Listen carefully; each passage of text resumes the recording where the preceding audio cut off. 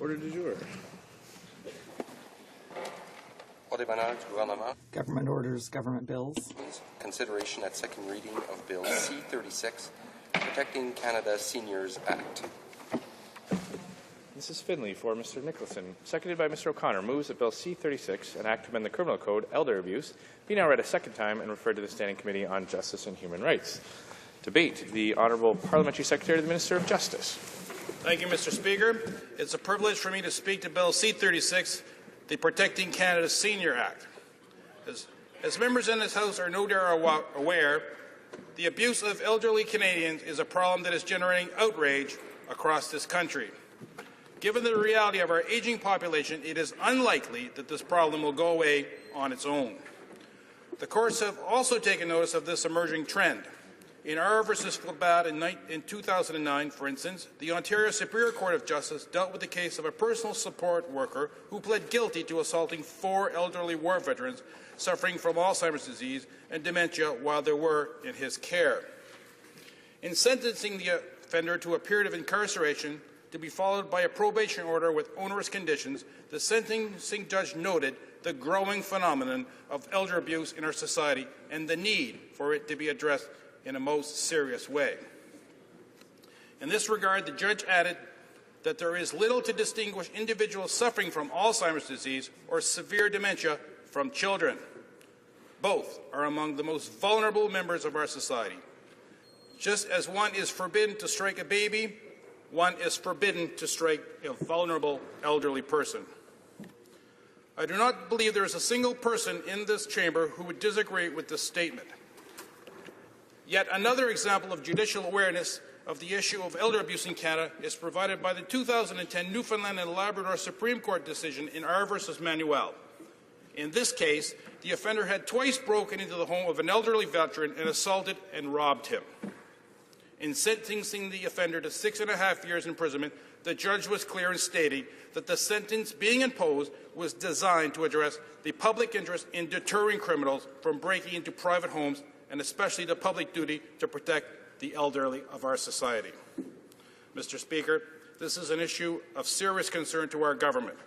During the last general election, we made a commitment to address it through an amendment to the Criminal Code to add vulnerability due to age as an aggravating factor when sentencing those who commit crimes against elderly Canadians. Once passed into law, this amendment will ensure that the approach now being taken in a piecemeal fashion by the courts in different parts of Canada will truly become a national standard. Our commitment in this regard was reiterated and strengthened through the statement in the speech from the throne of June 3, 2011, that our government would protect the most vulnerable persons in our society and would work to prevent crime by proposing, among other things, tougher sentences for those who abuse seniors. The proposed amendment set out in the bill before you today will do just that. More specifically, this bill proposes to amend paragraph 718.2a of the Criminal Code to provide that where an offence has had a significant impact on a victim due to the victim's age or other personal circumstance, including their health, financial situation, it shall consider it to be an aggravating factor for sentencing purposes. This means that judges all across Canada will be better able to justify the imposition of a serious penalty in cases where elderly persons are victimized. This amendment will convey the strong message that abuse of older Canadians will not be tolerated. Mr. Speaker, the proposed amendment is not intended to be a simple standalone response to elder abuse, but rather complements other efforts being made by this government to address this serious issue. The proposed amendment would also complement provincial initiatives focusing on health, social services, and adult guardianship. Such initiatives address elder abuse through general legislation, policy, or specific requirements, such as mandatory reporting of suspected abuse. Mr. Speaker, as the case and recommendations to which I have referred to indicate, elder abuse is an expression commonly referred to the victimization of older individuals. A useful working definition was developed in 2002 by the World Health Organization, which characterized elder abuse as a single or repeated act or lack of appropriate action occurring within any relationship where there is an expectation of trust which causes harm or distress to an older person. Today, it is generally understood that the abuse of elderly persons includes physical and psychological abuse, financial exploitation, and neglect. Mr. Speaker, one of the challenges of addressing elder abuse is that there is no consensus on a definition of who is an elderly person, either within Canada or abroad. This has resulted in a wide variation in defining older, senior, or elderly persons. For instance, chronological age is specifically referred to in at least 17 statutes in Canada. 13 of these statutes refer to the age of 65, but other references vary from 50 to 75, depending on the circumstances. The majority of these statutes deal with issues relating to retirement and pension. However, the impact of a crime on an elderly person is not always tied to the chronological age of the victim. Not every 65-year-old person is equally vulnerable. Much depends on the personality and life experience of such a person, as well as factors such as physical and mental health, whether a support system in the form of a loving family and friends exists, and whether the person's finances are secure and sufficient for their future well-being. In short, as opposed to children of tender age for whom a general assumption of vulnerability is far more justified and appropriate based on chronological age alone, there is no one-size-fits-all age at which the chronologically older person can be said to be vulnerable in terms that are easily recognized by the criminal law. This is an important point, Mr. Speaker, because the impact of a crime on an older person is more typically associated with combined unique characteristics of that person when viewed together reflect the overall impact of the offense. Therefore, in order to properly achieve the goals behind this amendment, the bill deliberately does not set a chronological age as a triggering factor for invoking the aggravating factor. Rather, it focuses on the impact of the crime on an elderly victim in light of the combination of age and personal circumstance that renders that person particularly vulnerable to the offense in question. Before going on, Mr. Speaker, I must add that the Criminal Code currently contains dispositions that address some, but not all, forms of elder abuse. In this regard, and as I will outline, the amendment before us today goes beyond these more limited approaches to this issue. For example, and as most members will recall, this government introduced the Standing Up for Victims of White-Collar Crime Act, which came into force on November 1st, 2011. One of the elements of this legislation was the addition as an aggravating factor for the offense of fraud of the fact that the offense has had a significant impact on the victim, given their personal circumstance, including their age, health, and financial situation. This aggravating factor was in response to large-scale economic crimes that have had devastating consequences for vulnerable victims, particularly seniors who have had reduced ability to replace the money stolen from them. Mr. Speaker, the Criminal Code also lists other aggravating factors that address some of the circumstances often present in cases that may be characterized as elder abuse. For instance, the Criminal Code provides in subparagraph 718.2ai that where an offense was motivated by bias, prejudice, or hate-based, for instance, based on age, mental, or physical disability, it shall be considered to be an aggravating factor for sentencing purposes. This aggravating factor addresses cases where crimes were motivated by hate towards an identifiable group, such as seniors. By way of comparison, the proposed aggravating factor in the bill before us today would recognize that the impact of crime on a victim may be exacerbated by reasons of a combination of their age or other personal circumstance, such, for example, as their health.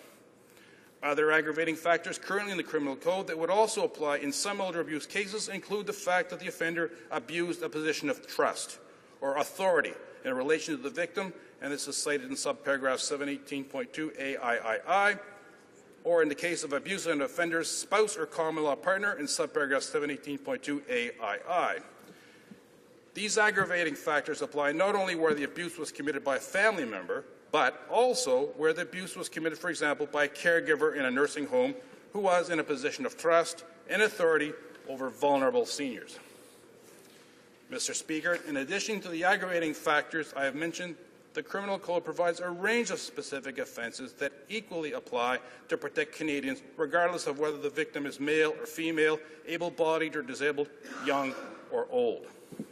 For example, the offence of assault applies equally to all Canadians to protect against physical abuse. Mental cruelty is captured by offences such as intimidation, or uttering threats, and financial abuse is captured, for example, by theft or robbery. In some instances, an offense is applied to a specific relationship which may be relevant to elder abuse cases. One such example is the offense of a failure of an individual to provide the necessities of life to a person under their charge, if that person is unable, by reason for example, of age, illness, or mental disorder, to withdraw themselves from that charge and is unable to provide themselves with the necessities of life. This is Section 215. This offense is commonly charged in elder abuse cases. As I said, all criminal code provisions that I have just referred to can be used, depending on the circumstances. The proposed amendment in this bill is of a more general and all-encompassing nature that will ensure that no case of elder abuse falls through the cracks simply because it does not fit exactly within the language of these more specific provisions. Mr. Speaker, this bill is needed now. According to Statistics Canada, in 2010, an estimated 4.8 million Canadians were 65 years of age or older. This number is expected to double in the next 25 years to reach 10.4 million seniors by 2036. By 2051, about 1 in 4 Canadians is expected to be over the age of 65. These statistics clearly show that our population is aging and that the number of elders who may be at risk of such abuse will increase as more baby boomers become dependent upon others, such as family members, for their care. According to a January 2011 report by the Canadian Centre for Justice Statistics, in 2009, about 70% of reported crimes against Canadians aged 65 or older were committed by a member of the victim's family or by a friend or acquaintance, and 29% by a stranger. In terms of crime committed by family members, assault was the most common violent offense committed, accounting for more than half, 53%, of all violent offenses against seniors. Other forms of family violence against seniors included uttering threats, which represented 21% of such crimes, major assaults, which represented 13% of crimes, and family violence against seniors, and criminal harassment, which represented 4% of such crimes. Mr. Speaker, it is important to understand that these numbers may be well underestimated as to the true extent of family violence against seniors, as many cases of elder abuse might not have been reported to the authorities. For instance, according to the 2009 General Social Survey, about 7 in 10 violent victimizations were not reported to police because victims did not believe that the incident was important enough, or because the victim may still care for the abuser, or because the victim feels ashamed of being unable to stop the abuse on their own. Another reason it could be that older persons are more likely to suffer from chronic illness and cognitive impairment, which may limit their ability to report violence to police. Mr. Speaker, these facts speak for themselves. Older Canadians at risk and can be expected to continue to be at risk for the foreseeable future. That is clearly not right. Older members of our society, those who have contributed to building this great country, should not have to live in the fear for their personal and financial security. After all, they have given to Canada, they have a right to be treated with respect and to live in a safe environment. This bill is a significant contribution to this important objective. I urge all members to support the expeditious passage of this bill. Thank you, Mr. Speaker. Questions and comments? Questions et commentaires. L'honorable député d'Hochelaga. The Honourable Member for Hochelaga. Merci, Monsieur le Président. Thank you, Mr. Speaker. My question has to do with the stage before the bill. There are a number of seniors who are bullied by the judicial system. They don't understand how it works. Even before we talk about suing someone who has abused them. So given that Canadian seniors don't understand the system, they cannot decide on their own whether they want to litigate against the person in question. And so what happens as a result is they live in a paternalistic environment. They're taken by the hand and they don't make their own decisions. So will the government do something to help these people so that they can clearly understand their rights and make their own decisions as to whether they want to litigate or not? Secrétaire parlementaire. The Honourable Parliamentary Secretary. I'd like to thank the Honourable Member for this question. Obviously, this government has devoted large sums of money for assistance to crime victims, and there are two jurisdictions that come into play. The provincial party with the Department of Social Services has to help those people, along with the federal actions that are taken to help victims of crime. This should guide seniors to being able to make their own decisions. And when these reports are made to the police, the decision is no longer up to the victim as to whether the matter will go before a court or not. For Charlottetown. Mr. Speaker, here we are debating yet another bill to expand the provisions of the criminal code.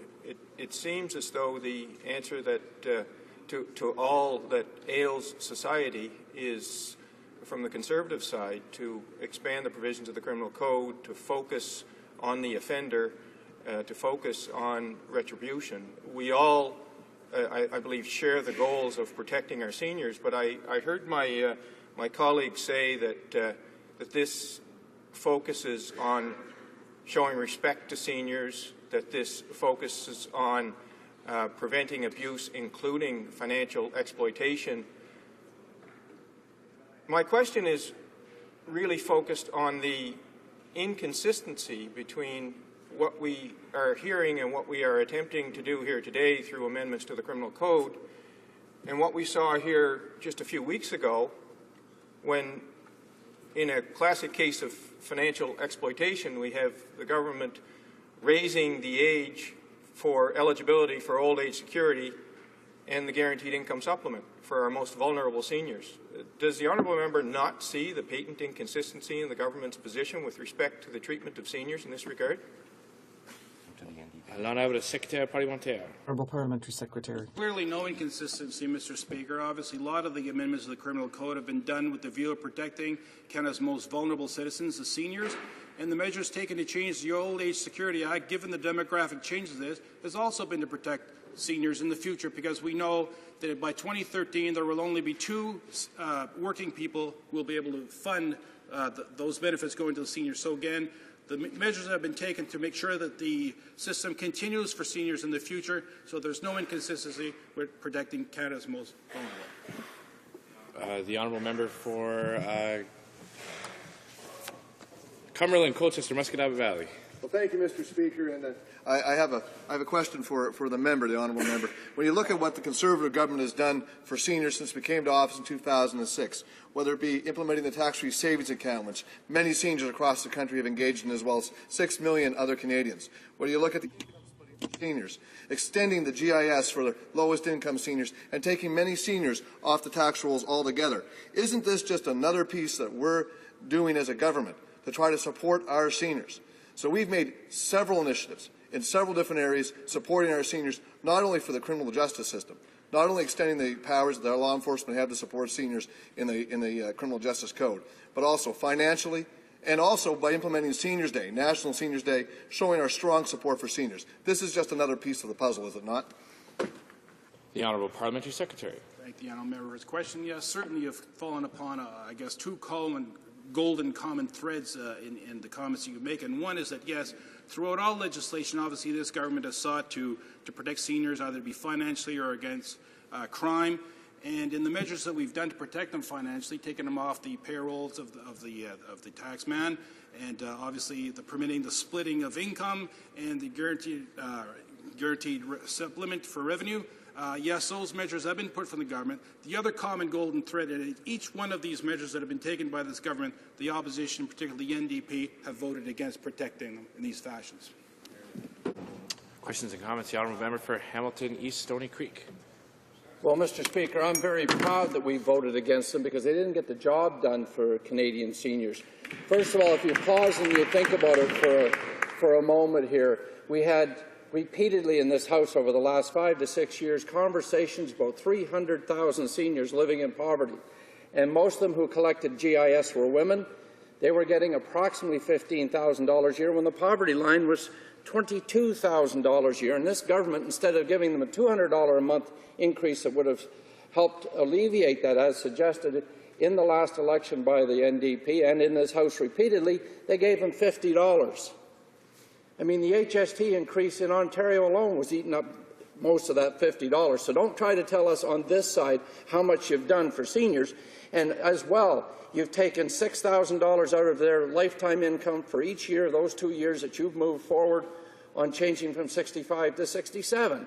It's really frustrating on this side of the House, Mr. Speaker, because we hear these claims of what they're doing, but it's not getting done. The Honourable Parliamentary Secretary to the Minister of Justice. Well, I believe what the honourable member is referring to is the change in the OAS, which will take effect in a whopping 23 years' time. So what has really been taken away from the seniors other than the possibility of future seniors being able to benefit of the program? Because we know that demographically that it will not be sustainable if we don't take the measures to protect them now and in the future. And obviously the opposition has a different way of looking at things. I mean, the cost of living, whether it be from transportation of goods or whether it be from paying just heating, is something that everyone lives with. And by imposing the carbon tax, of course, that they would propose to put, that would be a large taxation on the funds of seniors who perhaps have limited funds. So we have a different view of making their quality of life work. Questions and comments. Questions and commentary. The Honourable Member for Hamilton East, Stony Creek. Thank you again, Mr. Speaker. And when the government gave its reasons for the changes to OAS, $36 billion a year is what it costs now. Yes, it's going to $109 billion. There's no argument there. We agree with you on that. But the assumptions that you're using don't take into account an average of 2% growth in the GDP as projected by your own finance minister over the next number of years. That would pay for it. The Honourable Question. The Honourable Parliamentary Secretary to the Minister of Justice. Well, that's very interesting. And, you know, we're saying that this system, according to the honourable member, is sustainable. I guess the question I would ask him, in the following 20 years, how many people will have a dialysis? How many people will have cancer treatment? How many people will have medical treatments which will go much into the future because Canadians continue to live longer? And as Canadians continue to live longer, health care goes up. So these two things run in tandem. We have no way of predicting exactly how much medical treatment will be. We know it will increase, but we know the demography of Canadians is significantly becoming older. So with age comes Medicare, with age comes health costs. We're taking steps to protect seniors in the future. Resuming debate, please do debate. Resuming debate, the Honourable Member for Pierrefonds-Dollard. Thank you, Mr. Speaker. I would like to first ask for unanimous consent to share my time with the member for Rivière-des-Mille-Îles. Is there unanimous consent for the member to share her time? Agreed? Agreed. Thank you very much. It's an honor for me to speak today to Bill C-36 as the critic for the official opposition. As everyone knows, Canada has an aging population. This is not a problem in itself, and I want to highlight that. These are people who are still contributing a great deal to our society, people who are very involved, who share very important times with their families and their friends, people who invest directly in their communities and their environments. So the aging of the population is not a problem in itself, but we have to make sure that the government and our structures adapt to this situation to ensure that everyone can continue to live in dignity to the end of their lives without a problem. We know that the population is aging. We have known that for a long time. Those who are 60 now were in large numbers at earlier ages in the past. Right now, we hear a lot about abuse of elders, elder abuse.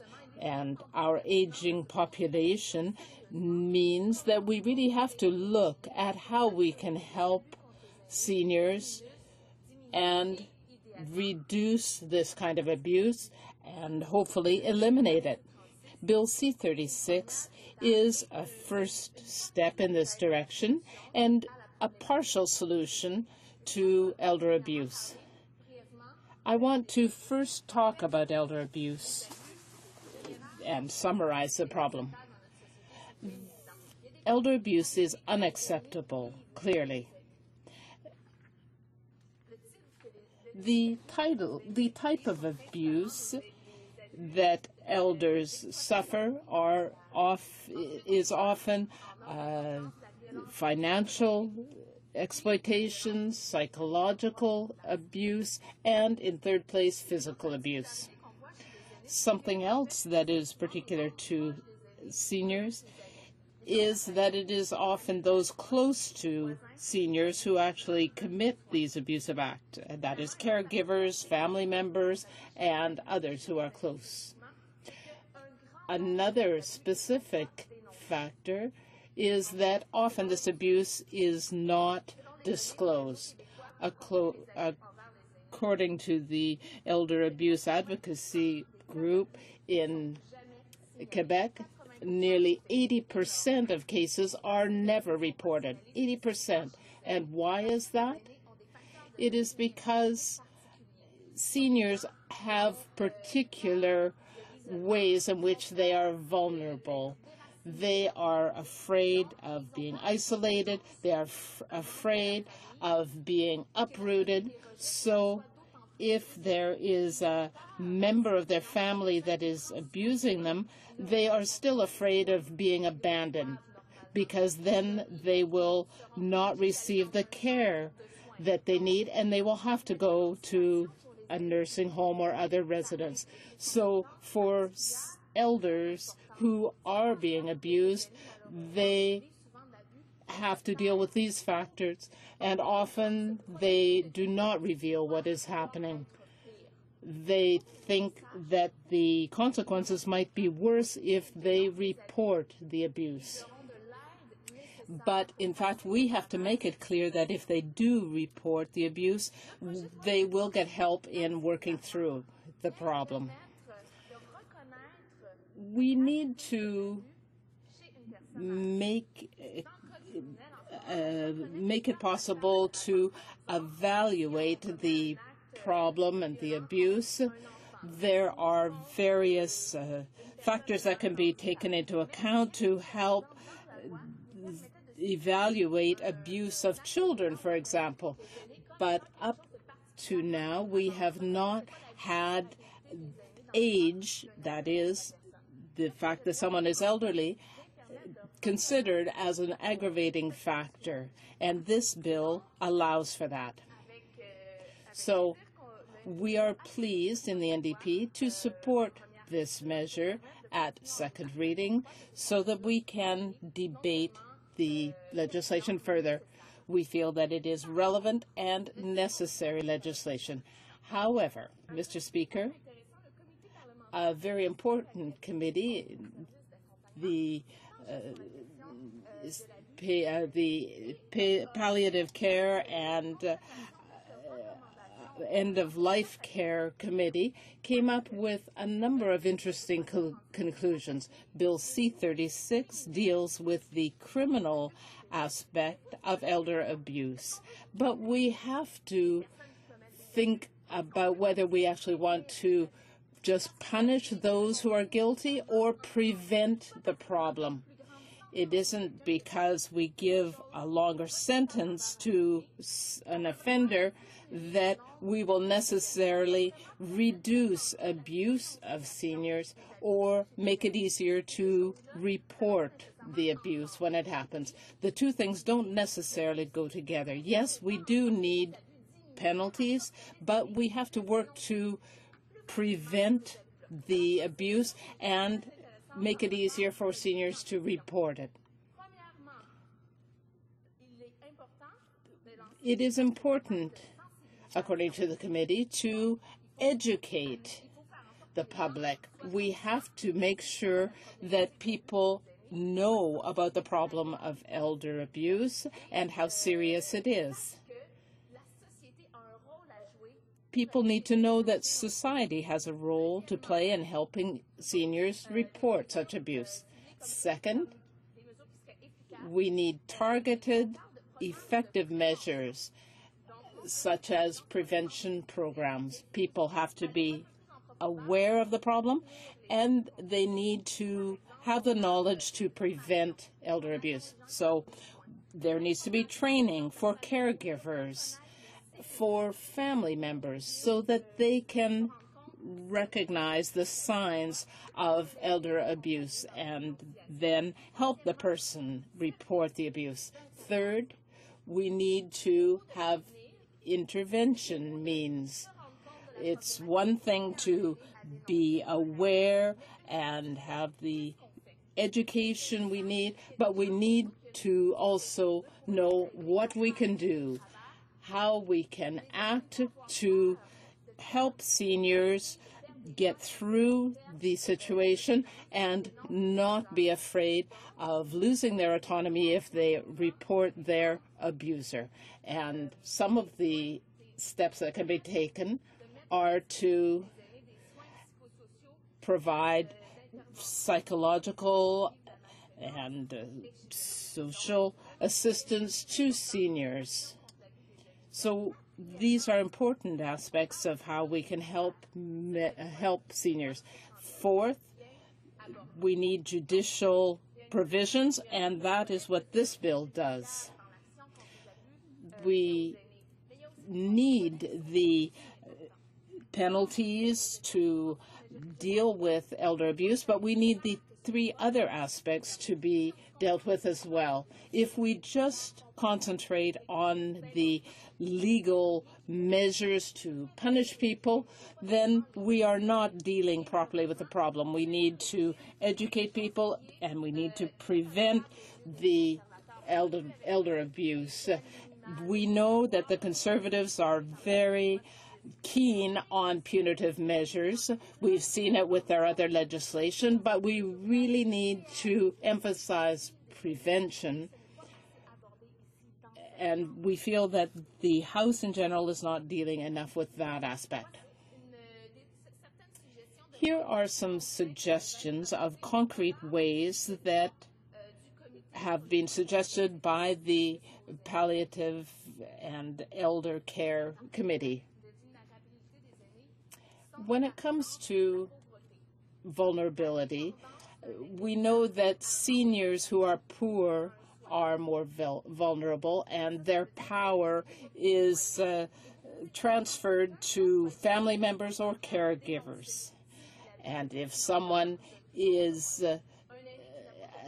poor, he or she will be less inclined to report any abuse, because if elderly people have to live with other people, they are not likely to report abuse, because if they are sent away, they will not have a place to live. We need affordable housing and a strategy for that to help prevent these problems. In conclusion, then, Mr. Speaker, yes, we need criminal legislation, but we need to go further to help elderly people. For Cumberland, Colchester, Musquodoboit Valley. Well, thank you, Mr. Speaker, and I want to thank the member opposite for her speech. I agreed with much of what she said. She talked a bit about not only taking measures to change the criminal code, but also taking measures to educate and try to prevent elder abuse before it takes place. And that's exactly what this government has been doing. If anyone has been watching television, there's a regular ads in the rotation on many channels in Canada which prevent, or out there to prevent, elder abuse. It's actually called It's Time to Face the Reality on Elder Abuse. I think many Canadians have seen those ads. Many seniors across the country have seen those ads. There are also many resources that the Department dealing with seniors in Canada has in place. And just looking on their website, I can list a couple of them here. If you look at, they've got resource on how to deal with fraud, deal with lottery fraud, deal with telephone fraud. There's actually information on credit card fraud. There's actually information on how to deal with suspected physical abuse of seniors. So our government is taking many of the steps that the member opposite spoke about in her speech in terms of advertising, in terms of education, in terms of providing resources for seniors. I'd like to ask the member opposite if she supports those measures that we're already taking as a government of Canada. The honourable member for Pierrefonds-Dollard. Mr. Speaker, I would like to thank my colleague for giving us this important information. I agree with any preventive measures that can help seniors deal with or prevent abuse. I think they are very necessary, but there is still a great deal of elder abuse. So we can't say that what is being done is adequate. We need to go further, and I believe that my colleague would agree. What we have in the way of preventive measures is fine, but we need to go further because we need to eliminate this abuse. I can give another suggestion of what could help seniors. The committee feels that basic core funding for organizations is important to help put in place the measures that we need. I don't know about my colleague, but I see in my riding organizations who are working to advocate on behalf of seniors or help them, and they don't have the funding that they need. And we're talking about organizations that work in large part owing to the efforts of volunteers and so on, and we need to go further in helping these organizations. The Honourable Member for Rimouski-Neigette, Kamouraska, Rivière-du-Loup. Mr. Speaker, the government is patting itself on the back for having increased the guaranteed income supplement. In fact, it comes out to $1.25 a day. That's less than a coffee and a donut. We really need to reduce seniors' financial vulnerability. I agree with my colleague who said that when they are more financially vulnerable, they are less able to prevent abuse. It isn't criminal measures that are really going to help them. It is other ways, and we have to help them financially. I would like my colleague's comment. The Honourable Member, I have no problem in giving credit where credit is due, but we also need to point out flaws. The increase to the GIS is not that helpful because not all seniors will be eligible for it, and there are many seniors who are below the poverty line and don't receive the government aid they need because the government is giving with one hand but taking twice as much back with the other. The government says it is working to eliminate elder abuse, but they are going to cut back on old age security, and that step will increase poverty among seniors. It will attack the middle class and the most vulnerable seniors. This is an example of what the government is doing to increase elder abuse. The Honourable Member for Rivière-des-Mille. Thank you, Mr. Speaker, and I'm very pleased to rise today to speak to Bill C-36, which amends the Criminal Code as regards sentencing for vulnerable seniors. It is easy for us to support this bill because we introduced a similar measure and discussed it at great length during the last election campaign. Essentially, this bill calls for sentencing that takes into account the impact of an offense on the victim based on his or her age, health, or financial situation. These factors are considered aggravating factors warranting a harsher sentence. Now, the Criminal Code already contains similar measures for the mistreating of vulnerable people. For example, ill-treatment of a person under the age of 18 is an aggravating circumstance in sentencing. Many extreme cases of negligence and ill-treatment against seniors have received a great deal of media coverage in recent years.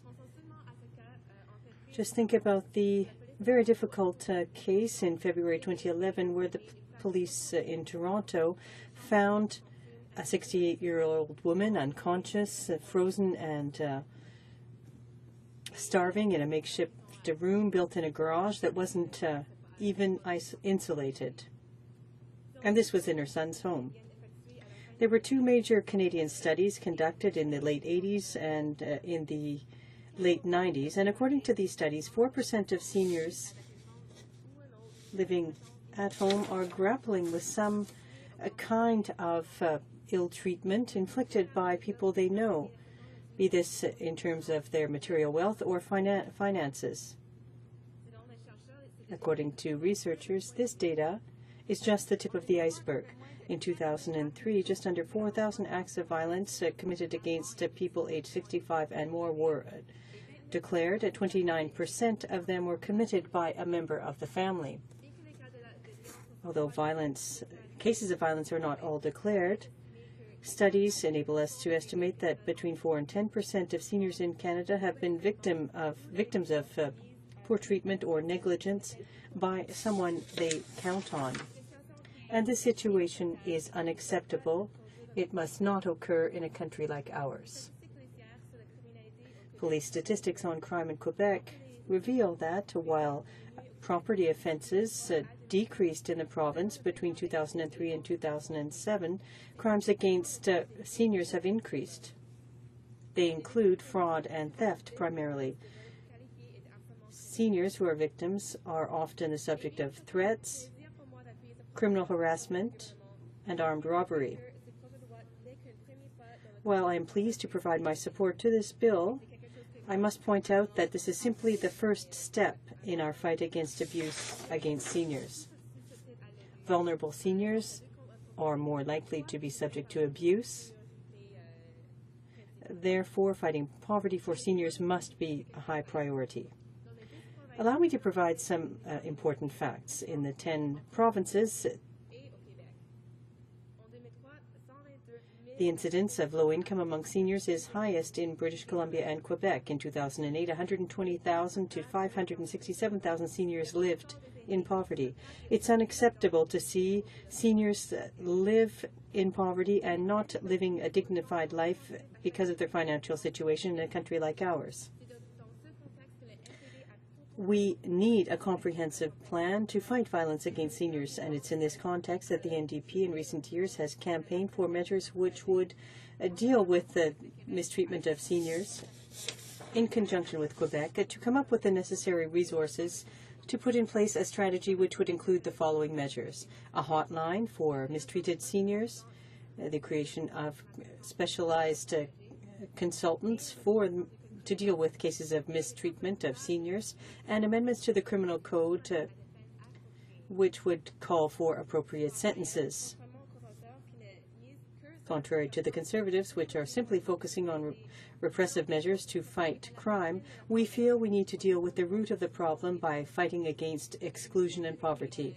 I wanted to, at this point, point out the excellent work being done by organizations in the riding of Rivière-des-Mille-Îles, which are fighting exclusion and poverty for vulnerable people.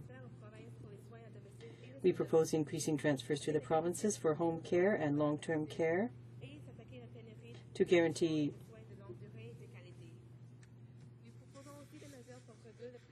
care and to provide high-quality long-term care. We also believe that it's important to increase pensions and to strengthen retirement security. It's also important to increase benefits under the OAS, and it's even more important to ensure that people who are entitled to this funding have access to it. We know that some 135,000 Canadians, including 45,000 Quebecers, are entitled to the GIS, but they don't receive it because the government isn't doing its utmost to contact them. 80% of seniors who are not receiving the OAS are women. We need to put an end to this injustice affecting our most vulnerable seniors. And with this in mind, I introduced Bill C-409 in March. My bill is to call for the automatic registration of people 65 and over for the OAS. It's unacceptable for the federal government to unjustly deprive many seniors, the most vulnerable seniors in our society, of this revenue coming from the OAS. As legislators, it's our obligation to look at the big picture when we want to deal with a problem or an issue. And that is why I'd like to again point out that it's only by fighting poverty among seniors that we will improve their quality of life. I think that I'm thinking about all of the seniors who need to go to food banks, as well as veterans in this country who are forced to turn to food banks. And I hope that this government will be able to connect the dots. I would invite the government to look at the NDP policy, to see the solutions that have been put forth and which are necessary. If the government really wants to help seniors, I would invite it to overturn its decision to increase eligibility for OAS from 65 to 67. This is something that's being criticized by Canadians throughout the country. According to a poll conducted in recent weeks, 75% of people in my riding are opposed to that increase. And it's a policy that will not help deal with the social acceptability. Now, taking into account the fact that the government has refused to attack the problem of poverty among seniors, I would invite the government to look at the NDP election platform, to consult us in order to come up with solutions that will really focus on dealing with poverty facing seniors. Seniors must be allowed to live in dignity. We need to care for them. So I would invite my colleagues opposite to show openness to these positions. We must look after all seniors who have made such a contribution to Canadian society, and veterans as well who have served this country during times of conflict. Thank you, Mr. Speaker, and I'm now prepared to take any questions colleagues may have. Comments, questions, or commentary. The honourable member for York West. Thank you very much, Mr. Speaker, and I applaud my colleague for her interest in this particular issue and her comments. The government has recently, in the last couple of years, spent a lot of money running TV ads alerting people to the issue of elder abuse and advising them to be aware of the fact that this is activity that goes on, unfortunately, and for them to be aware of it.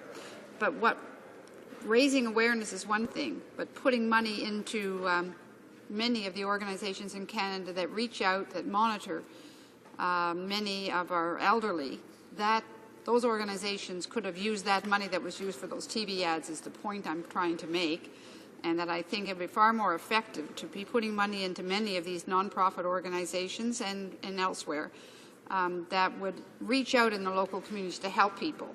In her experience, has she seen a decrease in the amount of organizations that are there to help many of the elderly? The Honourable Member for Rivière-des-Mille. I'd like to thank my honourable colleague for her comments. In my riding, there are community groups that are having a difficulty, funding difficulties and offering services. These are groups that work with the vulnerable people. We do need to invest in prevention before crime occurs, and this appears to be something the government doesn't understand. When we talk about poverty, the government doesn't seem to understand. They just have their ministers renting hotel rooms that cost over $700 a night. We need to look at the bigger picture, and that's something that the NDP has stressed throughout this debate. We need to deal with poverty and other factors as well that make seniors vulnerable to abuse in order to really and truly deal with this problem. Questions and comments? Western Arctic. Thank you, Mr. Speaker, and I want to thank my colleague for her presentation on this. And although I see this as in my riding in the Northwest Territories, this has been identified as one of the major concerns of seniors. The seniors associations there have stressed many different aspects of solutions to this. What we see here is a bill that will simply clarify some of the things that are already existing in law to allow extenuating circumstances to be used in sentencing people for particular crimes. But does this really get at the root of what we're dealing with here? Is this would you say this is on a scale of 10? How does this fit in terms of productivity on this particular issue? The honourable member for Rivière-des-Mille-Îles. First question, and I mean, I don't know, I wouldn't be able to say on a scale of 1 to 10, but I do know that, seniors living in poverty are more vulnerable to abuse, which is often carried out by their family members. So by people they trust, by people that they live with often, and by people who are very close to them. So I do question some of the policies that this government has brought forward, notably raising the age of retirement from 65 to 67, which will actually prolong poverty for those seniors who are that age who are living in poverty. And so we do see this government unwilling to take measures to increase the guaranteed income supplement to acceptable levels to raise every single senior in Canada out of poverty. And we know that this is a realistic goal because we know we've done the calculations, we've done and we've looked at the situation, and we know that this is realistic in terms of what we can afford as a country. So I invite my colleagues across the aisle to consider this. Questions and comments? There's enough time for a very brief question or comment. The honourable member for Saanich Gulf Islands. Thank you, Mr. Speaker. I thank my friend from Rivière-des-Mille-Îles for her very excellent speech. My question about this bill is that I think it's oversold. I certainly support it, but it's called Protecting Canada Seniors Act. It adds one very small consideration at sentencing. And does she not agree with me that we need a fuller effort that actually draws attention to, for instance, the rights of seniors once they are in long-term care, in retirement homes, not retirement homes, but in care where they're not able to protect themselves from some senior abuse, which is actually institutional? The honourable member for the... In this House, and it's telling that on the very same day that the government proposed this bill, I tabled my private member's bill in the House that would automatically enroll every single senior that qualifies for the guaranteed income supplement into this program. And so we do see very different approaches from the government side and from the NDP. And although we do support this law, we do believe that things like the guaranteed income supplement, things that really attack poverty among seniors is a solution that we need to attack this problem at its roots. And we can talk about long-term care. We can talk about the price of medicine, of prescription medicine. There are so many things that we need to do to help seniors, and we invite this government to look at those things. Resuming debate, the honourable member for York West. Thank you very much, Mr. Speaker, and I'm pleased to get up and speak on this issue. It's interesting that we're dealing with legislation. It's called Protecting Canada Seniors Act, which is effectively a one-paragraph bill. It's almost the title's almost longer than the bill itself, and especially after us dealing yesterday with an Opposition Day motion on the issue of the OAS and moving that from 65 to 67. You can tie all of these issues together, and I don't think any of them are particularly helpful when I talk about the future of seniors in Canada. Lots of the issues are tied back to vulnerability for seniors. It's poverty, lack of independence. You could tie it into a whole lot of issues. So rather than have a comprehensive review of how many different areas could we improve on, we have one paragraph that actually criminalizes the people. And for many of the people that I've actually talked to, it's usually their family members who unfortunately are the ones who are abusing the elderly, or the mother, the father, or whatever. And I can't find anyone who says, I'm going to have my son or daughter charged, or daughter-in-law charged, which is all that this is going to allow to happen. And so as a frail elderly person, you're going to run away from that. So I don't think this is going to do a whole lot. But again, the government can stand up and say all the wonderful things it's doing to protect seniors. Well, no one that I know is going to put their son or daughter or family member or someone or their caregiver in jail.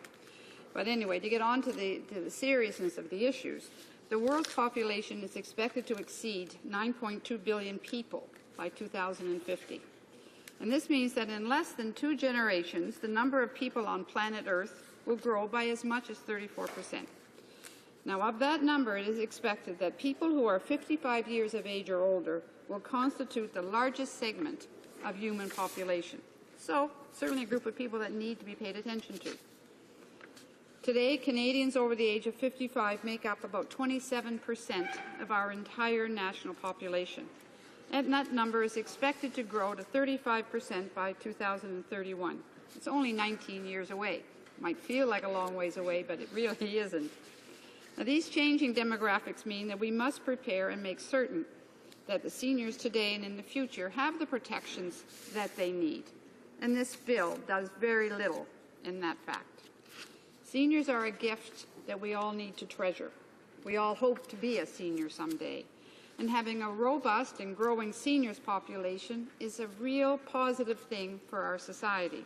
And we need to be investing in all of the health and wellness opportunities so that seniors will, yes, they're living longer, but that's because there's a lot more initiatives for them to be involved in. There's much more focus on living better and living longer. Seniors, in the most part, if you look around, are volunteering. They are community leaders, resource people, and they are the keepers of our country's institutional knowledge, something that we need to treasure, count on, and rely on for guidance, as we all think we know everything. But when you're talking and getting advice from those who were there before us, we often learn many, many things. Seniors are an asset that can continue to help Canada advance and develop, but in return, they deserve our respect, our appreciation, and most importantly, our protection. Elder abuse is a reality in our world, not just here in Canada. Very sadly, but it is a reality that we all are attempting to deal with. Statistics Canada reports that in 2009, more than 154,000 Canadians over the age of 55 reported having been victims of violent crime. Not just of any crime, of violent crime. Now, these people are our mothers, fathers, grandparents, neighbors, and friends. And they are being victimized at a rate far greater than one would expect to see in the national population. 154,000 represents 2% of the population in that age bracket. Clearly, we do not have the required legal and social safeguards in place, and that is what has brought us to this point. Well, will Bill C-36 do the trick? Unfortunately, no. While I applaud the government for at least acknowledging that this problem exists, I am very disappointed with what the minister has set out on the table as a solution. I'm going to stop the honourable member there. She will, of course, have 15 minutes left to conclude her remarks. But now we will move on to statements by members. Déclaration de député.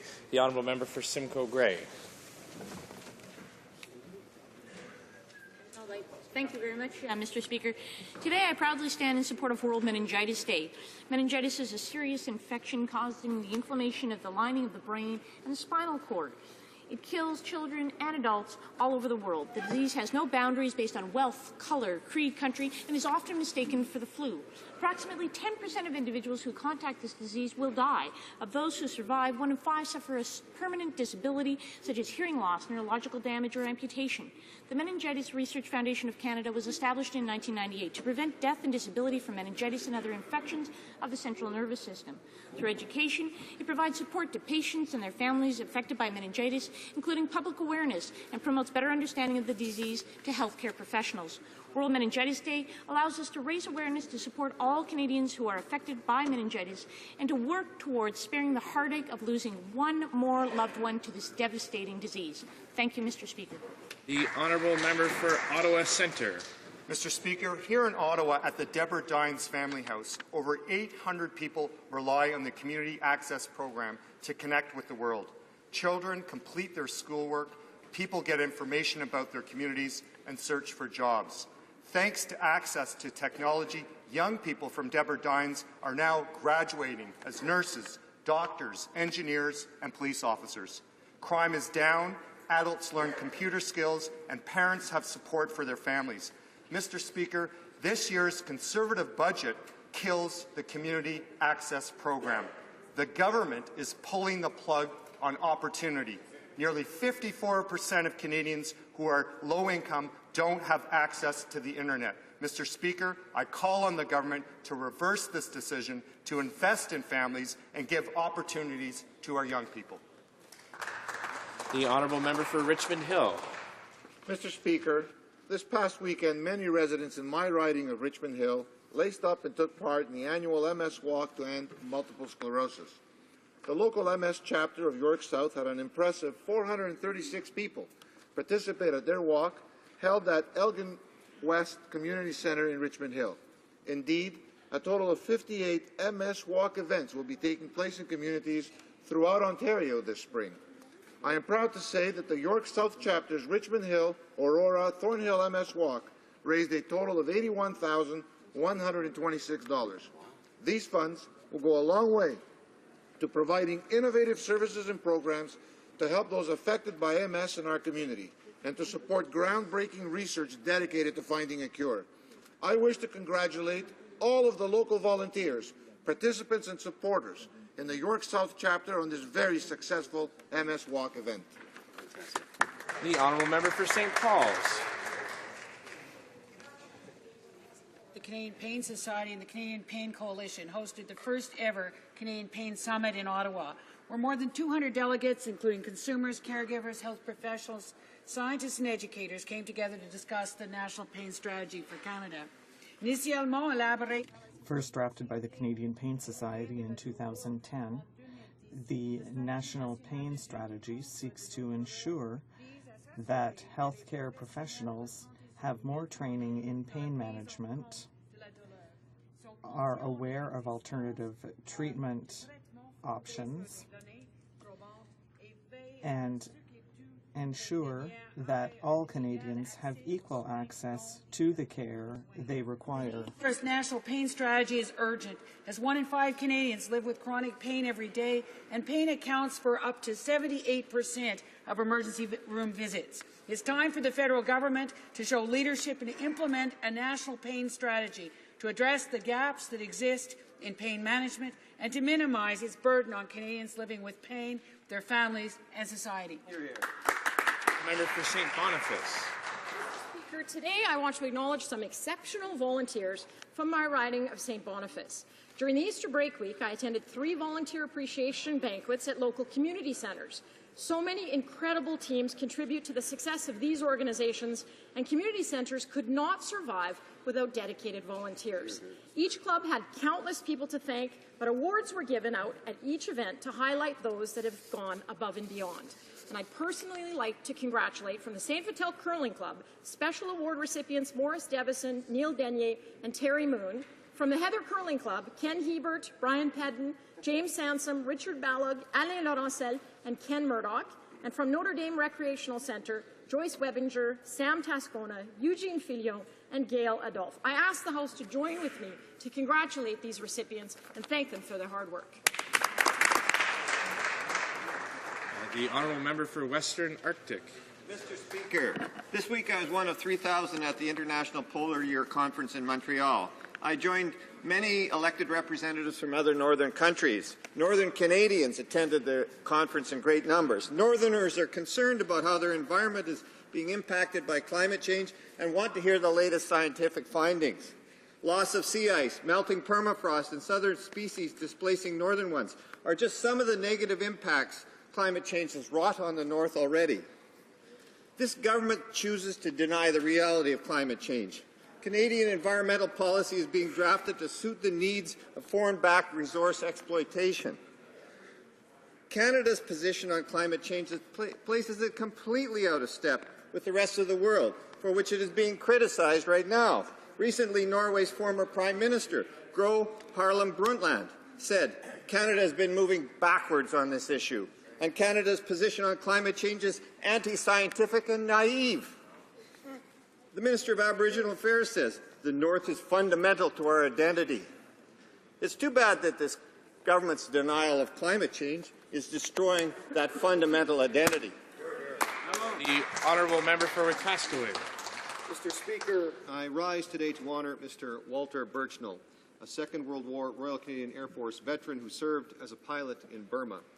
Mr. Birchnell was recently awarded the Minister of Veterans Affairs Commendation Medal for his years of selfless devotion to Canadian veterans. After retiring from the Canadian Armed Forces in 1969, Mr. Birchnell devoted his time to the Royal Canadian Legion, where he has served in various roles such as a branch president and on various committees, and he's even helped construct a new community cenotaph. Beyond that, Mr. Birchnell serves families of veterans on a more personal level, helping them apply for services and benefits, and even assisting in funeral and memorial planning. Walter was also instrumental in initiating charitable casinos, which generated considerable revenue for his Legion branch and subsequent local charities they support. Mr. Birchnell has dedicated his life to our great country, and for that we are all eternally grateful. Hear, hear. I know I can speak on behalf of all members of this House when I say thank you, Walter, for your years of service, and congratulations on receiving this prestigious award. Hear, hear. Member for Wild Rose. Mr. Le Président, Mr. Speaker, fires have been burning in the streets of Montreal. Police officers and journalists have been assaulted. Stores and other private property were vandalized, and over 85 people have been arrested in riots that started on Tuesday. My private member's bill, C-309, would protect Canadians from these crimes. It would allow police to arrest mass troublemakers before these unlawful assemblies become full-fledged riots. It would defend Canadians and their livelihoods from senseless violence, while helping maintain the right of all citizens to peaceful protest. The NDP have refused to support this sorely needed measure. In light of the Montreal riots, will the NDP reconsider their dangerous position and help protect the businesses and citizens of Montreal, Quebec, and all of Canada? Vous et mieux à Montréal. In light of the Montreal riots, will the NDP reconsider their dangerous position and help protect the businesses and citizens of Montreal, Quebec, and all of Canada? The Honourable Member for Louis Saint Laurent. Mr. Speaker, today I'd like to speak to you about Le Piolet, an exceptional project in my community. It is first and foremost a reintegration project that allows young people to obtain their first work experience as waiters or cooks. Year after year, some 30 graduates find paying jobs that bolster their self-esteem, help them engage with society, and rejoin the workforce. Le Piolet is also a living environment for young people who are too old for youth homes, but who still need to be listened and respected for who they are. In my riding, this is the only such centre that offers hospitality 7 days a week to these young adults. Le Piolet has bought buildings to be used as social housing to complete its array of services. Soon, Le Piolet will thus be a place where young people who need it can stay for the medium term, which will make it one of the most complete social reintegration projects for young people in Canada. Le Piolet helps heal our society thanks to its action based on empathy and respect for all. In the riding of Louis Saint Laurent, our hope is that it will serve as a model for the rest of the country. For Okanagan-Shuswap. Mr. Speaker, in 1953, Tom Ford and Jim Lockhead started a little tire shop in Vernon in my constituency of Okanagan-Shuswap and named the tire shop Cal Tire. The company is now Canada's largest independent tire dealer with 4,000 employees and 240 locations across the country, with its head office still in Vernon, BC. Cal Tire has operations in 20 countries and is the #1 supplier of tires in the world to the world's mining sector. Tom and Jim built the company on dedication to customer service and their commitment to the family of Cal Tire employees. Tom Ford passed away on April 12th, but his values and energy were passed on to the next generation of the Cal Tire family. Tom received many awards for his contributions to the community of Vernon and was named to the Order of British Columbia. Tom Ford will always be remembered as the man with the big smile that would tell you, go to the Cal Tire shop and tell him Tom Ford sent you. Tom loved life and was loved in return. What more could a man desire? Our condolences go to the Cal Tire family at the loss of their father, founder, and friend. Thank you, Mr. Speaker. The Honourable Member for Scarborough Southwest. Yesterday, the Prime Minister accused the NDP of not doing enough to stop Hitler. I'm sure the NDP's founding members would have found this pretty strange when they first gathered in 1961. Last night, tens of thousands of Canadians responded with an outpouring of social media comedy. In the spirit of cooperation, I'd like to offer the Prime Minister some great suggestions for next week's attacks on the NDP. Comedian Dan Spearn led things off last night by tweeting, "Damn you, NDP, for not standing up to Genghis Khan." Another wrote, "It was really the NDP that helped organize the stampede that killed Mufasa in The Lion King." And another, "The NDP refused to come to the aid of men when Mordor invaded Gondor." Shame. The NDP got Fox to cancel Firefly. And the NDP cancelled Arrested Development because they oppose free enterprise banana stands. Now, I hope the Conservatives take this humour in stride and don't respond with more of their humourless anger. Thank you, Mr. Speaker. The honourable member for Cumberland, Colchester, Muscatine Valley. Well, Mr. Speaker, obviously the truth hurts, and Canada's role in Afghanistan has ensured it's no longer a safe haven for terrorism. Our work there is also making a real difference in the lives of the Afghan people. 9 million children are now in school, and the country's GDP has quintupled. Canada is participating in an international mission to train Afghan security forces so that the country can continue to build on these achievements. And our commitment is until 2014. The new NDP leaders stated this week they do not support this mission. This is not surprising from the left. In 1939, the leader of the CCF even said, "I would ask whether we are at the risk of the lives of our Canadian sons to prevent the action of Hitler." Today, the NDP still stands for radical ideas, reckless policy, and dangerous left-wing ideology. The honourable member for Malpeque. Mr. Speaker, I had the great privilege Saturday night to attend the musical Footloose performed by students at Bluefield High School in PEI. Many in the House will know of the motion picture Footloose and its wonderful storyline and message. I want to speak to the spirit, the quality and the talent of those students, both in the play and in the orchestra. They were inspiring. Choreographed by Brittany Banks, with musical direction by Dan Roswell, the performance had the audience enthralled from the first black backflip to the last bow. Two characters, Ren McCormick, played by Brendan Banks, and Ariel Moore by Megan McCabe, deserve special mention, but every performer was superb. Those young students, whether performing their character or expressing their music, showed spirit, determination and talent and honoured the musical's history. I personally want to congratulate the Bluefield High School staff, the production team, the parents and especially the students for a performance to knock your socks off. Hear, hear. The honourable member for Peterborough. Mr. Speaker, while our government is focusing on creating jobs, growth and long-term prosperity, the opposition are focused on baseless smear campaigns. Just weeks after the member for Winnipeg Centre had to apologize numerous times for numerous baseless smears, the NDP has suffered yet another blow to its already dubious credibility. Yesterday, the Ethics Commissioner rejected, I would say quite clearly and emphatically, the member for Acadie Bathurst claims and cleared the Minister of Labour. The NDP's willingness to accuse without proof and without hesitation reflects a deeper rot within the whole party. Now that Ethics Commissioner Mary Dawson has proven that the member for Acadie Bathurst was wrong and emphatically wrong, will he admit it and apologize here in this House to the Minister of Labour? The honourable member of Rimouski-Neigette-Témiscouata-les-Basques. Mr. Speaker, currently the residents of Rimouski are living an uncertain period. The closing of the EI Centre in Rimouski, which will be moving to Thetford Mines, could put 37 jobs at stake. Before 2009, Mr. Speaker, an announcement was made by the Minister of Human Resources saying that there would be a consolidation of employments and processing services. In 2009, the decision was made in Quebec. From 25 centres, we would go to 6, and one of those centres would be in Rimouski. In 2011, in August 2011, a press release stated that the EI Processing Centre would not be in Rimouski, but in Thetford Mines, in the riding of the Minister of Industry. So what happened in the meantime? The minister vaunted in local papers the fact that an individual said he had connections with the minister. This is a shameful manifestation of patronage of a minister who is supposed to represent all Canadians. Mr. Speaker, the member for Timmins James Bay was recently named Ethics ATIP and Privacy Critic. Keeping his word should be important to him. His large Northern Ontario riding has many law-abiding gun owners. For years, the NDP member promised his constituents that he would vote to end the wasteful and ineffective long gun registry. 2009, when a bill to end the registry came up for second reading, he voted for it, sent out parliamentary resources saying promise made, promise kept.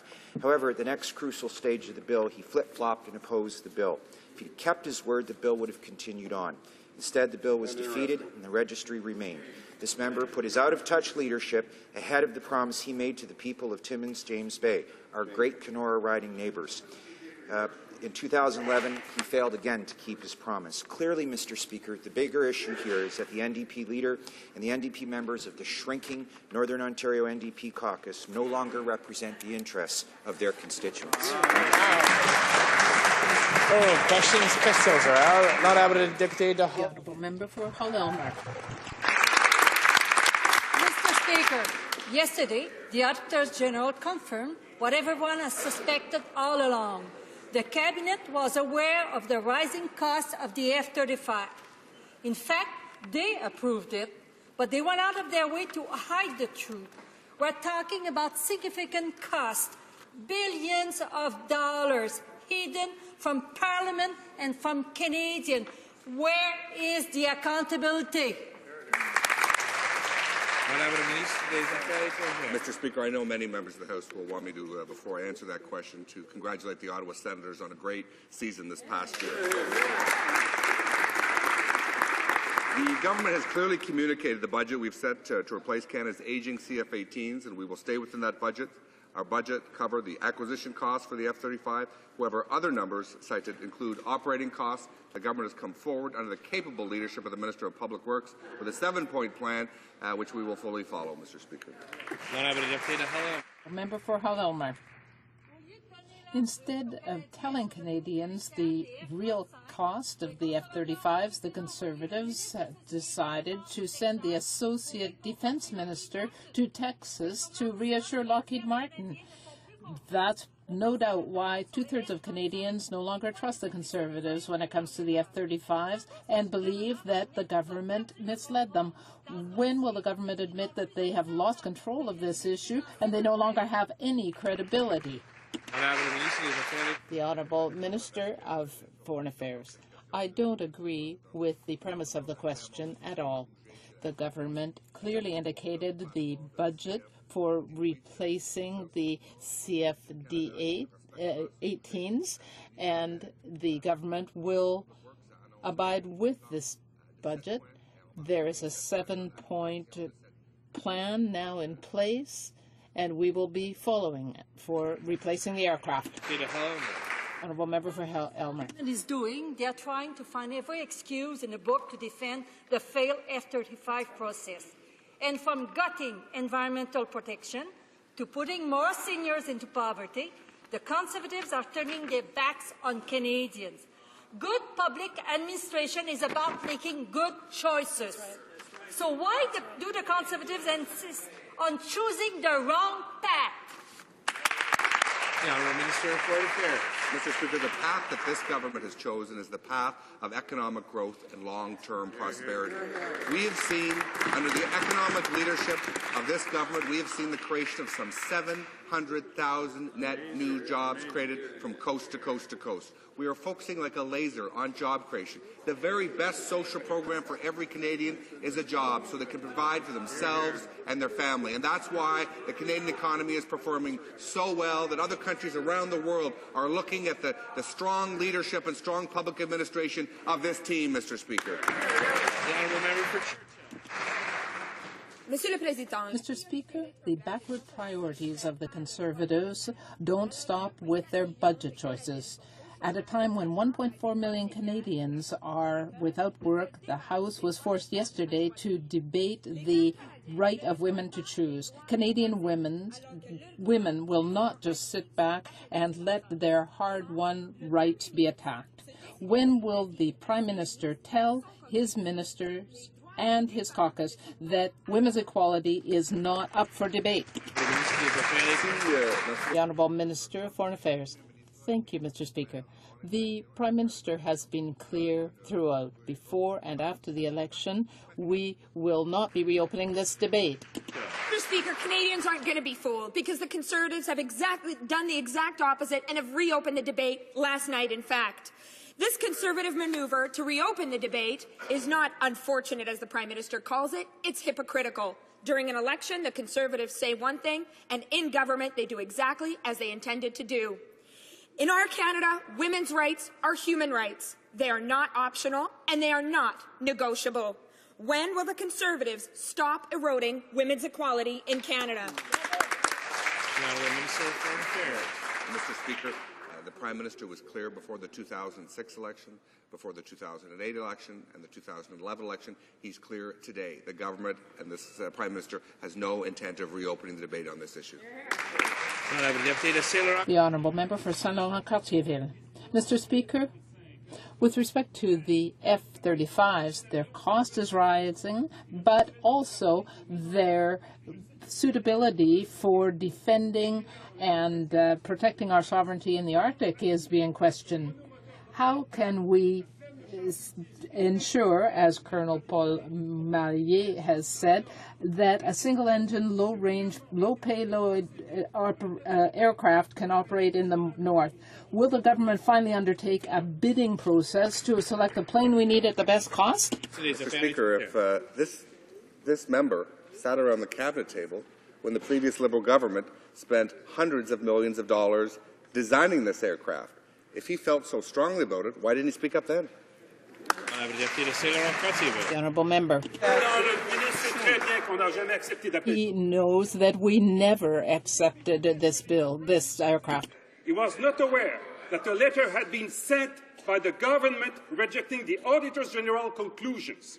The Prime Minister said that he accepts those conclusions. So we have ministers accepting the conclusions and departments rejecting them.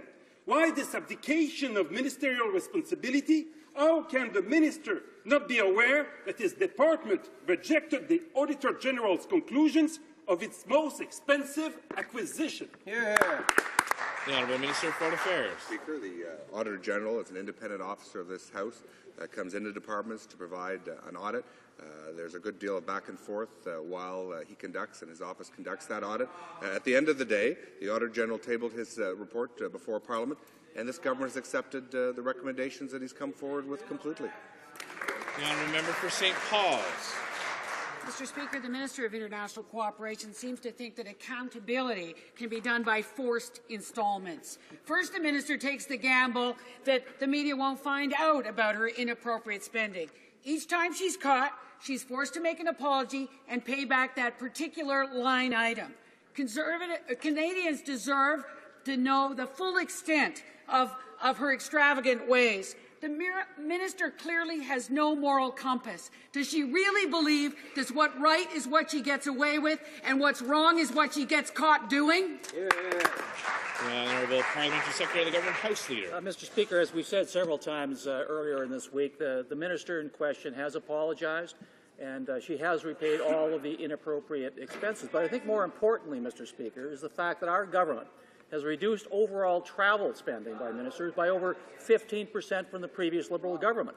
In fact, Mr. Speaker, we've also reduced hospitality expenses by $33 million from the previous government. Mr. Speaker, our government has always respected taxpayers' dollars. We've done so in the past. We'll do so in the future. The Honourable Member for Alfred Bellan. Was yet another Conservative attack on the independent oversight. This time on the Conservative chopping block is the CSIS Inspector General. Scrapping the watchdog who keeps tabs on CSIS won't make the problems go away. Experts are concerned about this surprise move. Why are Conservatives so scared of independent oversight? The Honourable Parliamentary Secretary to the Minister of Public Safety. Thank you, Mr. Speaker. Currently, Mr. Speaker, there is duplicate oversight over CSIS. The responsibilities of the Office of the Inspector General will be merged into the Security and Intelligence Review Committee. This decision will preserve all of the oversight and accountability over CSIS while reducing administrative costs, saving taxpayers $1 million a year. I know the NDP don't really like saving taxpayers' dollars. We do. Thank you, Mr. Speaker. The Honourable Member for Alfred Bellan.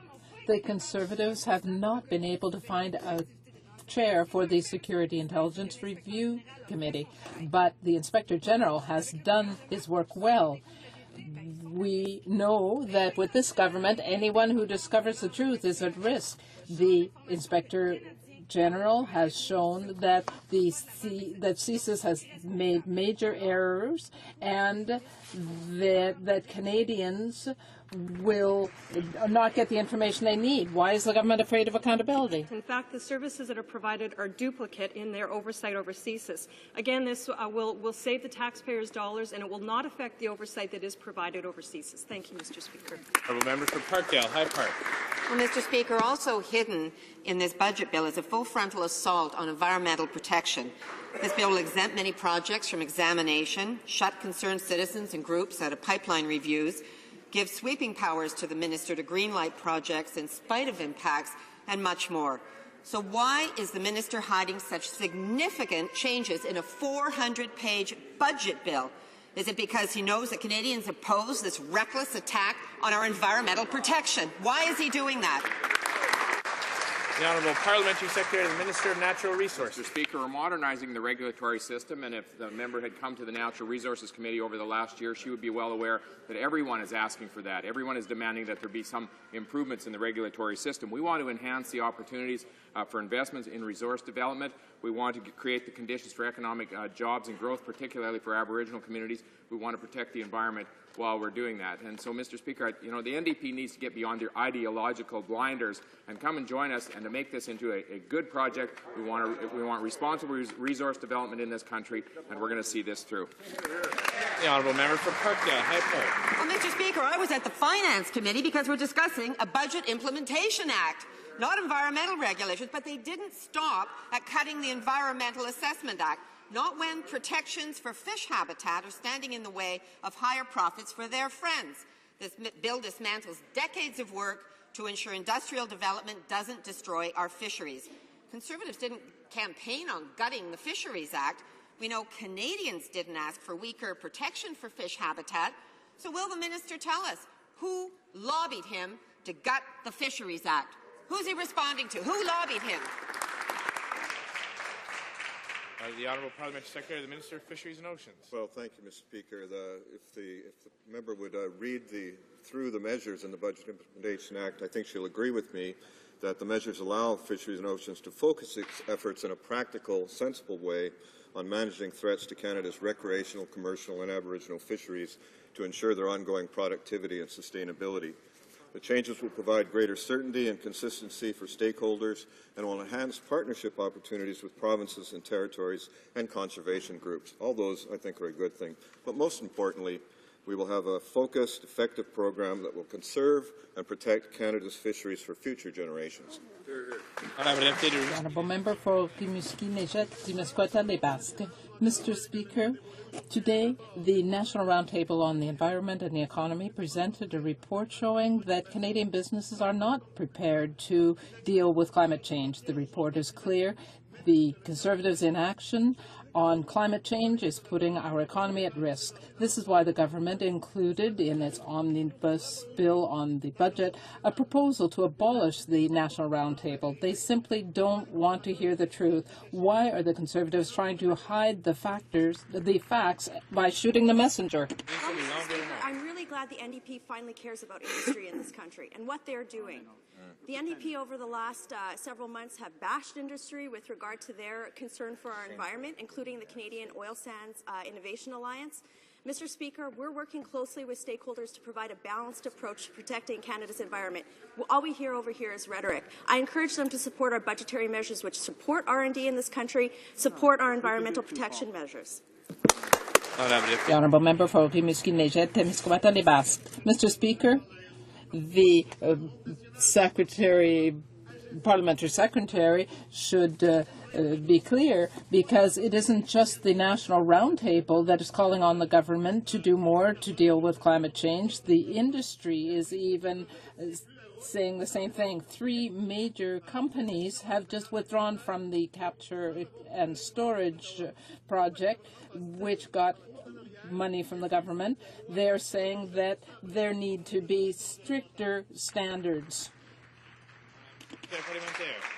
Honourable Parliamentary Secretary. Responsible resource development is the key for Canadians if we want to have a strong economy and we want to have strong environmental protection in the future. I get tired of the no development party over there, Mr. Speaker, because they criticize everybody and they praise no one. And, Mr. Speaker, for example, in Saskatchewan, there's been successful sequestration for years. We've worked with the Saskatchewan government on the issue, and the minister in Saskatchewan said, "I think the eyes of the world are focused on the success Saskatchewan is having on clean coal and carbon sequestration, building on a decade of work." Why doesn't the opposition get on board and actually celebrate the successes that we're having? Honourable Member for Gatineau. Mr. Speaker. Rate or praise that government that I entitled their budget, "How Low Can You Go?" 10 years ago, it was recommended that the employment equity provisions for the federal worker contract program be strengthened through legislation. But now, instead of strengthening provisions, the Conservatives are using the budget bill to weaken them. Repealing progress on women's equality is becoming routine under this government. Does the Prime Minister think that employment equity is outdated? The Honourable Prime Secretary, the Minister for Human Resources. Thank you, Mr. Speaker. The Government of Canada is committed to promoting fair and inclusive workplaces free of discriminatory barriers. The amendment is to improve the design and delivery of federal contractors' programs. It is focused specifically on that subject matter.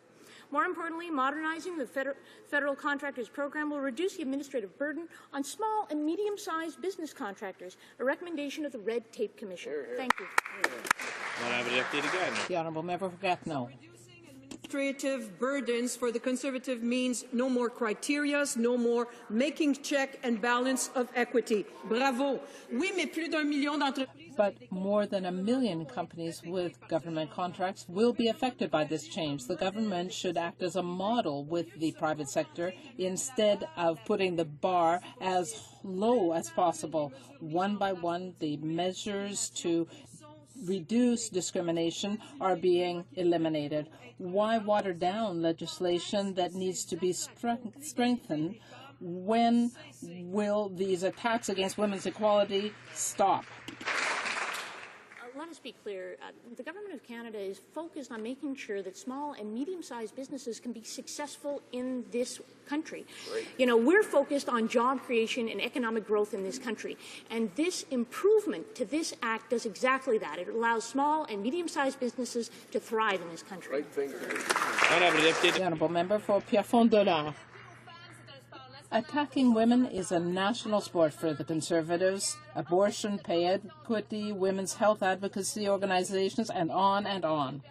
But they also attack the most vulnerable people like seniors. The minister is telling us that we need to raise the age of eligibility for old age security. But who should we listen to, the experts or the government? Does the minister understand that the studies have shown that it is the most vulnerable seniors who will be affected when this eligibility age is increased? Mr. Speaker, I do wish that the NDP would stop this absolutely needless scaremongering and fearmongering for our seniors. Mr. Speaker, let's be clear.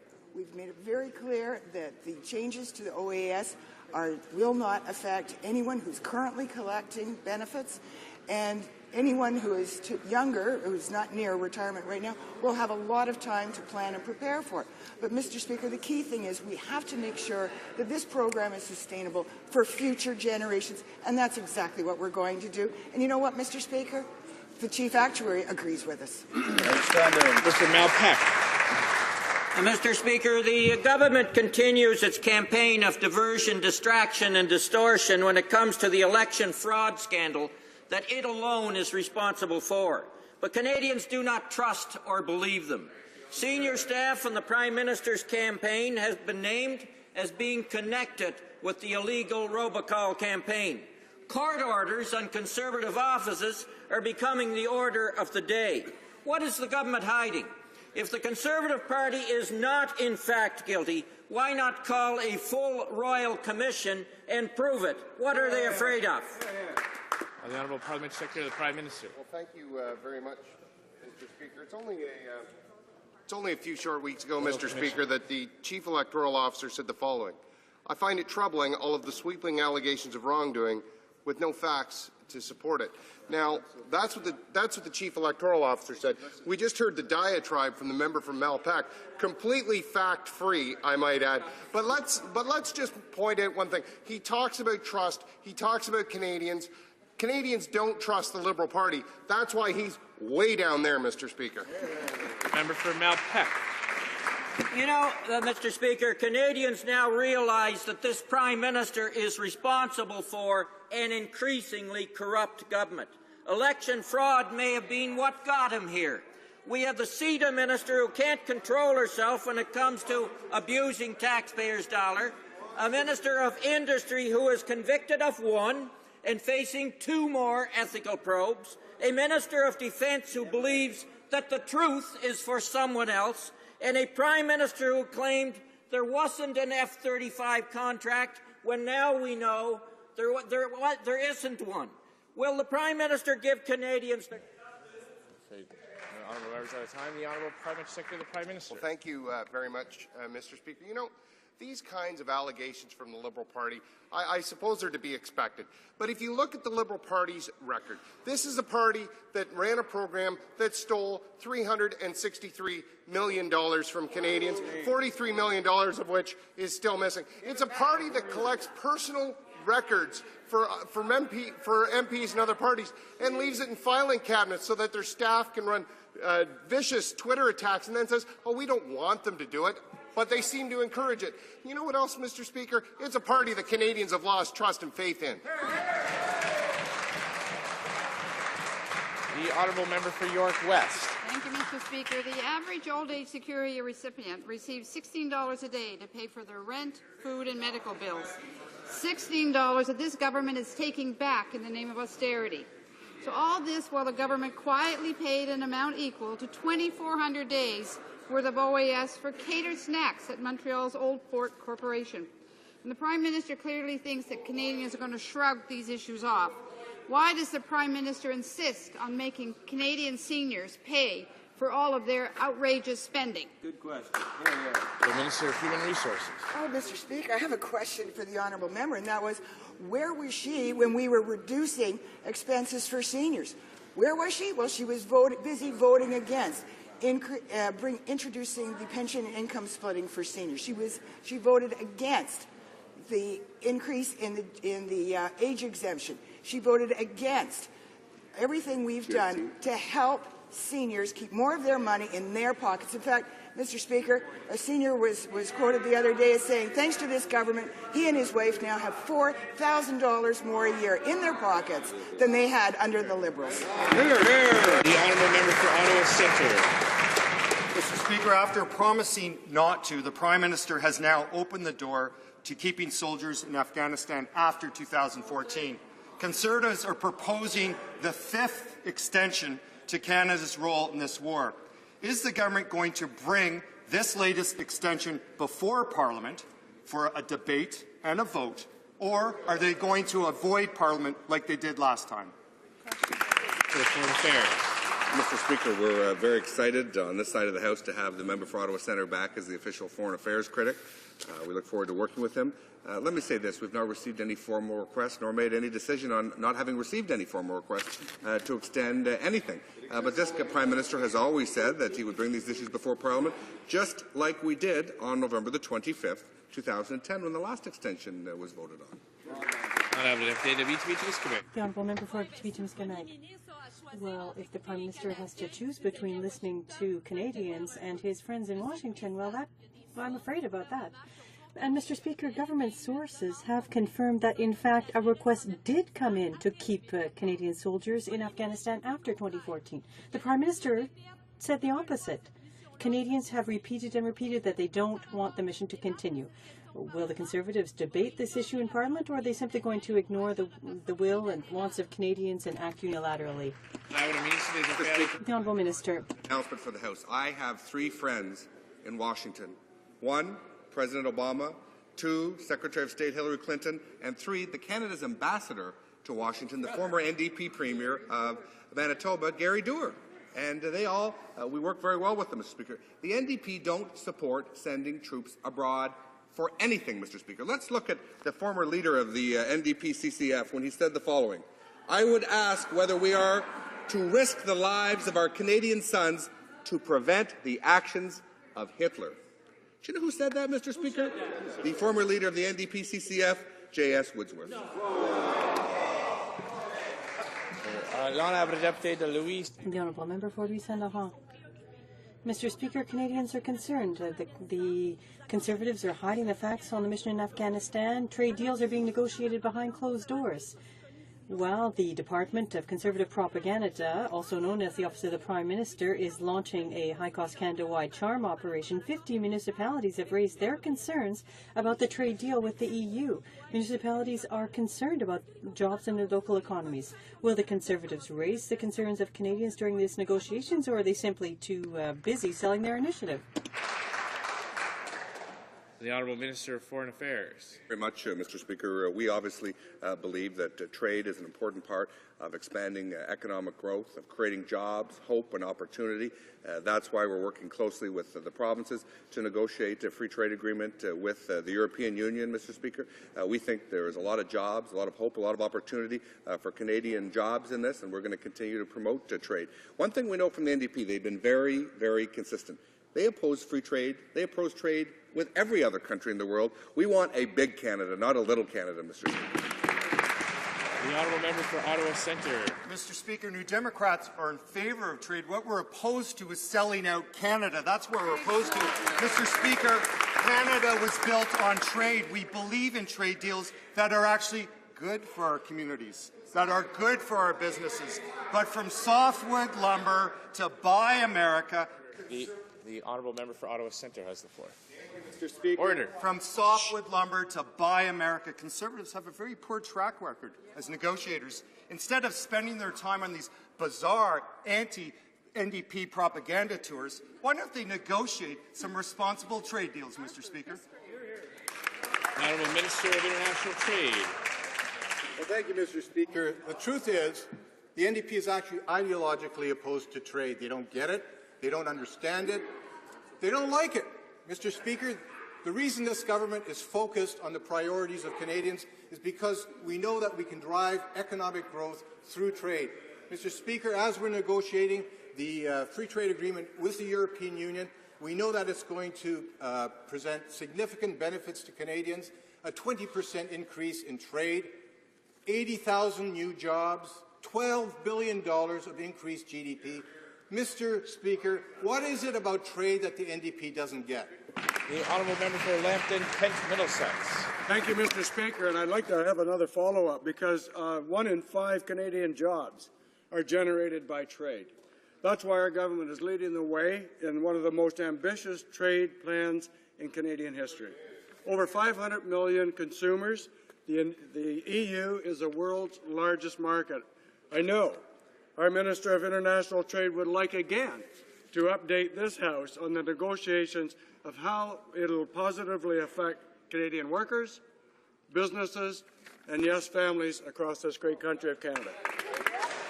The Honourable Minister of International Trade. Thank you, Mr. Speaker. I'd like to thank my good friend, the member from Lambton, Kent, Middlesex, for his excellent question and for his great work on the Trade Committee. A free trade agreement with the European Union will create tremendous opportunities for Canadians. And that's why today at events right across our country, we're highlighting the benefits such a trade agreement will have for Canadian workers and their families, including, as I said earlier, the creation of some 80,000 new jobs. Mr. Speaker, Canadians aren't buying the anti-trade myth machine of the NDP. Our government understands what the opposition doesn't, and that is that trade is the new stimulus. The Honourable Member for Pontiac. Mr. Speaker, in Papineau in 2008, considerable amounts were paid out to Conservatives by an individual who's on the run in a drug affair, Michael Chamas, who is also known as the banker. The Conservative candidate admitted that thousands of dollars were paid out by this man to the campaign under false names. The Conservatives violated the law, broke the law, and they're simply keeping the money. Are they going to be returning these illegal donations provided by this individual? How many other campaigns were funded with dirty money?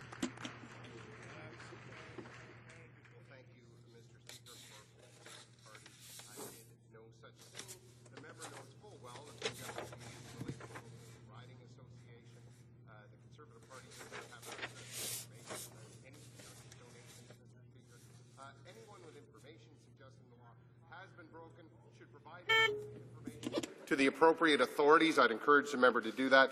And as you know, Mr. Speaker, the Conservative Party of Canada respects all Elections Canada Act requirements for fundraising. Here, here. Mr. Pontiac. The Honourable Member for Pontiac. Mr. Speaker, that's not enough.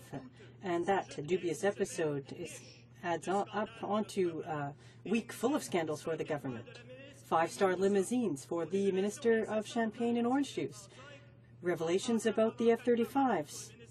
And the ongoing investigation into the Minister of Conflict of Interest. The Commissioner of Ethics doesn't have enough staff to conduct all of her studies on this Conservative list. It's like a scandal of festival of scandals. Will the Prime Minister put his foot down and re-establish a culture of ethics in his government and cabinet? The member uses the word dubious. So here's what's dubious, Mr. Speaker. It's dubious for the member from Winnipeg Centre to go out and make baseless smears against Canadians across this country and then have to apologize. The same for the member from Acadie Bathurst, who made accusations against the Minister of Labour that the Ethics Commissioners now came out and slammed. You know what else is dubious, Mr. Speaker? To accept tens of thousands of dollars of illegal union contributions for your annual general meetings, the way that the NDP did, and then cover it up and hide it by not even presenting those economic records to Elections Canada so they can investigate it. I look forward to them providing those records to Elections Canada, Mr. Speaker. Member for Scarborough Southwest. Well, Mr. Speaker, the Conservatives play in a scandal like it's a team sport. Let's look at their 2012 season alone. The President of the Treasury Board got off to an early start with more Muskoka money mix-ups, with the pinch runner, the Foreign Affairs Minister, picking up the slack. Then the Minister of Defence landed in left field, in a chopper no less, and the Minister of Industry, well, he just keeps striking out. Why has not the Prime Minister benched any of these minor league ministers? Secretary to the Prime Minister.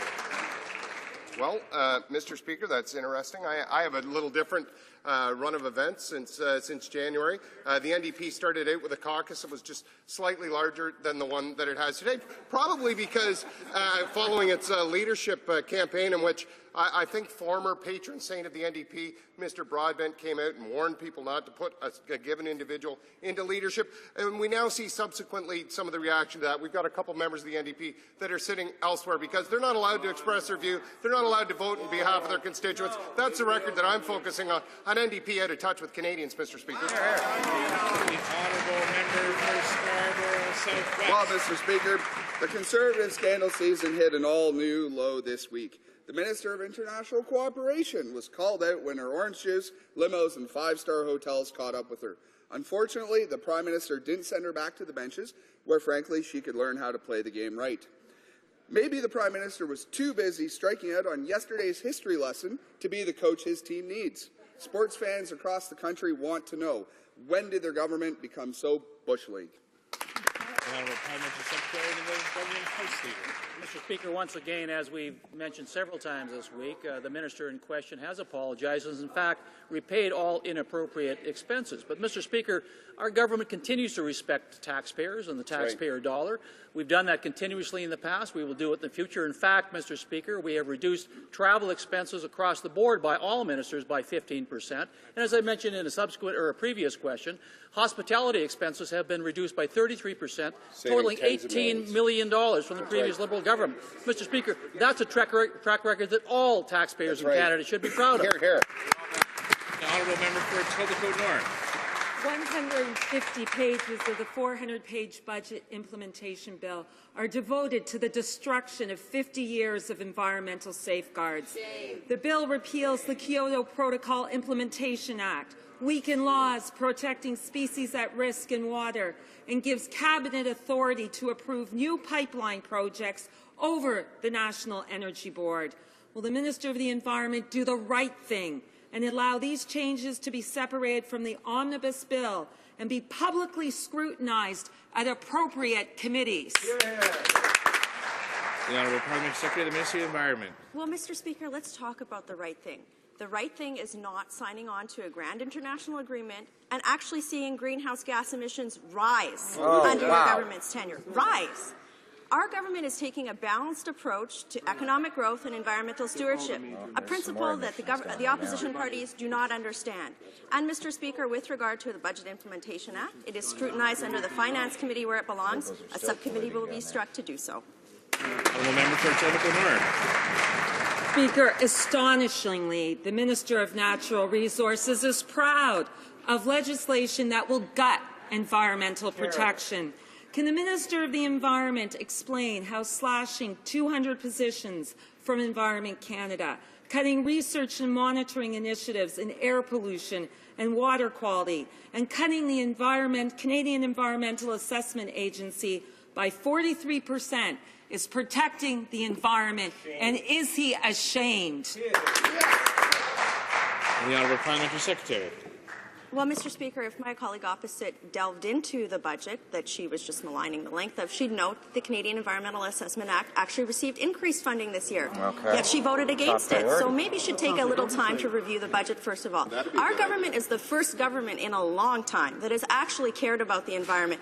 When will she vote to support our government's budgetary measures to support R&D and clean technology, clean water management, and our world-class air quality management system?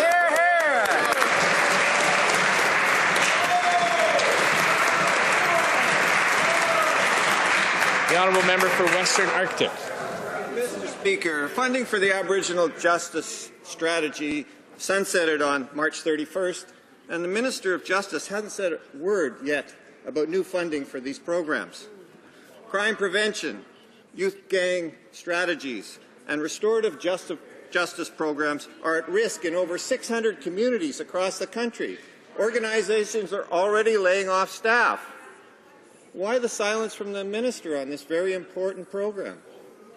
The Honourable Parliamentary Secretary. Mr. Speaker, we are committed to enhancing the safety and security of Aboriginal communities. That's right. Our budget has proposed funding of $11.9 million over 1 year for the Family Violence Prevention Program, which allows the Department of Aboriginal Affairs to continue to offer current programming at a total budget of $30.4 million. This investment contributes to the safety and security of ongoing reserve residents, particularly women and children. The Honourable Member for Western Arctic. Mr. Speaker, the Aboriginal Justice Strategy is an investment in crime prevention that was working. The Department of Justice's own study showed in communities with these programs, repeat crime was reduced by half. I don't know any other investment that shows such a return. The Minister himself praised this program at committee last month and told MPs to wait for the budget and see what would happen. We've waited, there's nothing. When will this Minister support real crime prevention in our communities that we desperately need? The Honourable Parliamentary Secretary.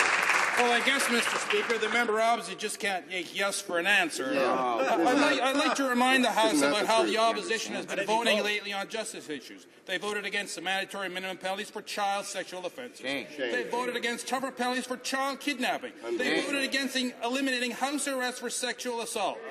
Most recently, they've been unsuccessful in delaying a bill to crack down on human traffickers. When can we talk about justice from this party, Mr. Speaker? The Honourable Member for Yorkton Melville.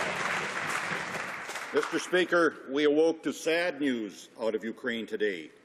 A series of explosions rocked the town of the Dnipropetrovsk. Reports suggest that dozens of people were injured. Terrorism is suspected. Can the Minister of Foreign Affairs please update the House on this situation and Canada's response? The Honourable Minister of Foreign Affairs. Mr. Speaker, I want to thank the member opposite for his long-standing interest in Ukraine.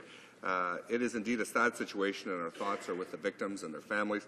Canada condemns these cowardly acts without reservation and supports efforts to bring those responsible to justice swiftly. The investigation must, however, be free and fair of political interference. We're also strongly encourage the Ukrainian government not to use this unfortunate situation as a pretext to curtail basic freedoms such as freedoms of expression. Of course, Canada denounces terrorism in all of its forms and stands with those engaged in fighting it. Mr. Speaker. The Honourable Member for Saint-Laurent-Cartierville.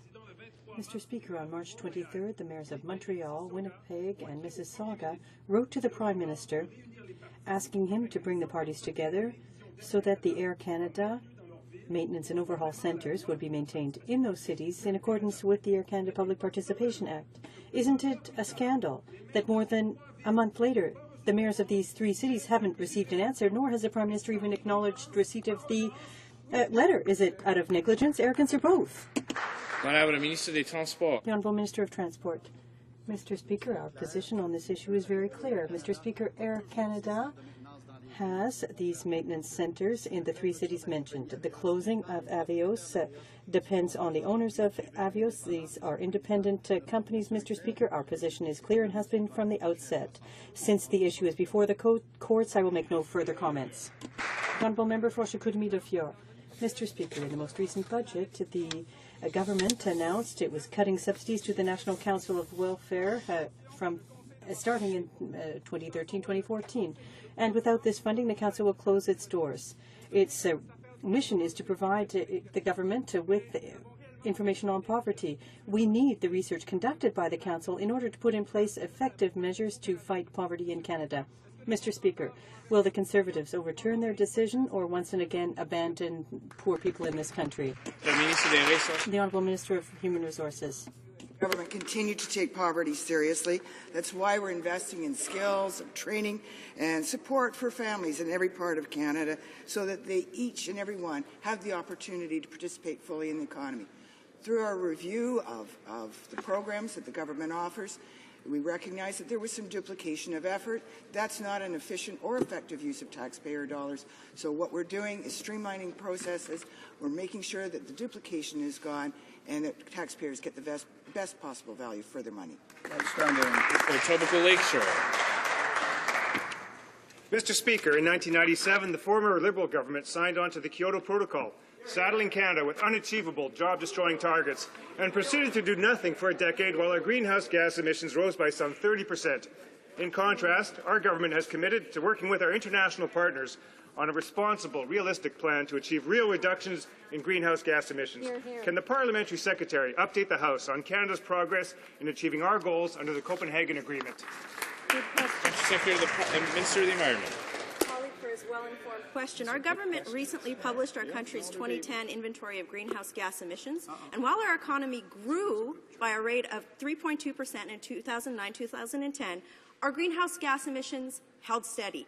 That's right, Mr. Speaker. In spite of the rhetoric we hear from the NDP, the unfettered growth of greenhouse gas emissions that we saw under the previous Liberal government, our government's balanced approach to reducing greenhouse gas emissions through a sector-by-sector regulatory approach that doesn't shut down wholesale sectors of the economy, as the NDP would have, we're seeing real reductions in greenhouse gas emissions. Our plan is working. Yeah. The Honourable Member for Rivière-des-Mille. The elimination of the community access program to the Internet will deprive underprivileged groups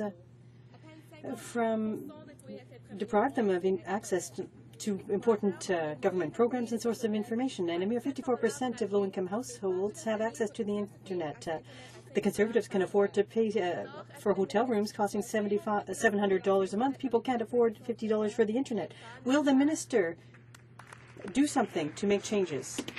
Thank you, Mr. Speaker. Mr. Speaker, as I said yesterday, the Community Access Program was launched in 1995 and has successfully met its objectives.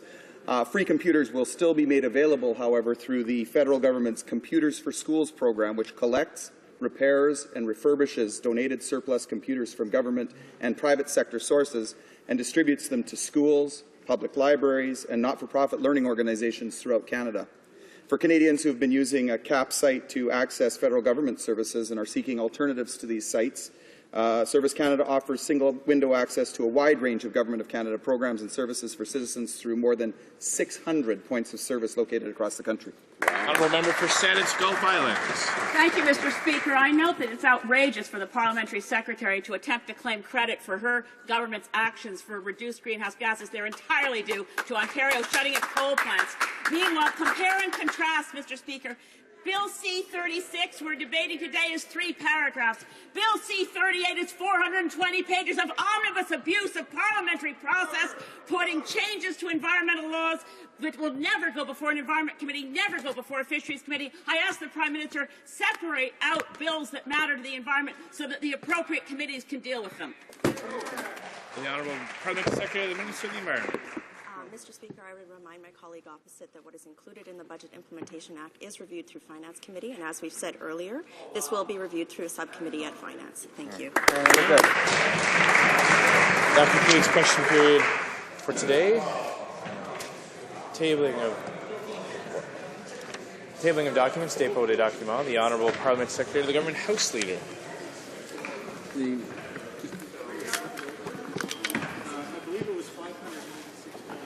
Thank you, Mr. Speaker. Mr. Speaker, pursuant to Standing Order 38.6, I have the honour to table in both official languages the government's responses to 9 petitions. Tabling of documents, dépôt des documents. Dépôt de projet de loi émanant du gouvernement. Government bills. It's by ministers. Reports from interparliamentary delegations. Présentation de rapport de Presenting reports from committees. Secretary of the Ministry of Justice. Mr. Speaker, I have the honour to table in both official languages the 10th report from the Standing Committee on Justice and Human Rights concerning Bill C-304, an act to amend the Canadian Human Rights Act protecting freedom. The committee studied the bill, and the bill is hereby reported to the House, and I hereby table a copy. Introduction of private members' bills. Première lecture du projet de loi. First reading of Senate public bills. Motions. Motion. The Honourable Chief Government Whip. Mr. Speaker, there have been consultations on the following travel motion. That in relation to its study on the pre-budget consultations 2012, 12 members of the Standing Committee on Finance be authorized to travel to Washington, D.C., United States of America, and New York, United States of America, in the spring of 2012, and that the necessary staff accompany the committee. Does the Honourable Government Whip have the unanimous consent of the House to propose this motion? Agreed. The House has heard the terms of the motion. Is it the pleasure of the House to adopt the motion? Agreed. Agreed and so ordered. Motions. Motion. Presenting petitions. Présentation des pétitions. The Honourable Member for Kitchener Centre. Thank you very much, Mr. Speaker. I have the honour today to rise to present a petition from the people of Kitchener Centre pointing out that Canada's 400-year-old definition of human being says a child does not become a human being until the moment of complete birth, contrary to 21st century medical evidence. And Parliament has a solemn duty to reject any law that says some human beings are not human. They therefore call upon the House of Commons in Parliament to, in fact, amend Section 223 of the Criminal Code in such a way as to reflect 21st century medical evidence. Thank you, Mr. Speaker. The Honourable Member for British Columbia Southern Interior. Thank you very much, Mr. Speaker. I have a petition here with hundreds of names in support of my bill C-322. Basically, petitioners are stating that horses are ordinarily kept and treated as sport and companion animals. They're not raised primarily as food-producing animals, and they're commonly administered drugs such as phenylbutazone, which makes the meat unfit for human consumption. Therefore, they call upon the House to bring forward and adopt into legislation Bill C-322, an act to amend the Health of Animals Act and Meat Inspection Act, thus prohibiting the importation or exportation of horses for slaughter for human consumption, as well as horse meat products for human consumption. Thank you, Mr. Speaker. For Etobicoke North. Mr. Speaker, I'm pleased to present this petition regarding CCSVI. While the government lags 60 other countries in treatment for CCSVI, it does allow people with MS to take Gilenya and Tisabri. Health Canada is now reviewing Gilenya after it was linked to 11 deaths outside Canada, and new recommendations are that it should not be given to patients with a history of cardiovascular and cerebrovascular disease.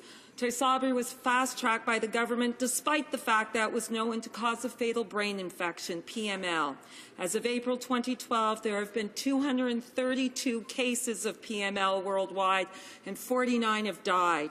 The petitioners call on the Minister of Health to consult experts actively engaged in the diagnosis and treatment of CCSVI to undertake Phase 3 clinical trials on an urgent basis at multiple centres across Canada and to require follow-up care. The petition. Presenting petitions, the Honourable Member for Sherbrooke. Thank you, Madam Speaker. I have the honour today to table a petition with 1,100 names from the people of Sherbrooke who mobilize behind a man who will be deported tomorrow morning.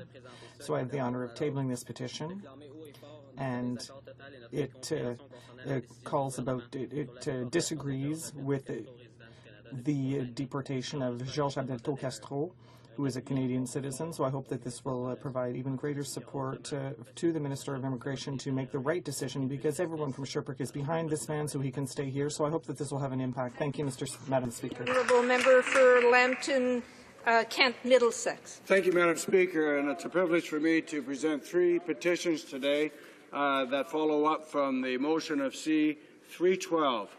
First one was given to me by Strathroy and District Right to Life organization. They're asking for a special committee to be appointed and directed to review the declaration of subsection 223(1) of the Criminal Code of Canada, which states that a child becomes a human being only at a moment of complete birth.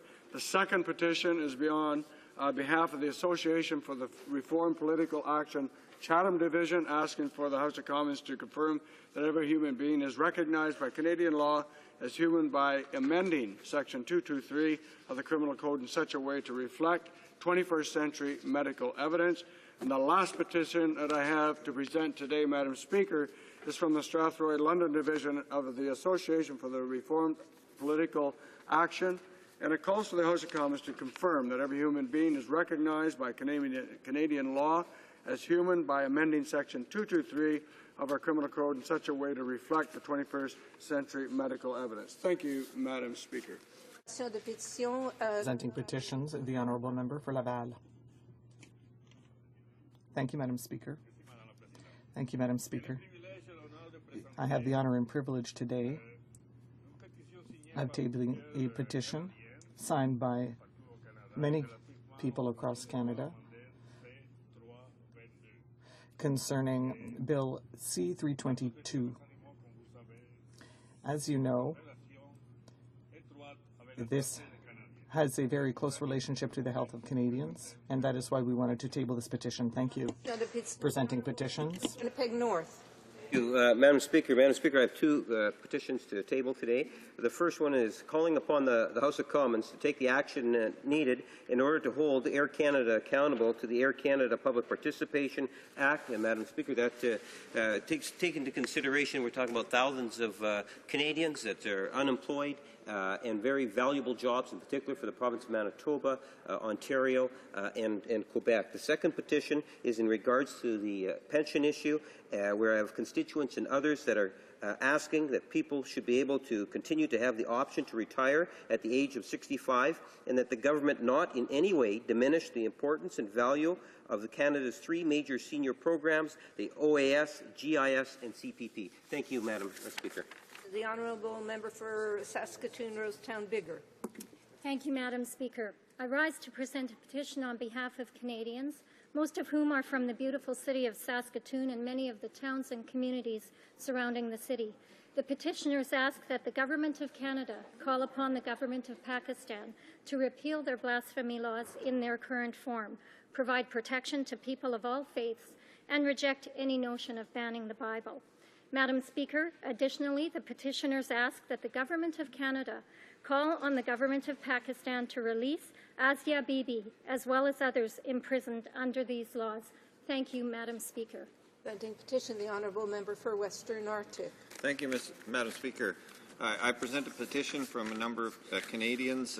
We, the undersigned citizens, draw the attention of the House the following: that horses are ordinarily kept and treated as sport and companion animals, that horses are not raised primarily as food-producing animals, that horses are commonly administered drugs that are strictly prohibited from being used at any time in all other food-producing animals destined for the human food supply, and whereas Canadian horse meat products that are currently being sold for human consumption in domestic and international markets are likely to contain prohibited substances, therefore these petitioners call on the House of Commons to bring forward and adopt into legislation Bill C-322, an act to amend the Health of Animals Act and the Meat Inspection Acts, thus prohibiting the importation or exportation of horses for slaughter for human consumption.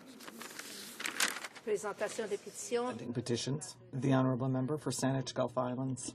Thank you, Madam Speaker. I rise today to present 2 petitions.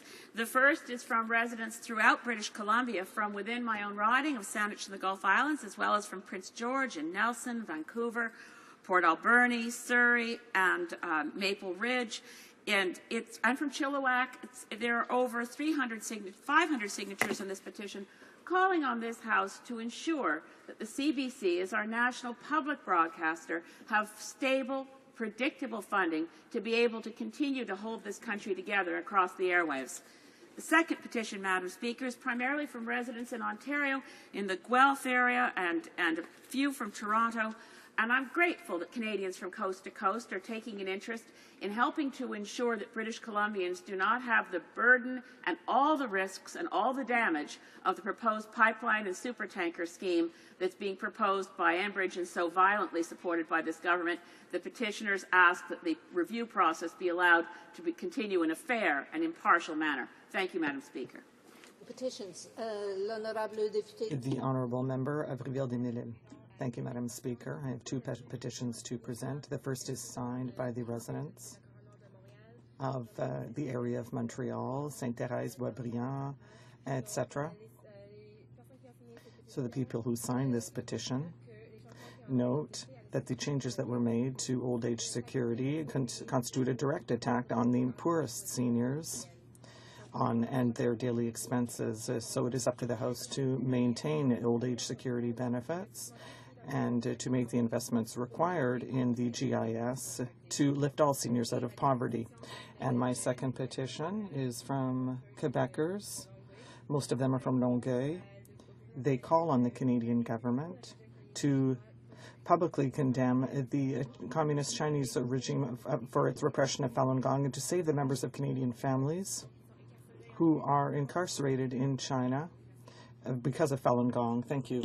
The Honourable Member for Pierrefonds-Dollard. Thank you, Madam Speaker. I recently visited the residents of the area of Quebec City who were concerned about the cuts announced by the Conservatives to OAS. So today I'm tabling a petition signed by many citizens from the riding of Louis Saint Laurent who are opposed to any cuts to OAS benefits. They are aware that the experts state that this public pension program that attacks poverty is financially viable because the experts say so. They thus call on the government to maintain this program in its current form. And also, Madam Speaker, they want the GIS benefits to be increased to allow all seniors to be lifted out of poverty. Thank you. Presenting petitions. Paper, the Honourable Parliamentary Secretary to the Government House Leader. Thank you, Madam Speaker. Madam Speaker, if questions Q 521 and 523 could be made orders for returns, these returns would be tabled immediately. Is it the pleasure of the House that questions 521 and 523 be made orders of return and that they be tabled immediately? Great. Agreed and so ordered. The Honourable Parliamentary Secretary. Thank you, Madam Speaker. Lastly, I ask that the remaining questions be allowed to stand. Great. Agreed and so ordered. Orders of the day. Government orders. Government Bill Commons. Resuming debate on Bill C-36, Protecting Canada's Seniors Act. The Honourable Member for York West, and I believe she has 15 minutes left of her time, followed by a 10-minute question. Thank you very much, Madam Speaker, and I'm pleased to be able to add on my additional comments in regards to Bill C-36. The Bill C-36, the Protecting Canada's Seniors Act, sounds good. Great title, but truthfully delivers very little. Very similar to many other pieces of legislation, they put on these great titles, but in effect, you really have to look at what they actually accomplish at the end of the day. And it is rather remarkable that with such a broad title, the bill itself is one paragraph and only changes, of course, sentencing consideration. Again, we're into that same continued mode about how can we punish people rather than how can we prevent some of these things from happening. Just one sentence, that's all it is in the context of what the change is. Too little, too late. Given that Bill C-36 proposes a change in sentencing, the bill doesn't actually protect seniors, which is what I think many of us in this House, the government included, is probably concerned about. But it only comes into effect once a crime has been committed. Well, you know what? That's too little and too late. This bill does nothing to prevent crime, nor does it protect seniors from becoming victims of crime. which is something that I believe many of us would like to see looked at on a more serious level. It's also worth mentioning that bias on the basis of age is already a sentencing factor in Section 718-2 of the Criminal Code. Bill C-36, unfortunately, adds nothing new. We've already got all of that opportunity, and it just, again, sounds as if we're addressing something that we're not. Bill C-36 is far too broad. The language in this legislation is broad, and again, it's vague. And while I'm not a lawyer, I have been here long enough to understand that broad and vague means that there will be considerable court time, legal wrangling, before any provision is going to take hold, and before it's able to be there to help anybody. Victimized seniors don't have the time or the resources to wait. I would have preferred to have seen this government delivered a far more targeted and comprehensive piece of legislation that would seriously look at this issue. We need to focus less on sounding like we are doing something positive and focus more on actually doing what is necessary to help protect vulnerable seniors. I'm also troubled by the fact that Bill C-36 requires evidence that the offense had a significant impact on the victim. Just imagine how difficult that's going to be, because a lot of this is emotional abuse, in addition to whether it's financial and misappropriation of funds of a senior or whatever. Evidence that it's had a significant impact is going to be a very difficult thing to prove. Just imagine having to prove that a criminal offense committed against you caused an impact on you. I mean, probably it's a lot to do with the emotional impact that it would have, especially on an elderly person.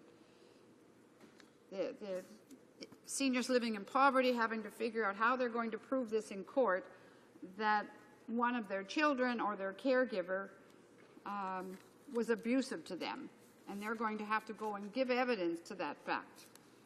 Why should any senior to be required to have to prove that a crime against them has injured them? Surely every criminal act has a significant impact on any victim, whether you're elderly or not.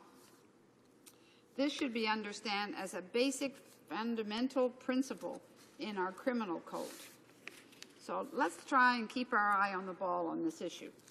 I understand the need to prove that a crime occurred, but forcing seniors to provide proof that they have been victimized in this manner runs counter to seniors' interest. In many cases, you are dealing with very vulnerable people, people that have got into a particular time of their life where they're not as confident as they would have been in their earlier years. They may be challenges of poverty, poor health, and putting them in a position where they're going to have to go and convince a court that they have been victimized really seems to go against what all of us want to achieve. The bill effectively requires a judge to consider both the health and financial situation when sentencing. Well, to do this, it could easily require evidence to be given as to both. This means that a court would have to probe into areas that were not necessarily matters at trial, or to which the senior affected does not wish to speak about, or to have become part of the public record. In reality, Bill C-36 could easily put seniors who have already been victimized, remember that's the group we're dealing with, into a situation where their finances and medical records actually become subjects at a public trial. In simple words, this legislation is inadequate. The provision of Bill C-36 only becomes active once a crime has been committed. Our focus needs to be on prevention. Prevention of crime, whether we're talking about young people or we're talking about throughout Canada elsewhere. It should be about prevention, not just about punishment. This bill presupposes that the abuse has been reported to police, which is often not the case, and that there has been a trial, again, often not the case, and that the matter is criminal, which is seldom the case. In areas such as wills, estates, contracts signed under duress, and other important civil matters, this legislation is clearly silent. So what could we do on this issue? Well, if the government was serious about preventing elder abuse, it should be focusing on the following few things. Address the low rates of pay typically available to caregivers. Quality care choices would go a long way towards reducing abuse of seniors. Financially allowing family members to care for loved ones. Number 3, reverse the lack of regulatory oversight for institution, which is a very significant problem here in Canada. Promote proactive educational efforts in monitoring of elder abuse. Number 5, provide more resources for affordable, quality seniors housing. And most importantly, the government would not slash the primary income source for most seniors, the OAS, the Old Age Security as we refer it to. Never mind slashing it, we're currently talking about moving it to 67, making people work longer and wait longer to finally start to have a different career if they chose, or to work longer if they also choose. The Liberal Party believes that vulnerable seniors are in need of protection to combat against elder abuse, but Bill C-36 unfortunately does not accomplish this. Measures should be adopted to prevent elder abuse before the crime occurs. And that doesn't mean just spending who knows how many millions of dollars in advertising, TV ads talking about it. It's then what do you do about it, and how do you prevent that from happening? So clearly we need to protect our vulnerable seniors. So while this criminal code change is supportable, it is a far cry from what is actually necessary to protect Canada's seniors, who surely merit more than a questionably affect the one paragraph in the criminal code change. We need to ensure that seniors are protected against abuse.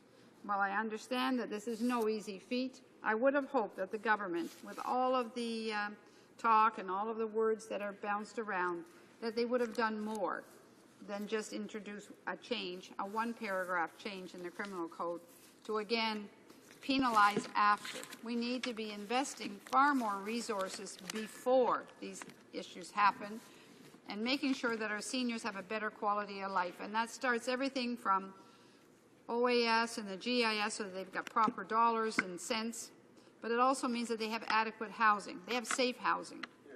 And then they have access to caregivers, and that they can afford to have caregivers that will be there that are quality, that would look after them and ensure that they were not going to be subjected to the elder abuse, which we're all very much concerned about. Thank you very much, Madam Speaker.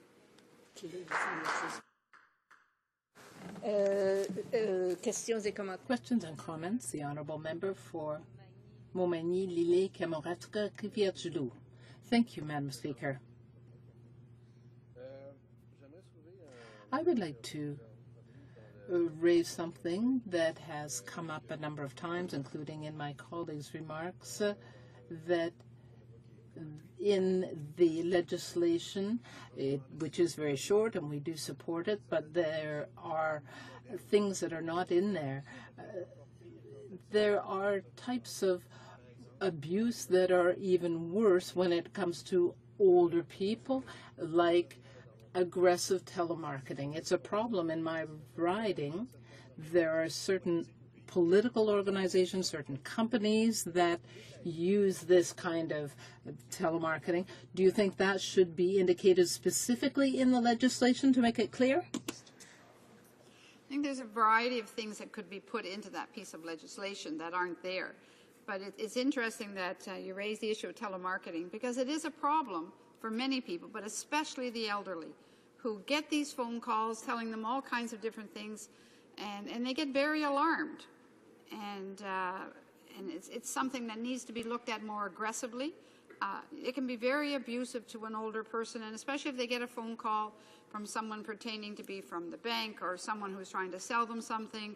Even the issues of how they heat their homes, and they get these phone calls telling them, someone's selling another avenue for them to heat their homes, and how they could save all this money, which is completely fraudulent probably. But those are all forms of abuse that we need to more seriously address, I believe. And if there was an opportunity to amend Bill C-36 in that way, I think it would be welcome. Questions and comments? For Winnipeg North. Thank you, Mr. Speaker, or Madam Speaker. You know, I appreciate the comments from my colleague, who I know has a special heart for senior issues. And in listening to her in regards to Bill C-36, I believe positions and cares enough to look at the bill and recognize that there are many things that the government could have done that could have addressed the issue of elder abuse in a more direct and in part an indirect way that could have made a real difference, because in fact elder abuse takes many different forms. And when you've been in government now for a number of years, and then to come up with this, and I must say it's interesting. There's a bit of irony here. We have this bill, which is relatively simple, straightforward, yet we have the action that's been taken in regards to OAS and increasing it from 65 to 67. I would suggest to you that in time that will put more seniors into poverty, which will lead to more elder abuse. And maybe the member can provide comment on that or anything else you might want to add to it. Honourable member for York West. Thank you, Madam Speaker. Yeah, I found it quite interesting that the government put forward this bill at a time when we're dealing with the change, proposed change from 65 to 67. I think for many that's another form of abuse. The president of the Canadian Council for the Disabled said at a recent roundtable that many of the disabled in Canada look to the age 65 so that they can get out of poverty. Many of them are living with minimum amount of income and barely can make that through, and they're probably living on $8,000 or $9,000 a year. Well, when you get to be 65 years old, and if you have no other income, you'll get the OAS and the CPP, whatever. That'll probably bring them up to $2,000 or $3,000 more. So they look to get to be 65 so they can get out of poverty. And I think that's such a condemning comment from the president of the Canadian Council for the Disabled. So when we're talking about elder abuse, I think that's another form of abuse, forcing people, maybe not today's seniors, but tomorrow's seniors, to have to wait to be 67. Investing in housing. If we had more seniors housing in Canada where people had a safe place to live, they'd probably be less vulnerable to the kind of abuse that I think a lot of us have heard. Providing educational opportunities for them, providing money so that they can be getting out into the community, the health and wellness kinds of opportunities, going to local community centers.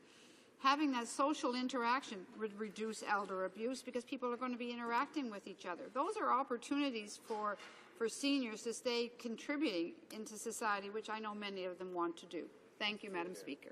Questions or comments? The Honourable Member for Hochelaga. Thank you, Madam Speaker. I had the honour to sit on the Status of Women Committee with my Liberal colleague, and we heard from a number of witnesses when we were hearing about the problems with abuse, and we know that there have been cuts in funding to advocacy organizations. And my colleague has talked about elder abuse. I would like to know whether she thinks that cuts to that funding has been harmful. The Honourable Member for York West. Well, clearly, I want to thank my honourable colleague for her question. We sat on a committee together and did some reasonably good work on a report that at some point will be tabled here in the House. Again, it's a report. It could have been much stronger, I believe, and much more effective. But we didn't have the time to go into those kinds of details. But the organizations throughout Canada that are having their funding cut are the same organizations that would have been dealing with seniors, who would have been there in a very proactive way to be helping people to prevent the issue of elder abuse. So, spending thousands of dollars or millions of dollars on fancy TV ads does alert people to the issue of elder abuse, but what are you going to do to prevent it? Bill C-36 isn't going to be preventing any of that, but investing in many of our community organizations that would be alert to where that senior is, what's going on with that senior, and what's happening in their life, and being helpful and someone to talk to about the fact that you've got concerns about money missing out of your account and possibly family members are abusing their privileges as well as your family members often happens. But unfortunately, much of that funding is being cut to many of these organizations. Comments? The Honourable Member for Hamilton East Stony Creek.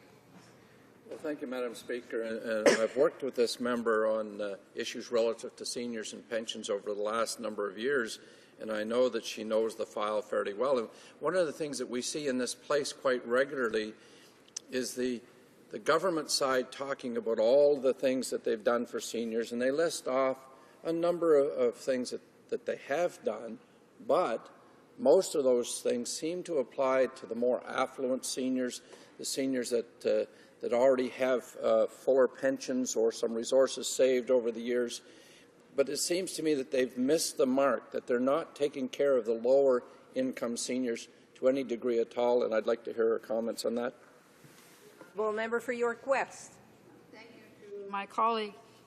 Well, clearly those who are on the lower end of the spectrum, whether it be seniors or whether it be families, I tend to believe I have yet to see this government do much to be able to really care about any of those. Clearly it's the more affluent Canadians, the more affluent seniors that this government is much more in tune to doing things for, which leaves a whole segment when you think that almost 50% of Canadian seniors live on less than $25,000 a year. And that's certainly something that gives me grave concern, as I know it does many of our colleagues, on this issue of elder abuse, about poverty. It takes away the pride in our country when we find out how many seniors are suffering and are living on $12,000, $14,000 a year. And maybe in the future things will be different, but clearly forcing people to go to 67 before they're going to get their pension is not an issue of sustainability, it's an issue of choice. And when you're in government, you make all the choices you want, and you'll have to stand before the electorate and justify those choices. I clearly be able to stand with our party in saying that we believe that 65 is the year that should give you the choice. If you want to work, God bless you, work as many years as you want, but that should be your choice, and that we will continue to support 65, and if given the opportunity to form the government, we'll make sure it stays at 65. Hear, hear.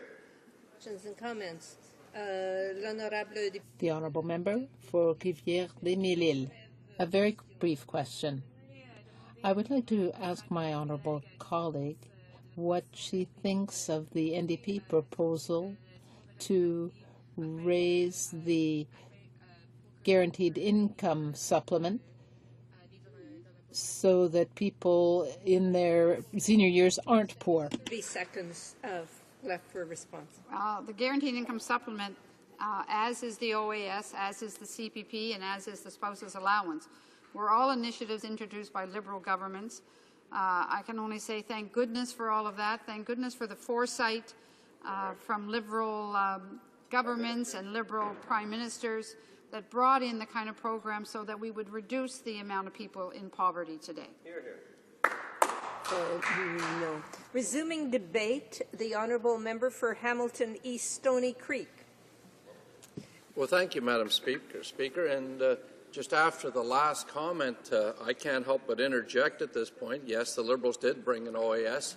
OAS was proposed, though, by J.S. Woodsworth in 1926, and again, they did bring in the Canada Pension Plan, which was suggested by Stanley Knowles in this place. So that's just an example of how we've worked together over the years on these files. But to take exclusive credit to it, I find that quite interesting.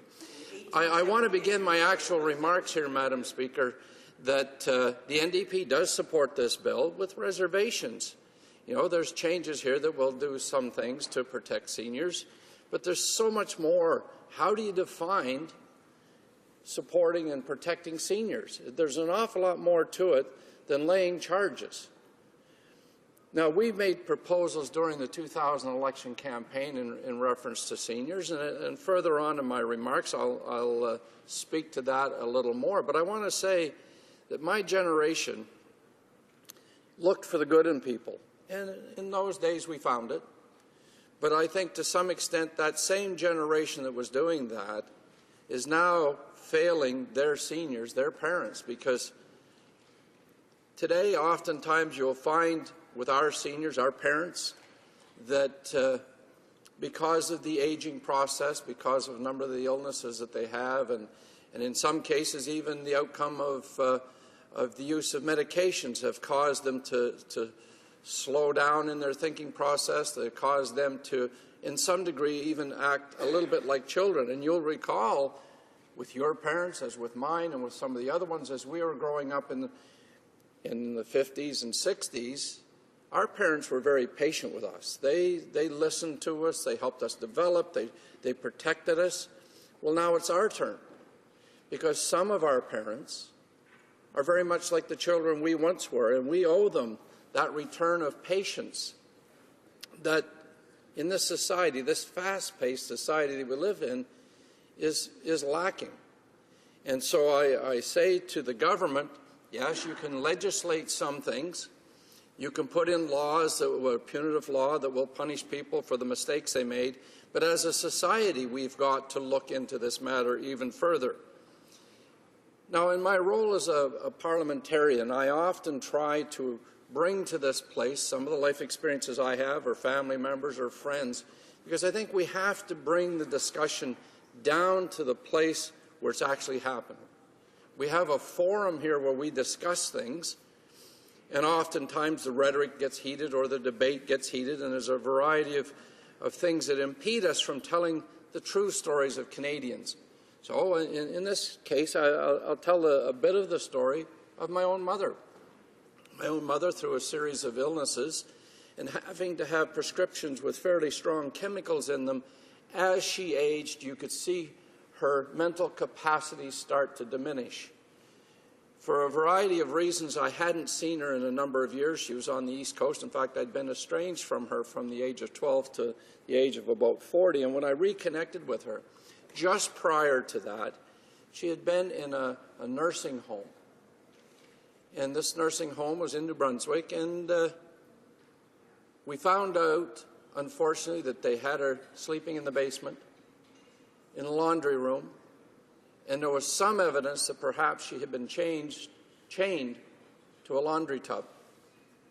Fortunately, I had cousins back east who had discovered this and had moved her to a much finer place in St. John, New Brunswick, and I want to commend the New Brunswick government of the day, because at that time they had processes in place that when she got into the newer facility, that facility's prices were fairly high, and she didn't have the resources to cover it all. And through what they had from that government, they had the assistance there to help her. And so the remaining about 10 years of her life were lived out in relative comfort and in the hands of workers, provincial workers in that registered nursing home, who gave her the kind of support and care that we should be doing for all parents. So when I go from that, giving consideration to what has happened to my own mother in this instance, I now start looking to what happens to other seniors. You know, and elder abuse takes lots of forms. Just recently, I was assigned a new critic area, but my previous critic area is critic for pensions, and I had seniors critic area for a time. And I traveled on pensions. I held 47 community meetings over a 3-year period, and it took me to a variety of places. But when you go to a place like Elliott Lake, and I've stated about this in the House before, and you're standing looking a 75-year-old woman who's trying to get by in her own apartment on her own means. She made $1,160 a month, if I remember it correctly. And she came to me worried after the meeting. She took me aside because she didn't want her neighbors and friends to know, worried about how the HST in Ontario was going to affect her. She had a hydro bill of approximately $2,000 a year, and she was looking at a roughly $150 more a month cost, or a year cost of this. But even that, what appears to be a small number to most of us, was a huge impact on her. Now, how could we not but call that elder abuse? How could we not say to ourselves that of the 300,000 seniors across this country who live below the poverty line of $22,000 a year, Now, I heard the figure of $25,000 a year, but most of these folks are making in the area of just over $15,000 a year. So if you're making $1,100 and some dollars a month, you have to pause and think in terms of where are you living? How are you living? What are the choices that you're making? And you'll see from the New Democratic Party in this House repeatedly questions to the government about the choices that they make. Well, we need to back up as parliamentarians and really give serious consideration to the choices that our seniors have to make when they're living in poverty. And one of the realities they face, I was standing in line one time at a pharmacy waiting for a prescription, and a young man ahead of me, and he wasn't a senior, but he was a man living in poverty, and he had to make a choice. He'd had serious back pain, he needed a muscle relaxant for it, and he needed something to address the pain itself. And I watched him say, well, I can't afford both prescriptions, I've got to make a choice. Well, seniors are like that, except their choice is far more fundamental. The senior's choice is oftentimes, what do I eat? What do I eat if I've got to buy this prescription? Now, a lot of things in the province of Ontario happen to be covered, but not every senior in every place in this country have that kind of protection. But they have to make choices of how do I dress? And I have helped go into homes of family and friends over the years who've had parents and elderly pass away, and you're starting to move their goods. You're starting to distribute them perhaps to some poorer people in the community or whatever you do. And you open that closet and you see one dress or two dresses or not a fitting coat for Canada's weather. And you say to yourself, how did people miss that? How as a society did we miss that? And so when we back up from it again and we look at the choices, yes, the government has made a necessary choice with this legislation. Part of that necessary choice is to ensure that there is acknowledgement and punishment for people who abuse. But if you stop and think about it for a moment, you have a senior who's dependent on a child or a friend to take care of them. My wife goes regularly to London from Hamilton to take an aunt to the grocery store, to medical appointments. But think of a situation where that person is dependent on somebody who's abusing them. They again have another choice to make. What do I do or say if I'm going to lose the only support I have in the community? So in the last election campaign, the NDP talked about things that we could do within our community to help seniors stay in their homes, farmer care to ensure that they were protected. We talked about things that would allow for the choices that a senior have to make to be somewhat easier. And one of them, of course, is we talked about a $700 million boost to the Guaranteed Income Supplement, which equates to about $200 a month for people who are at the worst case situation, and 75% of those were women. They were women who stayed home as they were asked to raise their families. They never got into the Canada Pension Plan, and all they had was OAS, GIS, of roughly $1,100 a month. So when we said that that should be increased to $200, the response from this government was an increase of $50 I referred to before. Yes, it was something, and we hear the litany of things that have been done. And I mentioned earlier that some of the things that seems to have happened here seem to address the so-called needs of more well-to-do seniors. But we have to bring the focus back to where it belongs. We have to take care of our most vulnerable first. And in Canada today, sadly, amongst the most vulnerable is our seniors. Now, New Democrats during the election campaign made a number of proposals, Madam Speaker. You know, we talked about an elder abuse hotline. Can they talk about the abuse that's happening to them without naming names?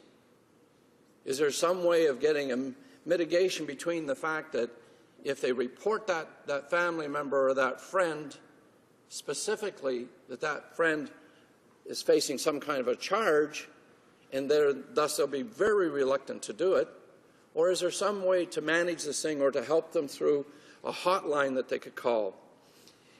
We also talked about an elder abuse consultant And the government of Manitoba has worked with this type of an initiative, and I understand it's been very successful.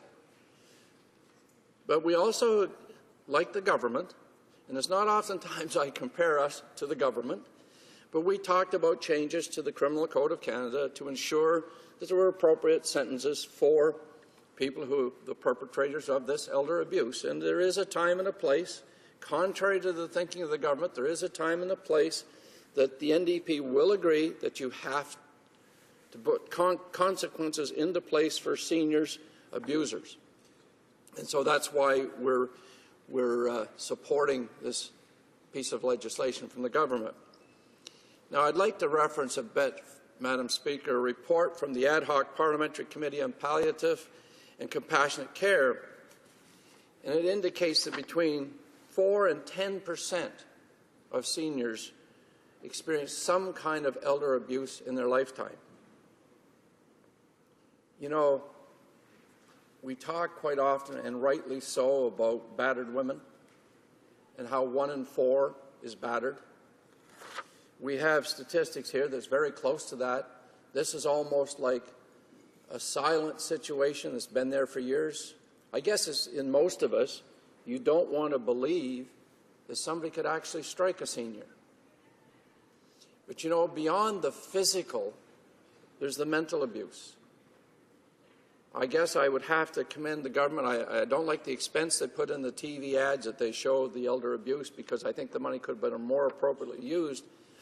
But you do see in those ads the mental anguish caused by the browbeating of a senior just by the words you use. When I was a younger person, before I grew up in many ways, I used to actually shout people down. I didn't realize I was doing it. Never thought about the damage I was doing.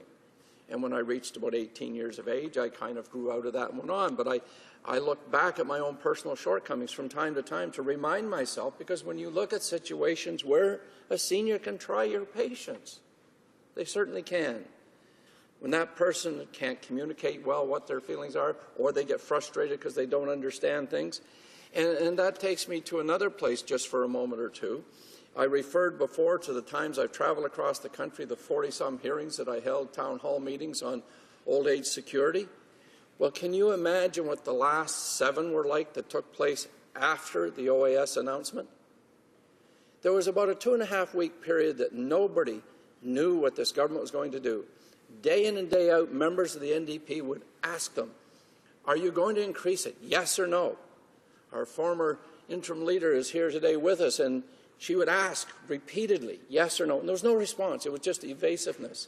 Well, you had seniors saying they had heard their Prime Minister give a speech in Davos, Switzerland, and to fairness to the Prime Minister, he did not say in that speech he was going to change OAS eligibility, but the PMO's speaking notes to reporters did, which caused this consternation. So in the House we would ask, and there was no response.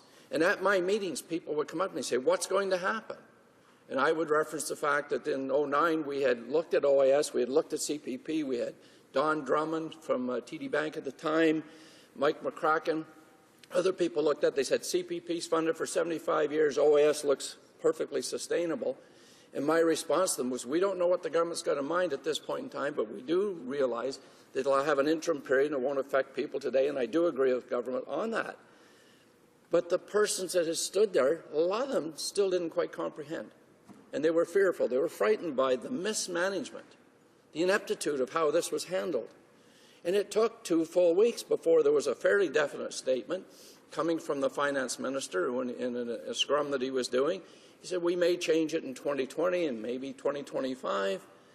So then the shift that you could see happening in the meetings where the people were 45, 55, and they're saying, okay, and then the ones that were within the window were saying, oh, gee, is it going to affect me? So very concerned, though, going back to seniors, is why this government allowed for that 2-week window of fear for seniors, which was totally unnecessary. If you had a plan, we would have thought we would have heard it in the election, but we didn't. If the Prime Minister had a plan in Davos, he should have said so, should have been definite, then we would have known, seniors would have known, and we wouldn't have had that problem. Because when I held those 7 meetings, the first words out of my mouth was to seniors, you don't have to worry about OAS for you, you're safe. And you could literally, 60–70% of the room would be seniors already on pension, and that sense of relief. But it took so long to do that. You know, the report I referenced before, the Parliamentary Committee on Palliative and Compassionate Care, had a number of other recommendations or highlights in their report. It said any senior can become a victim of elder abuse regardless of gender, race, income, or education. And we've learned that about abuse over time, whether it's child abuse, whether it's abuse, spousal abuse. It oftentimes has to do with their status of income, their status of sense of well-being because of the breadwinner, the so-called breadwinner might have a risk of layoff or not, but there's a variety of things that come in. Well, my generation was called the sandwich generation. We're still having our kids that left home. My kids are in their 40s. Well, sometimes kids leave home and they come back and you got to take them back in. We're pleased to be able to help them, but then all of a sudden on the other side, you got your mother or your father or your spouse's mother or father, and you're squeezed. That kind of pressure that's added to any family, whether it's budgetary or whether it's just plain emotional. You know, you're dealing with a level of fear, like the seniors have their issues of their own. They are fearful of life out in the community because as you age and you become more fragile, fear develops. Or the young person has had to move back in because of economic circumstances. And then you have your own life that you're trying to deal with. And when you put all that together, sadly, in some instances, there's a response that leads to elder abuse. Now, on the part of the seniors, as I've come to learn over the years, are a very proud group of people. They've worked very hard for their country. They've done everything right. They've gotten to this place in their life. And if somebody is abusing them, they feel shame. Victims often do. That's why victims oftentimes won't report somebody. They feel shame that perhaps their son or daughter has done something to them that no son or daughter should ever even consider doing. So that stops the victims from responding. And again, I referenced earlier the suggestion from the NDP of having a hotline to deal with such things. But you know, there's another word that doesn't get used too often. It's the love of that abuser. That is their child, or that is someone that's close to them. And I've referenced earlier, too, the kind of impairment that some seniors have that interfere. But the other area that we need to look at, and I referenced this too with the situation of my mother, is how the so-called caregivers, who through the various cutbacks, mainly at provincial levels, to be fair to this government, the cutbacks in the services they're allowed to provide, where a person used to get many hours of care available to a senior, perhaps living on their own. I know that one senior in the Hamilton area, a friend of ours, had 1 bath a week from a caregiver. I think the maximum was 2. But those caregivers are dashing from home to home. It's not like they're just suddenly, they do this and then they suddenly just can do the one job and then go relax. They're stressed. And sadly, the response that they give to that stress is a negative response to that elder person. So I see that, Madam Speaker, you've asked me to wrap up, and I will. I guess I get on this. I've got about 10 more pages I could go, but thank you very much. Questions and comments? The Honourable Minister for Foreign Affairs. Mr. Speaker, I listened with great interest to my colleague from Hamilton's speech. I know he cares passionately about these issues. I think my constituency has one of the largest numbers of seniors in the country, people over the age of 65. In fact, we have about 9% or 10% more women in my constituency than men. And what that is primarily is by and large, widows, seniors, women seniors above the age of 65, huge numbers even above the age of 85. And income support is a huge challenge. And for this generation, it's a particular challenge because many years ago did not work outside of the home. So as I said, they lack CPP or any private pension. and often were widowed with very little additional support. It is a challenge for governments at all levels to respond to these needs. We put an increase, and I fought quite hard for this in last year's budget, to the guaranteed income supplement. Many I know would have preferred more, but I think there was an acknowledgement that it's pretty tough economically for these by and large women. We also have taken substantial measures on health care, which is when I go door knocking in many seniors' residences, it is the #1 concern for people when it comes to the services they get from the government. Quality health care. That's why we've sought to balance the budget, to take some difficult decisions, but at the same time to honour our commitment to increase by 6% or transfer the province. And I know the member opposite remembers at a time when it was different, when it was cutbacks and not increases. The honourable member for Hamilton East Stony Creek. Well, thank you, Madam Speaker. And I know the riding that this member represents, not to the degree that he would, but it's in the National Capital Region, as I understand, and a lot of the folks that are in the National Capital Region who have been here for a number of years and had family, spouses or themselves work in the public sector have had the benefits of good public service pensions that help them. And I would suggest that, yes, it has some of the problems that they would have in other ridings, but I think to a lesser degree, and I'll use my own community of Hamilton, where we have a over 20% poverty rate, and much of that is seniors. And again, I commend him if he pressured his government friends over there on the increase to the GIS. I just wish it had been a little more effective and got more, because, again, it's a matter of choices. The government and the budget that they brought in, that $50 a month increase, had a choice. They had corporate tax rates that they were changing at the time in the tunes of billions of dollars. And they made the choice instead to proceed with those tax breaks that went to corporations that were profitable. They weren't even helping the ones in trouble, but the ones that are profitable. Our estimates of the cost to give the $200 a month to those 300,000 people was approximately $700 million. So, axe a corporate tax break at that time, and you could have done so. I'm not using this as a measurement of someone's commitment to his community or to the elders in his community. I'm pleased to hear that he's taking that attention to him, but those choices have to be made in a different fashion. And so the honourable member for Winnipeg North.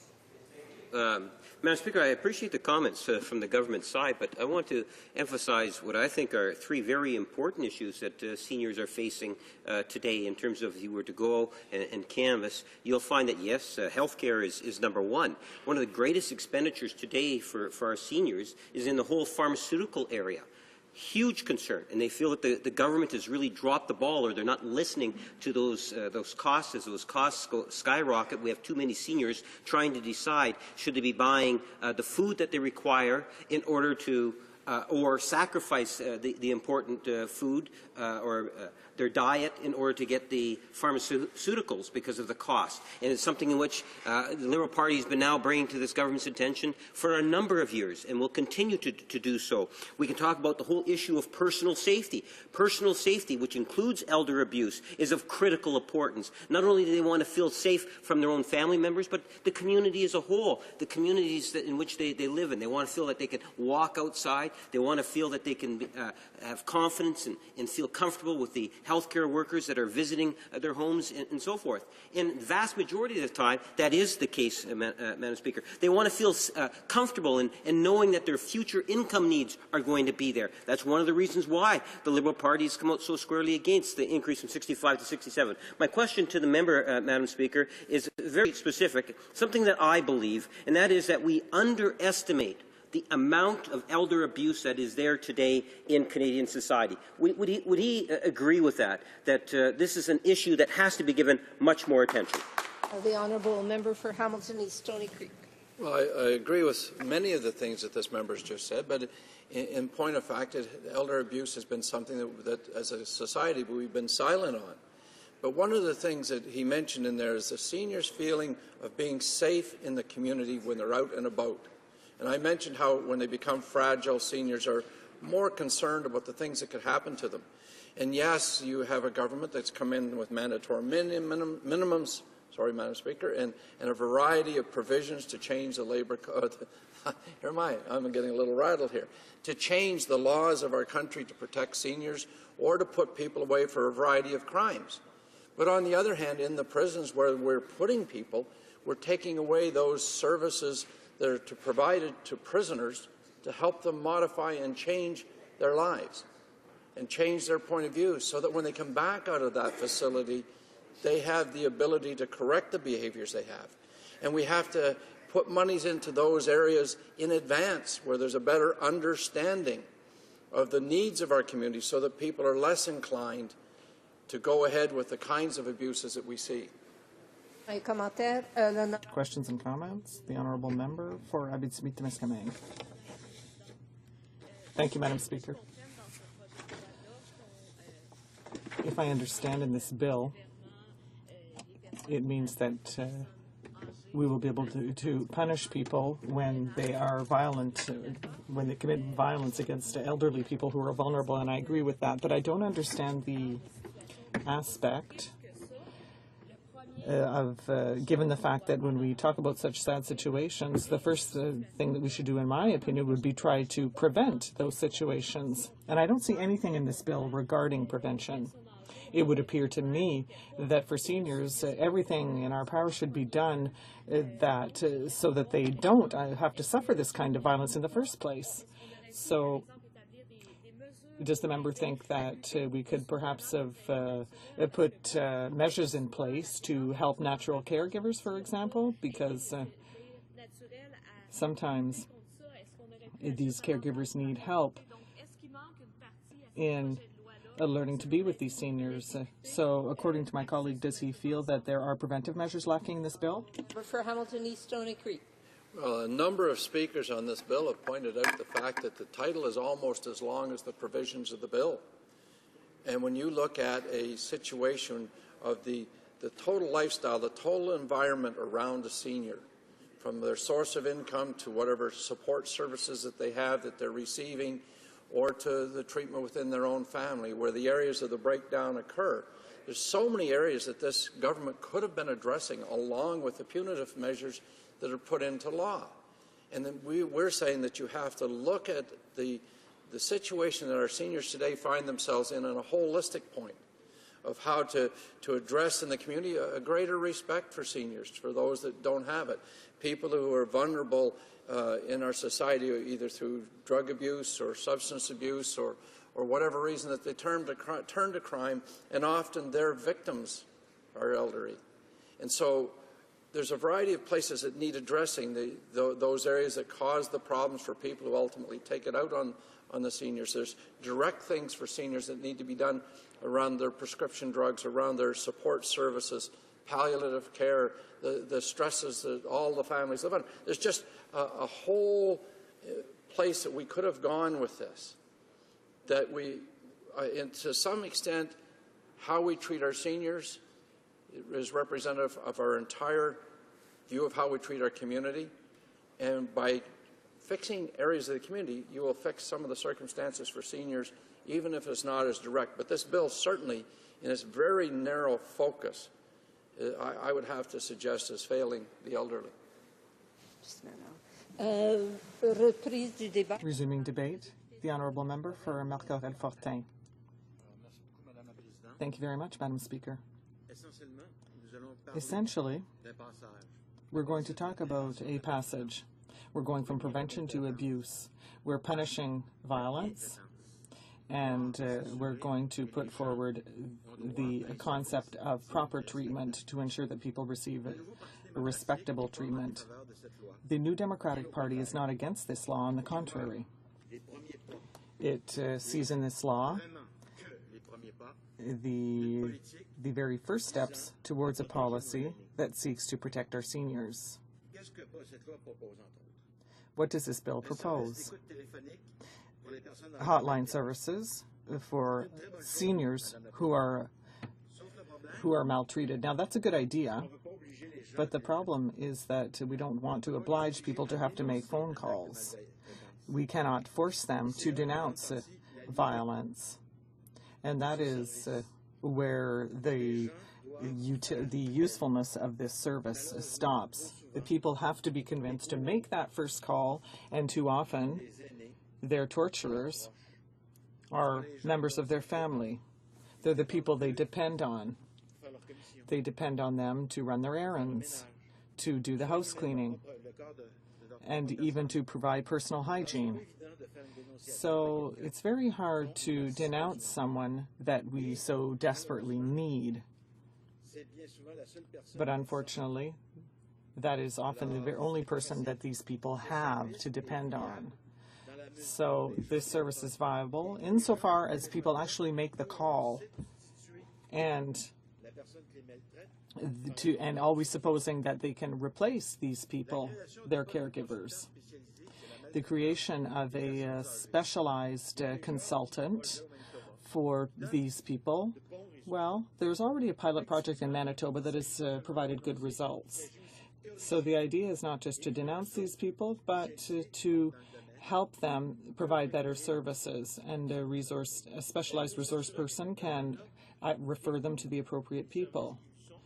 They can ensure that they know which services are offered in their community, because often there are volunteer services that will provide services free of charge, but the first steps need to be taken for that to occur. So these consultant services will be very important, and that's a good thing. Amending the criminal code, well, to commit violence against a senior, well, to make it an aggravating factor, well, yes, that punishes people for committing a criminal action.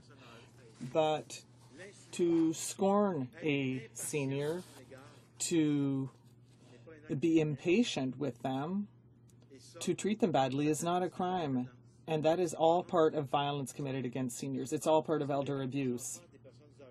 Considering seniors as children and considering them as intellectual nothings, depriving them of their right to free choice with regard to their financial choices. All of this means that we're taking their choices away from them, but that's not a crime. But for the person who is insulted every day, who is scorned, who is shown contempt, that is violence, and unfortunately the criminal code won't change anything in that regard. It cannot correct people's lack of knowing how to live properly. It can't correct people's lack of decency. So this is a first step, a very small first step.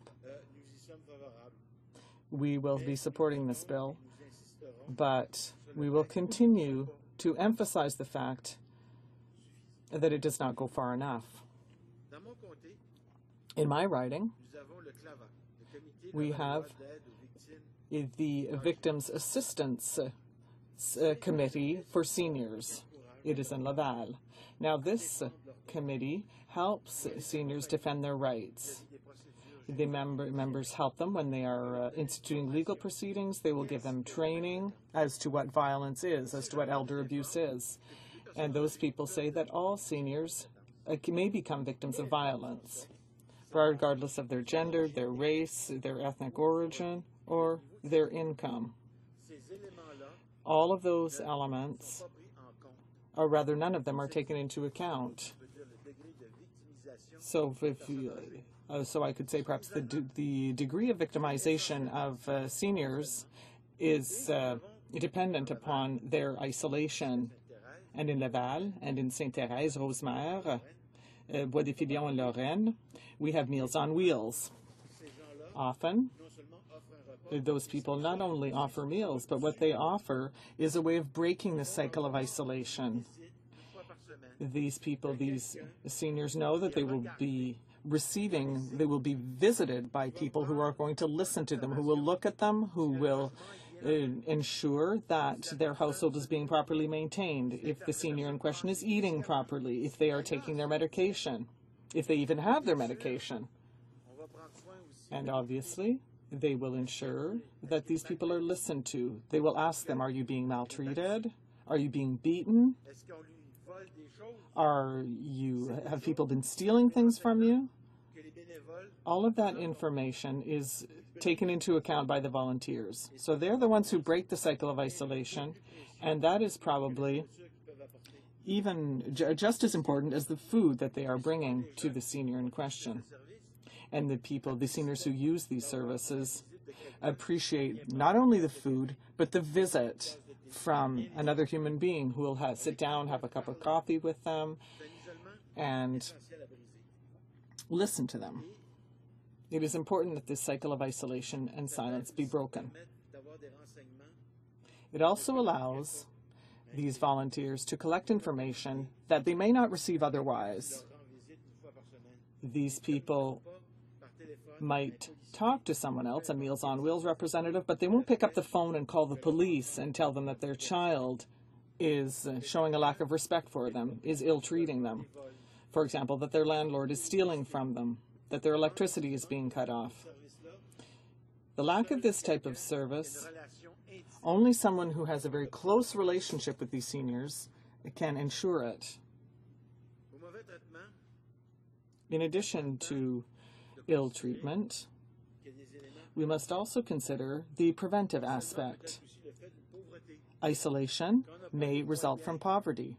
When people don't have the resources to go out with their friends to a restaurant, for example, for one meal a week. That's what isolation is. It's economic isolation. That's what we call social exclusion due to a lack of sufficient income. There's also the question of housing. When seniors live on the third floor and they have arthritis, obviously going up and down the stairs is something that is to be avoided as much as possible. Housing also can also lead to a certain form of isolation. If housing is not adapted to your physical health, to your physical condition, then you will suffer from isolation. Drug insurance. That is a major factor in contributing to poverty.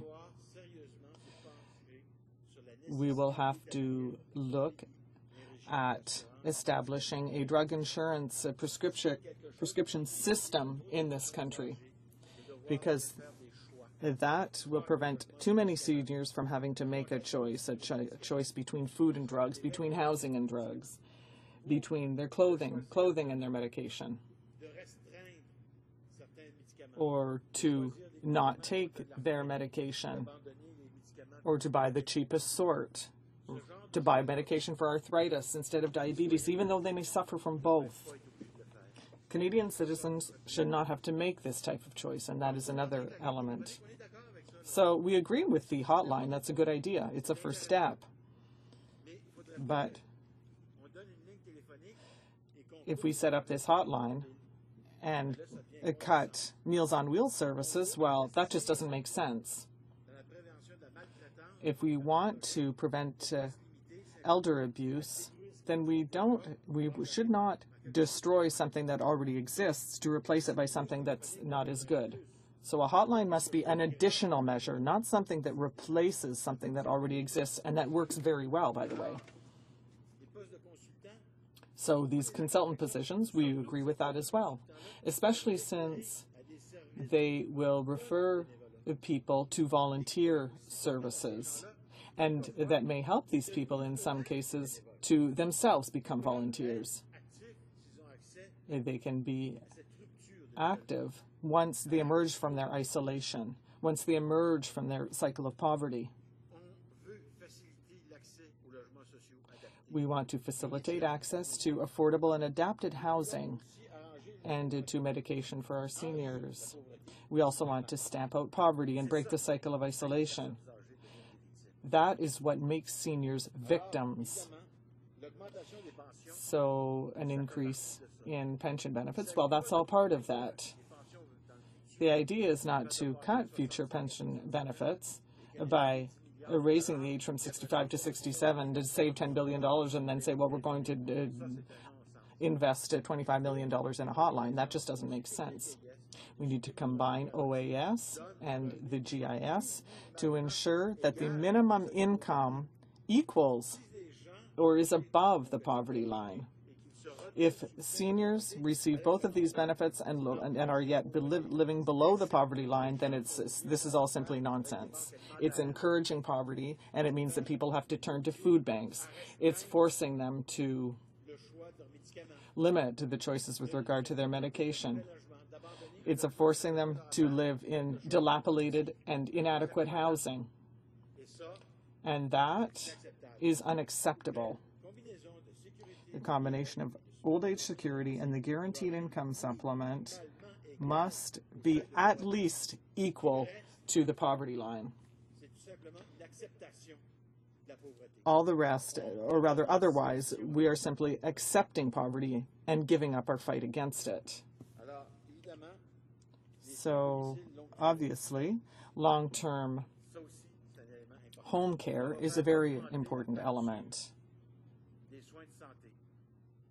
Sure, it will add to the health care bill, but our population is aging, and the more it ages, the more it will need this kind of service. And we're not going to, and it's not by saying we're going to cut health transfers to 2.5% that is going to solve this problem. We will have to realize that if people need health care services, well then, they need to be given them. We cannot stop, we cannot we must not start by, or tackle the problem by cheese pairing.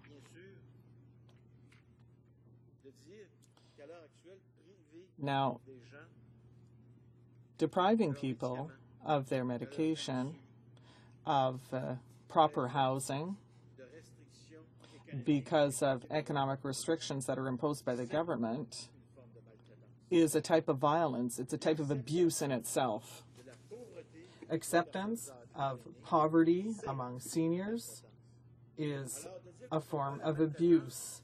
So to say that they're trying to fight elder abuse by setting up a hotline, but on the other hand, taking $200 million away from affordable housing for seniors, cutting the health insurance plan, and in addition, raising the retirement age from 65 to 67, and reducing access to OAS benefits, well, if that's not abuse, well, I don't know what is. So, obviously, we will have to meet this economic challenge head on. We will have to give the services and ensure that we have the means to pay for them.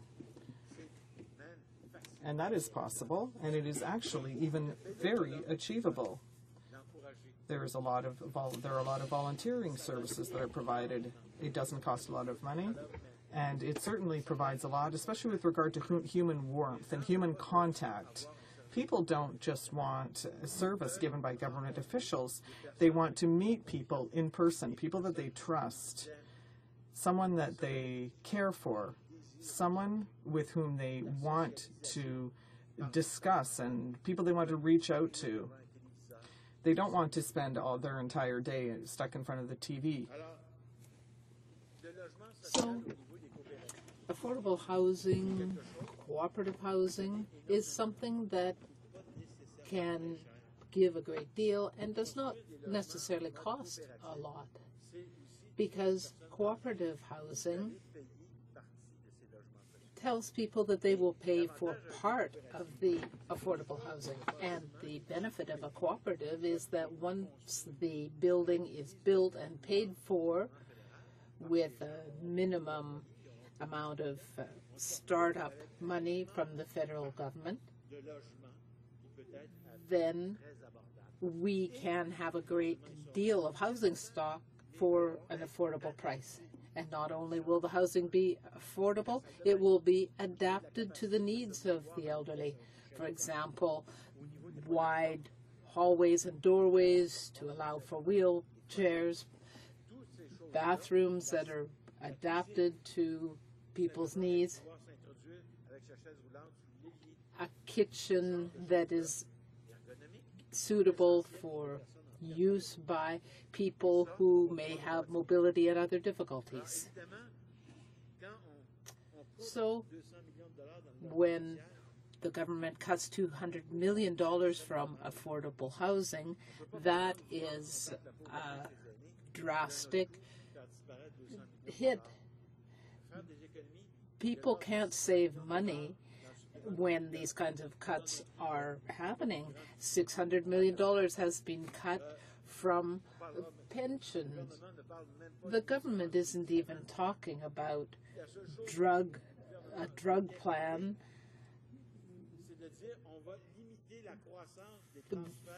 We hear the government saying that it is going to limit increases for health transfers, but that is giving two different messages at the same time. They say that they are going to limit the increases, but they are going to pull back on other services and funding that would prevent costs from going up for seniors. So there's a lack of consistency on the part of the government.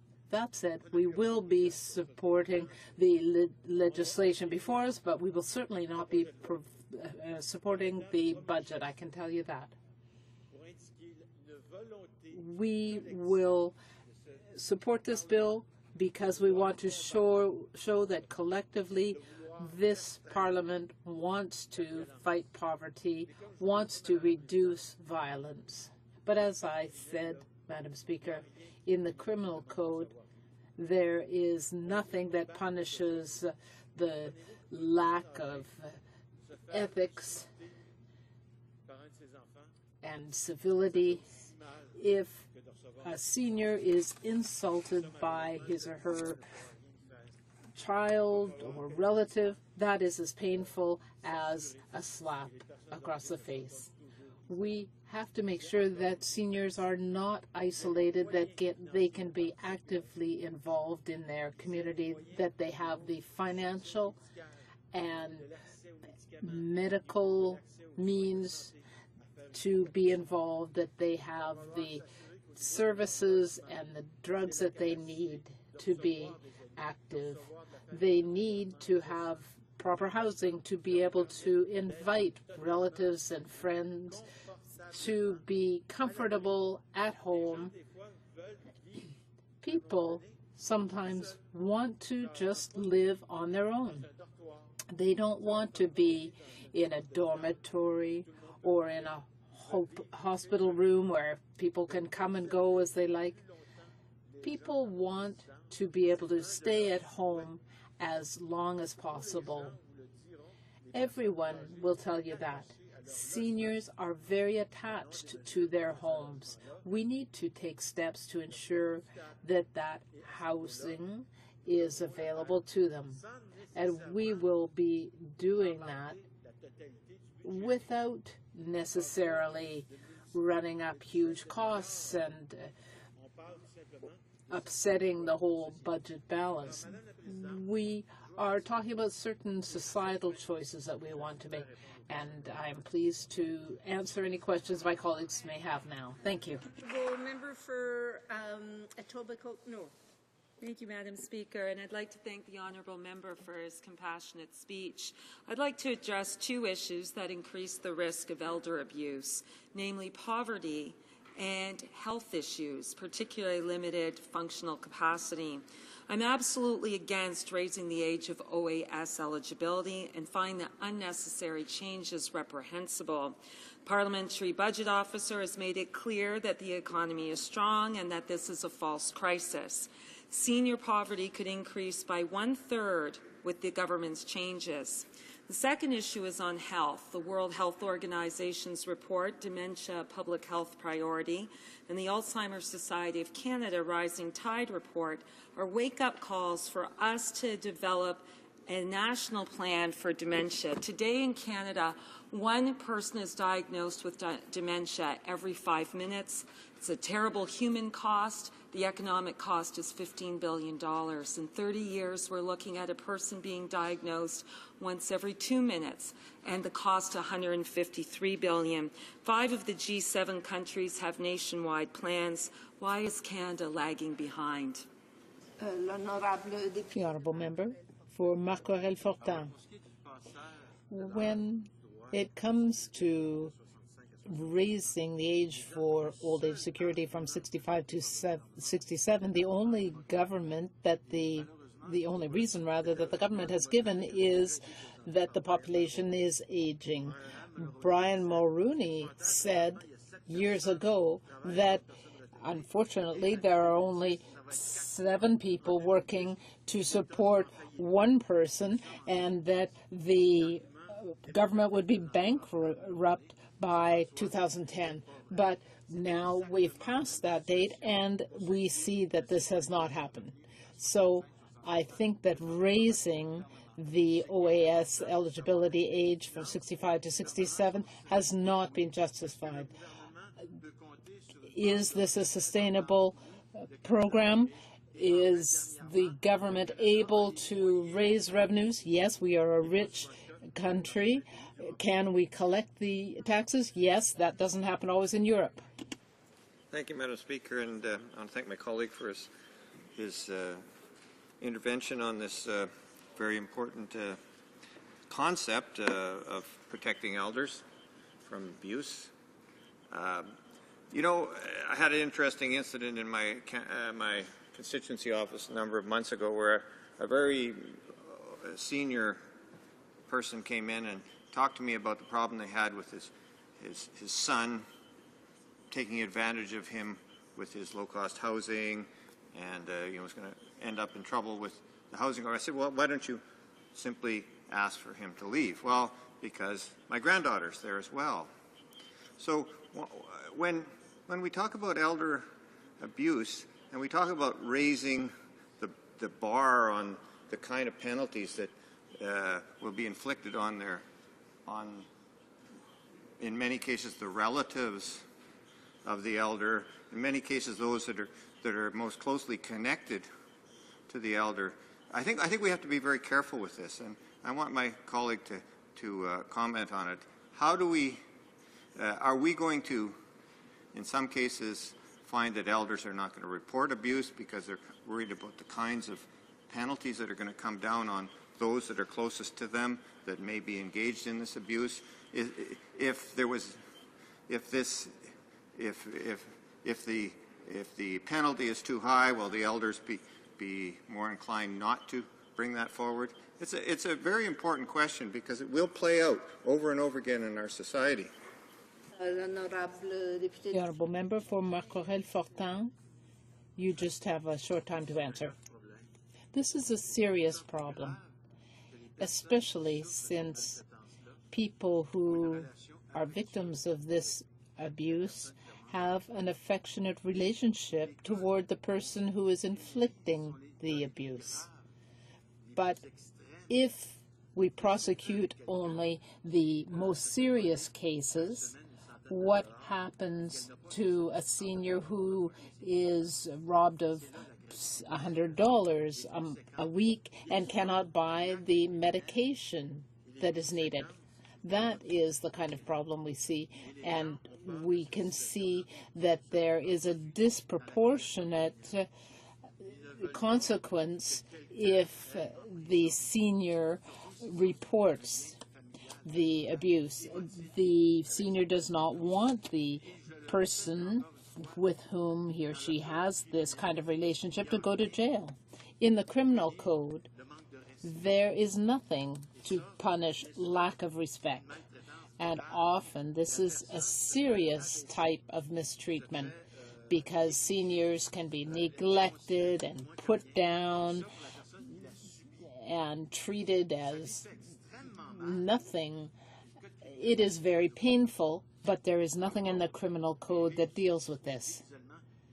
But if we can break through the isolation, then we can help seniors get the support they need so that they can be listened to, they can be loved. Unfortunately, the criminal code can't do anything about love.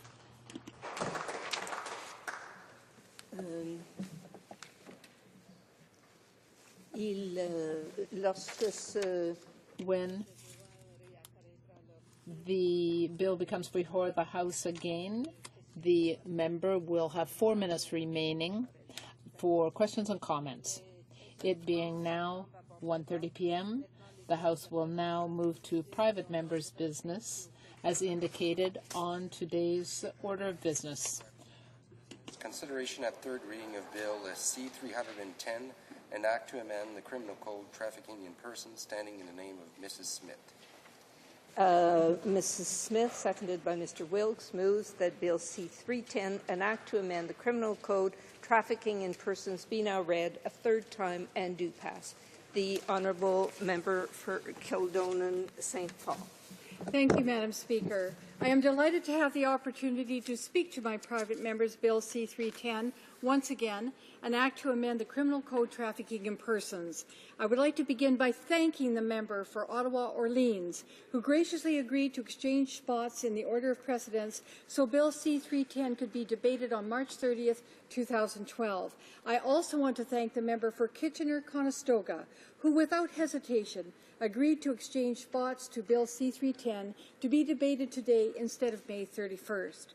The selfless actions of these members have allowed Bill C-310 to proceed forward sooner and place important legal tools into the hands of prosecutors and law enforcement. I also want to thank the honourable members on the Standing Committee of Justice and Human Rights for their work on this bill at committee stage. Bill C-310 will amend the Criminal Code to add the current trafficking in persons offences 27901 and 27901 to the list of offences which, if committed outside of Canada by a Canadian or permanent resident, can be prosecuted in Canada.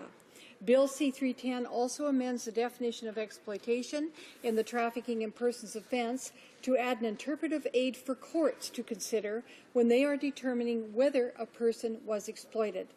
The first clause of Bill C-310 was amended at Justice Committee to include the two other human trafficking specific offences: the material benefit offence in Section 27902 that prohibits the receipt of a financial or other material benefit from the commission of a human trafficking offence, and the offence of withholding or destroying documents such as travel or identity documents to facilitate human trafficking in Section 27903.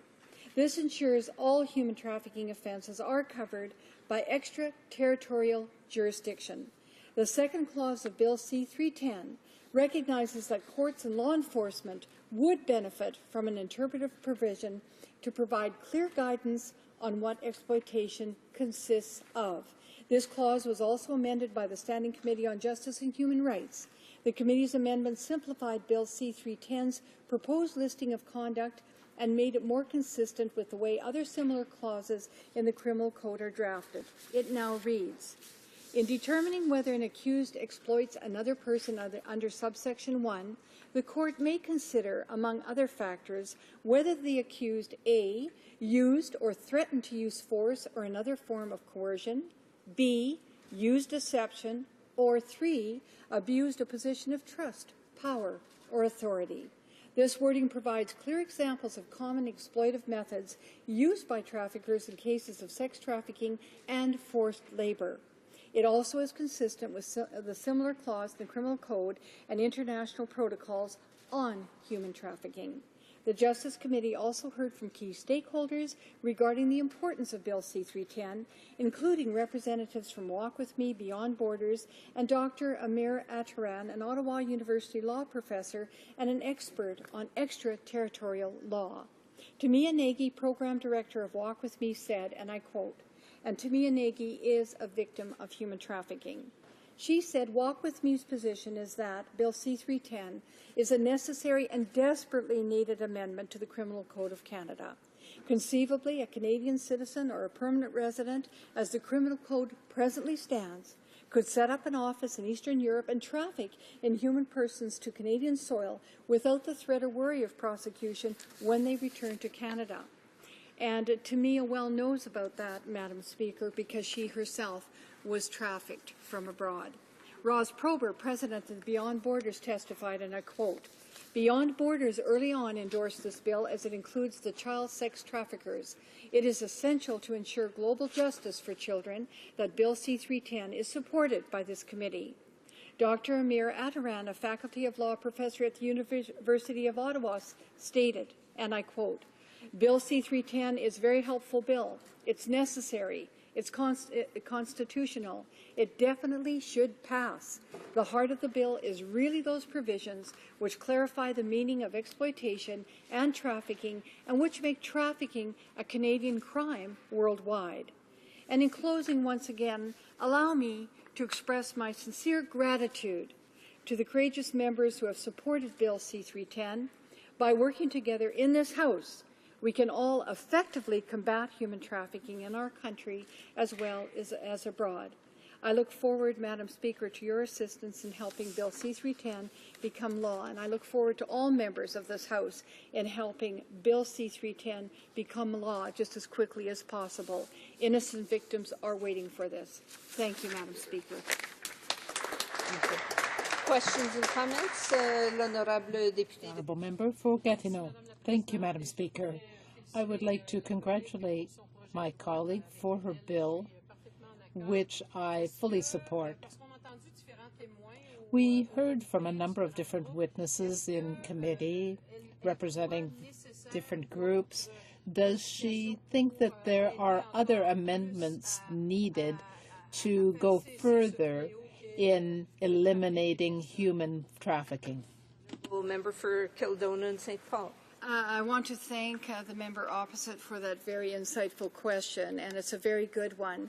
For this particular bill, I think it's very necessary right now to have the amendments that were considered at committee. They were very thoughtfully considered. They were brought forward in a very helpful manner. And I don't think there's any new amendments that need to be done right now. I think it's very important to get this bill through at this time because we have Canadians. We know where they live. We know what they've done. And we know that they're traveling abroad and they've got brothels set up. They're exploiting children. And it's very necessary to have this bill through so Canada has the tools where it can reach out and protect these victims and make Canada what it is. Canadians and permanent residents should not be traveling to other countries to exploit their children. Thank you. And the honourable member for Winnipeg North. Yes, thank you, Madam Speaker, and to the member. I appreciate Bill C-310. In fact, we in the Liberal Party have seen this bill and would have been quite happy to have seen it gone through the process the other day in recognition in terms of the type of exploitation that is taking place. And we do believe that the bill will make a difference. And so without further comment in terms of a question, the member can feel, if she would like to comment on what I've just said, feel free to. Otherwise, just to express that we are quite prepared to see this bill passed today. The honourable member for Kildonan St. Paul. I very much appreciate the member from Winnipeg Centre with his comments. I have to say that Winnipeg North, correction, I think that it's very important to note that this member and his party have always been very, very supportive of this bill. It's a very important bill, and I must say the former leader of the official opposition, Jack Layton, I have such fond memories of the conversations I had with him because he fully supported my previous bill.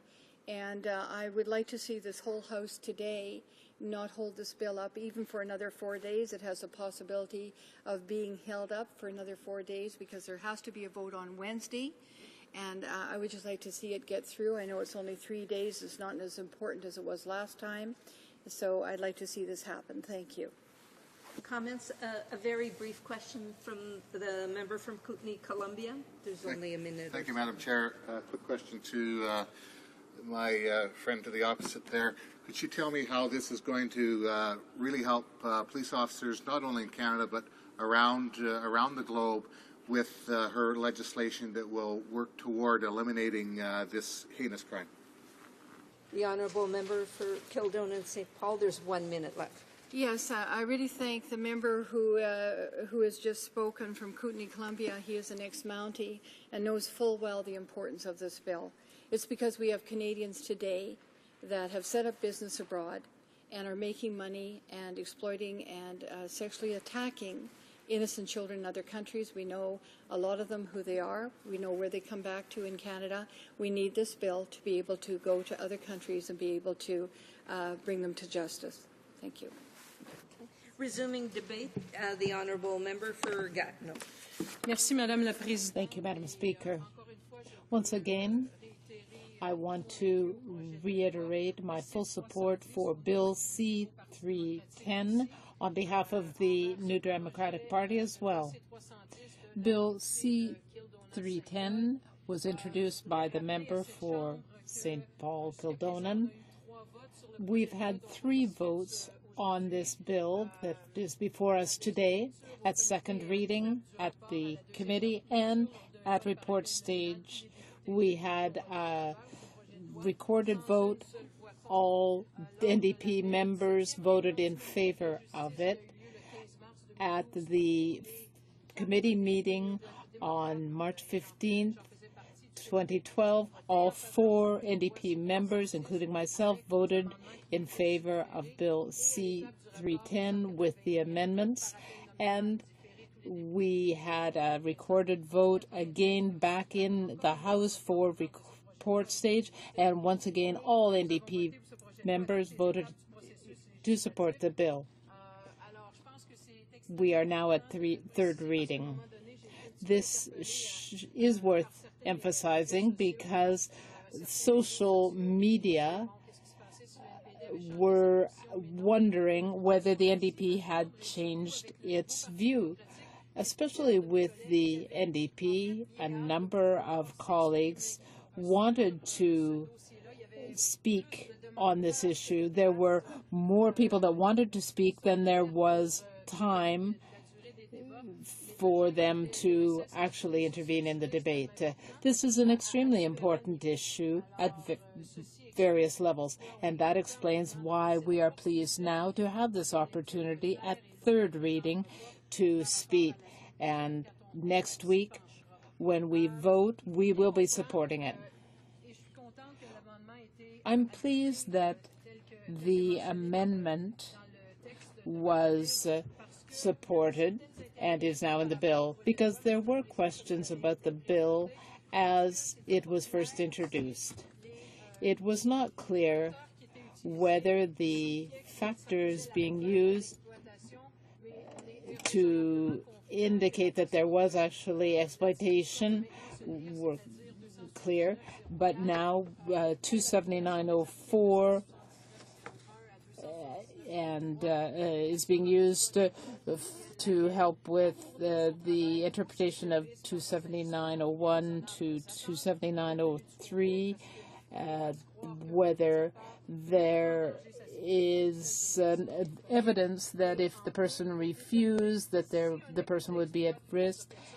And also we had the aspect of whether the court could take into account the various facts, and this is not the only criterion, so it was broadened. So what that means, then, that the following criteria become proof. And that's the bit that was missing, in fact, in the bill. So whether the accused threatened or used force or constraint, had recourse to misleading, using misleading information, etc. Now, we can't confuse trafficking with the other aspects that we've seen regarding refugees and the smuggling of people. What we're talking here about is something that is very different. Now, I've got some news for you. In fact, a wake up, because it's now 2012 and this continues to exist. And that is perhaps why this bill that is being introduced by the Honourable Member for Kildonan St. Paul, and it's why it's so important, because this isn't something that's not concrete. It's not something that we're just introducing for the fun of introducing something. No, it deals with very specific problems. And over the years, what we've seen is that while there hasn't been much prosecution here, it's not because it wasn't a problem, it's because we didn't have the tools to take the action necessary in the circumstances. So that too is why it's even more important to adopt this bill. Now, we heard from people who appeared before the committee, and it was heartbreaking to listen to their testimony. Exploitation wasn't just physical.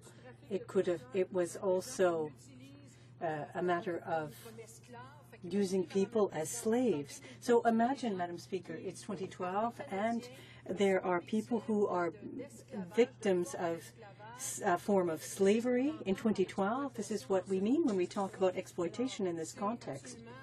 So it's unacceptable for someone like me who lives in Gatineau, just across the river from here. It seems incredible that we could even face this kind of a situation today. But with my colleague's bill, we will be able to deal with this. I think the bill in and of itself is complete. However, I did have a question earlier, because there are other aspects that do, in fact, need to be considered, other perhaps bills that could look at other levels of the situation so that they don't occur. Now, we heard from the Victim Support Center, Walk With Me Canada. They appeared before the committee to talk about the bill and to speak in favor of it. They gave us some examples, and they told us how this bill would be helpful, and it was striking. Now, I'm happy that my colleague talked about our former leader, Jack Layton, the Honorable Jack Layton, who always the biggest feminist I'd ever met in my life, because what was so important were the notions of equality, not whether someone was a man or a woman. If he ever saw inequality, he became very angry. He said, we need to change something. So I know that he too supported this bill. Sometimes we're not proud of comments that are made by various people, even in this chamber, things that are said and done, but this is something we're going to be very proud to stand up and vote in favor of, along with the members opposite. And that will be next week. Now, this is also, or there's also something I need to mention. Perhaps it took a little bit longer, but I'm familiar with justice. I know that 3 or 5 days won't make a huge difference with respect to measures taken, and so I don't think that with that extra 3 or 5 days we were jeopardizing anyone's lives. But it was a question of principle. It was very important for all members in our party, in the NDP, to have an opportunity to take a stand and either to debate the issue, to show their support, because that's part of our work, but also to be counted specifically. We didn't want it to be simply adopted that way. We wanted to be able to have the time to go back to our ridings, to meet with people working on the frontline issues, to tell them that we're doing the job for them, to explain to them what we're doing, and to gain an even better understanding of this bill. Now, 10 minutes is really short, Madam Speaker. I'm sure that I've only got a minute or two left, so I won't go on. But when we talk about trafficking in persons, what we're talking about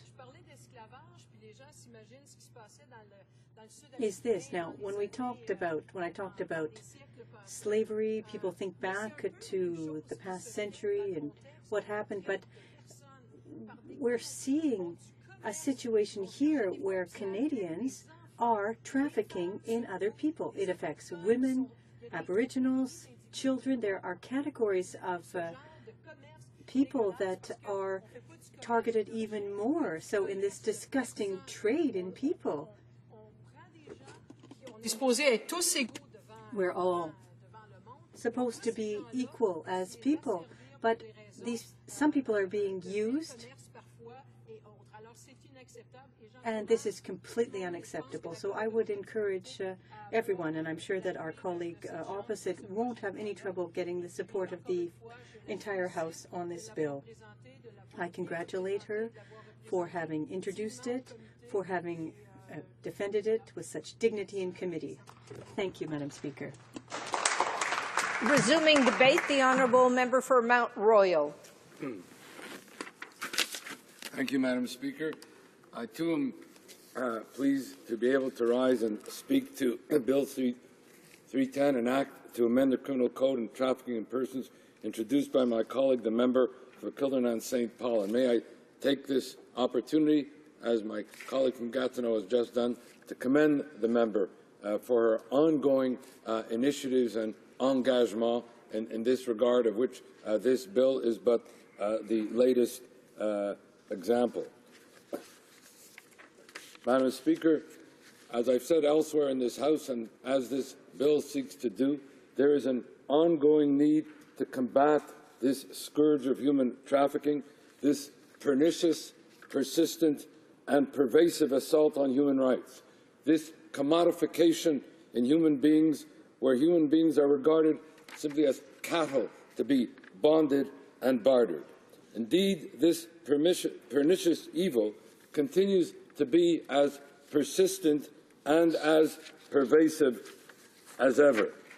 If we look at the situation, Madam Speaker, we will see that just this week, Yuri Fedotov, the head of the United Nations Office on Drugs and Crime, estimated that as many as 2.4 million people are victims of trafficking worldwide at any given moment in time.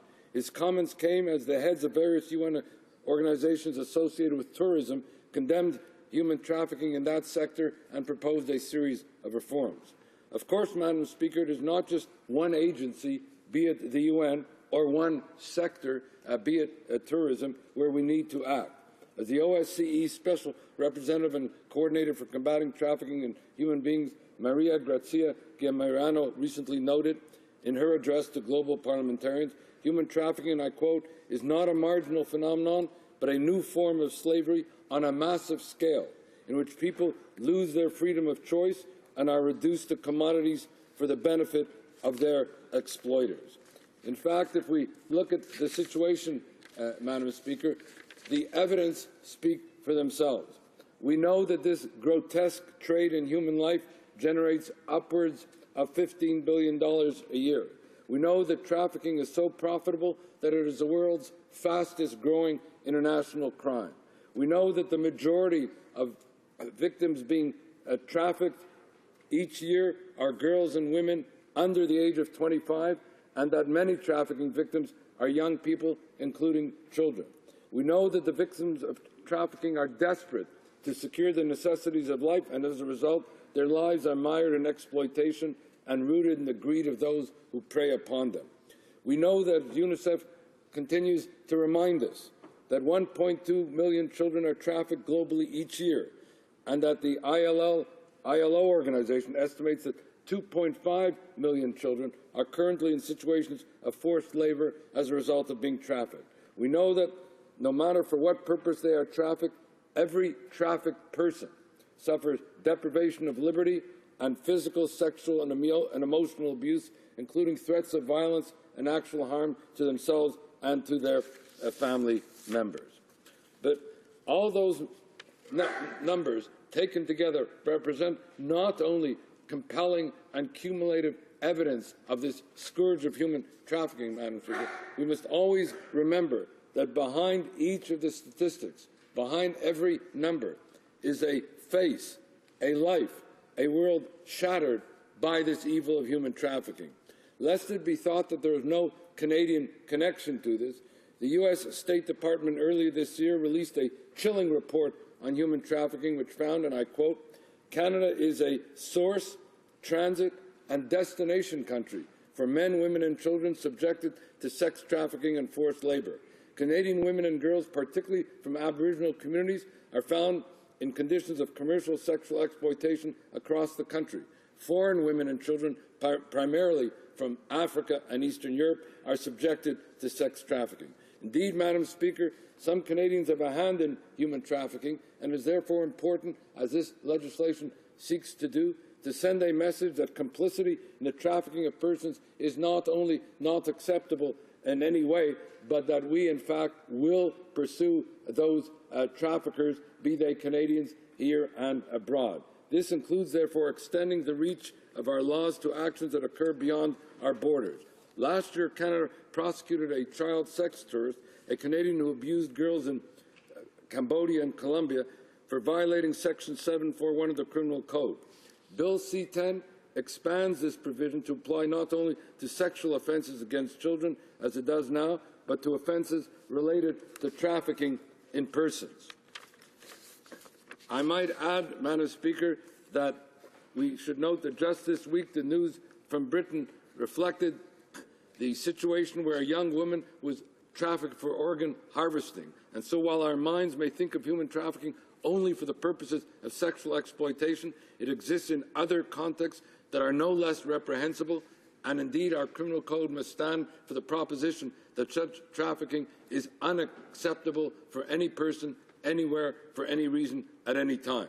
With specific regard to Bill C-10, I'd like to cite World Vision's characterization of it, and I quote, "This bill is a significant and necessary step in responding to human trafficking and part of a vital, broader strategy to tackle trafficking at home and overseas from the key internationally recognized intervention perspectives and angles: prevention, protection, prosecution, and partnerships, which I earlier referred to, Madam Speaker, in initially introducing legislation as the 4 Ps for combating trafficking.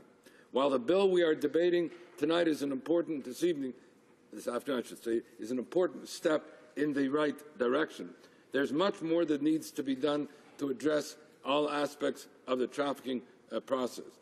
In this regard, I'd like to note 2 items among a number of them that the U.S. report of this year found with respect to Canada.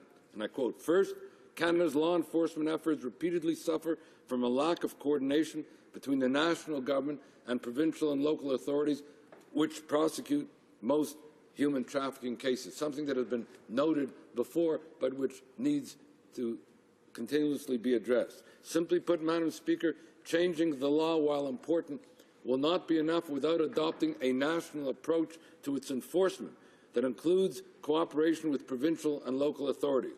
I know that the sponsor of this bill has a number of proposals in mind for how we can combat trafficking beyond the legislation here with us this afternoon, has spoken to these other recommendations and needs before, and I, as other members of this House, look forward to working with her on the next steps involved, particularly with respect to the coordination between actors in both the federal, provincial, and local levels. Referring again to the U.S. report, it was also found that in Canada, and I quote, "There are no nationwide protocols for other government officials to proactively identify trafficking victims among vulnerable populations, such as women in prostitution or migrant workers. Victim support services in Canada are generously administered at the provincial level. There were no dedicated facilities or specialized programs for trafficking victims," reminding us yet again of the importance of the protection function, of the protection of victims, at the same time as we seek to prosecute the perpetrators and always foremost the prevention of trafficking to begin with. Indeed, Madam Speaker, we must make sure that we are not only looking at human trafficking with a view towards the punishment and prosecution of those involved, but with an ongoing appreciation of the victimization of those who have been and continue to be victimized in the process. We must assure that programs for their protection are fully funded, that they provide services in a variety of languages, and they assist toward rehabilitation and reintegration into society of those who have been the victims of trafficking. In a word, Madam Speaker, trafficking constitutes an assault on our common humanity. Accordingly, it must be seen first and foremost as a human rights problem, but with an ongoing human rights face reflected in all of the individual victims, and being the very antithesis of what the Universal Declaration of Human Rights is all about. As Professor Harold Coe then put it while Dean of Yale Law School, and I quote, "By their acts, traffickers deny that all persons are born free and equal in dignity and rights. They deny their victims freedom of movement, freedom of association, and the most basic freedom, to have a childhood. And so, Madam Speaker, I'm delighted to stand in this place and to support this legislation. Thank you. Resuming debate, the honourable member for Churchill. Thank you, Madam Speaker. I rise in the House today to echo the message of my colleagues in the NDP that we support this piece of legislation, Bill C-310, an act to amend the Criminal Code referring to trafficking in persons. I would like to note the work of the MP for Kildone and St. Paul, a fellow Manitoban, on this particular file. This chamber has heard of the importance of addressing the gaps in the Criminal Code relating to human trafficking. We in the NDP welcome legislation that assists in strengthening the law and puts an end to human trafficking. As the Status of Women critic for the NDP, I note the particular victimization that women face when it comes to human trafficking. A majority of people trafficked are women and girls. Strengthening legislation to prosecute traffickers and prevent others from doing so is critical. Legislation, however, is not enough. When hearing from advocates about what can be done to prevent human trafficking, a recurring message is that of changing the social circumstances that leave people vulnerable to trafficking. Here at home and abroad, we must work with other countries to reduce poverty, underdevelopment, and the lack of equal opportunity that make people, particularly women, vulnerable to trafficking. Because human trafficking is a hidden operation, reliable statistics are difficult to find, obviously. In 2004, the RCMP estimated that 800 people were trafficked into Canada each year. 600 were destined for the sex trade. They also estimated that 1,500 to 2,200 people are trafficked from Canada into the U.S. annually. According to Canadian non-governmental organizations, the number of foreign women brought into Canada and into the sex trade here each year becomes much higher. As we know, there are also many Canadian women who are trafficked within Canada's borders. Canada's Aboriginal female population is prostituted and trafficked in disproportionate levels.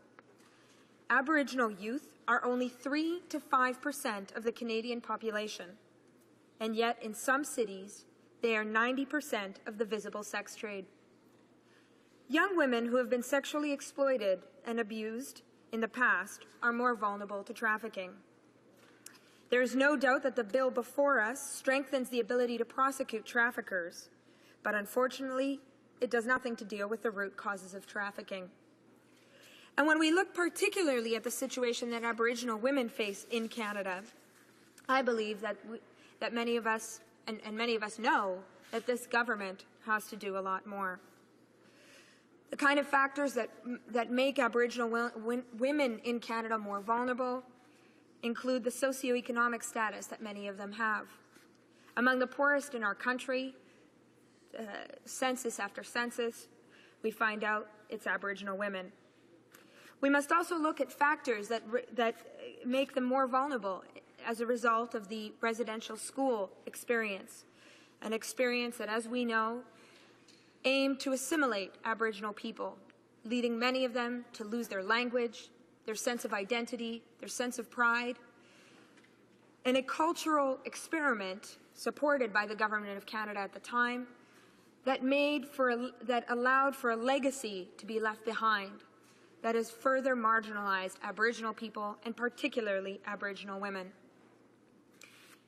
That's an area where we need to see the government step up in terms of its commitment to cultural revitalization, its support for the learning of Aboriginal languages, its promotion of how important the retention of language and culture is amongst Aboriginal communities.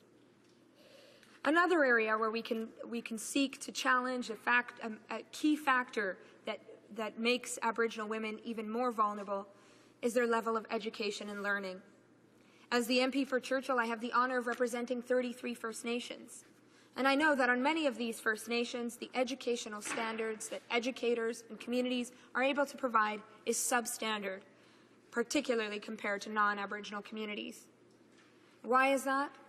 It is because the federal government of Canada, previous Liberal governments, but also continued by this Conservative government, has ensured that federal funding of Aboriginal education is lesser than that of non-Aboriginal education systems. therefore ensuring that young people growing up in Aboriginal communities are less able to access a quality education. I believe and I believe, and our party has noted, that this is a crying shame in a country as wealthy as Canada. Moving on, in terms of education, we know that the application of the 2% cap on funding for Aboriginal students ensures that young Aboriginal people who know that achieving a post-secondary education is key to moving ahead in life are unable to do so. The circumstances of poverty and hopelessness that exist in their communities hold them back from being able to access an important opportunity that so many Canadians know is the key to moving ahead in the future. The removal of the 2% cap and ensuring that young Aboriginal people can have access to post-secondary education is another step that the federal government can take in order to make sure that Aboriginal young people, and particularly young Aboriginal women, are made less vulnerable. Community capacity building is also another area where there needs to be federal support in order to support young Aboriginal people and young Aboriginal women. We need to make sure that there's key programming and key services offered in Aboriginal communities wherever they might be.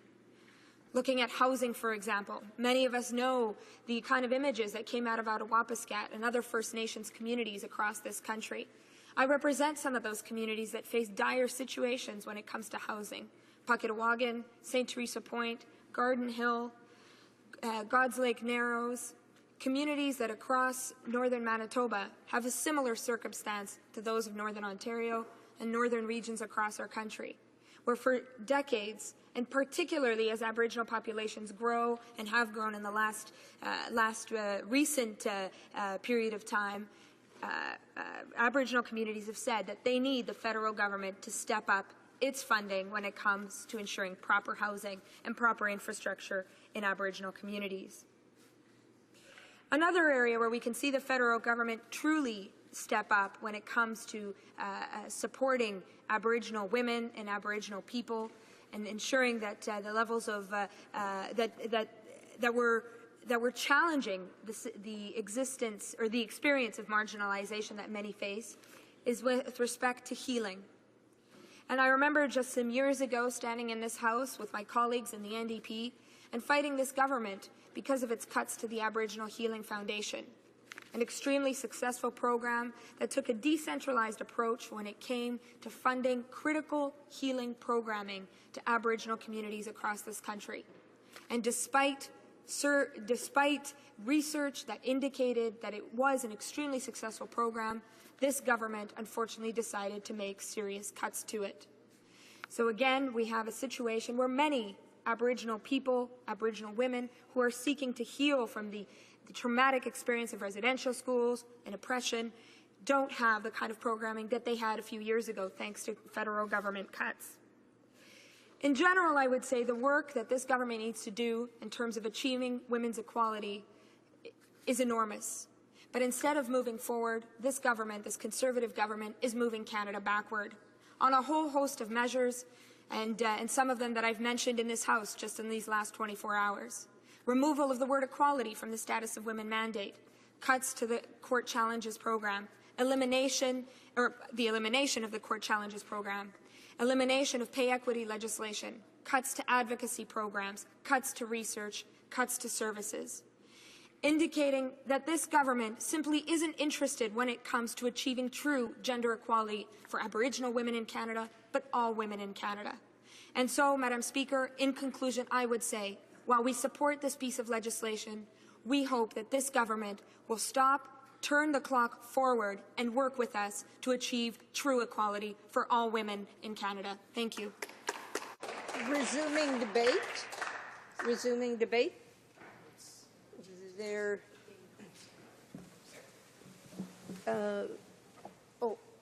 Resuming debate. The honourable member for Rivière-des-Mille. Merci, Madame la Présidente. Il me fait plaisir de prendre la parole aujourd'hui concernant le projet de loi C-310 visant à lutter contre la traite des personnes au Canada et à l'étranger. Bien sûr, nous appuyons le projet de loi qui contient des modifications au code criminel permettant de mieux combattre cette forme d'esclavage moderne. Et d'ailleurs, j'aimerais remercier la marraine de ce projet de loi pour s'être penchée sur ce problème qui semble-t-il être de plus en plus important, Je pense qu'il s'agit ici d'une situation où toutes les parties dans la Chambre peuvent vraiment travailler ensemble pour améliorer la situation et les droits de la femme. Quand on évoque ce Apparently there's no interpretation right now. Is it working? Is the interpretation working? Okay. Je m'excuse. I apologize. When we look at this scourge, we often think of sexual slavery, and yet there are other types of exploitation of human misery which are just as dramatic, even though are more insidious and even sometimes practically invisible. And my honourable member, my colleague from Montreal, raised the case of a woman who was trafficked for her organs. Apparently, there are 2.5 million of victims of human trafficking on a global scale. We estimate that the benefits for traffickers are some $10 billion US per year. So that gives you an idea of the scope of the situation. The figures for Europe compiled by the United Nations Office Against Drug and Crime are simply frightening. According to this report, human smuggling is the most lucrative illegal activity in Europe. The UN judges that criminal groups derive more than $2.5 billion in benefits by organizing forced labor and sexual exploitation of human beings. According to this report, 140,000 people are trapped in a cycle of brutal violence, abuse, and slavery in Europe. Some 84% of victims in Europe are victims of trafficking for sexual exploitation purposes. Most of the people exploited are young women who are largely raped, abused, drugged, imprisoned, put into debt, victims of blackmail, and who have their passport confiscated. Canada is an arrival and transit country for victims of smuggling. According to the Department of Justice, between 600 and 800 people are sold on Canadian territory every year, and between 1,500 and 2,200 individuals transit through Canadian territory before being exploited in the United States. A more surprising fact, and one that is little known, is that Canada is also affected by internal smuggling with the exploitation of the Aboriginal population, which it makes it a place for victims. Bill C-310 also adds the smuggling of the trafficking of persons to the list of violations under extraterritorial jurisdiction. Currently, when human smuggling goes on abroad and is engaged in by Canadians, these people cannot be prosecuted in Canada. Bill C-310 will remedy this situation by criminalizing human smuggling that is engaged in by citizen or permanent residents of Canada outside Canada. I would like to talk about the constitutional nature of the extraterritorial provision because it will undoubtedly come before the courts. 7.41 of the Criminal Code also contains an extraterritorial clause regarding sex tourism, and that this provision was challenged in a recent case before the BC Supreme Court. The question essentially was to determine whether it was constitutional to apply legislative provisions from Canada to acts committed abroad by Canadians. Justice Cullen decided that the provisions concerning pedophile tourism were constitutional and that the Parliament had the power to adopt extraterritorial provisions. The judge categorically rejected the argument of the defense, which said that the rights of the accused guaranteed by the Charter were violated because the crimes were committed outside of Canada.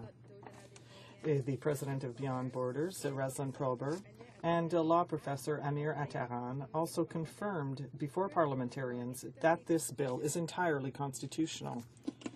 La seconde mesure du projet. The second measure of this bill seeks to add a provision that would specify the factors that courts can take into account to determine what constitutes exploitation. Representatives of law enforcement, attorneys, and human smuggling specialists, as well as NGOs, expressed their concerns concerning the vague nature of the current act.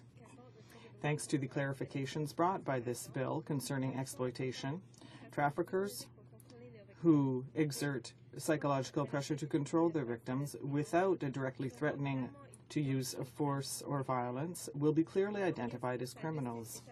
It would appear that this is a very common loophole. Under the current law, a trafficker can exercise major psychological pressure on an individual and yet not be found guilty because the victim's life was not endangered, which is completely absurd. Robert Hooper, the president of the board of Walk With Me, an organization that offers frontline services to human smuggling victims, showed this loophole to a committee by referring to a recent case involving a Hungarian network of human traffickers based in southwestern Ontario. Some of these victims were not openly threatened with violence or death, but they underwent much more subtle pressure. Their safety was never explicitly threatened, but they were kept in total isolation. They were deprived of their dignity, assistance, or any kind of hope, and this was the tactic used. The victims had no way of escaping except for going out into an unknown world where they did not speak the language, with no money and no protection. This subtle and systematic coercion was accompanied by the confiscation of all their official papers, including the immigration documents and the passports of these people who had just arrived in Canada.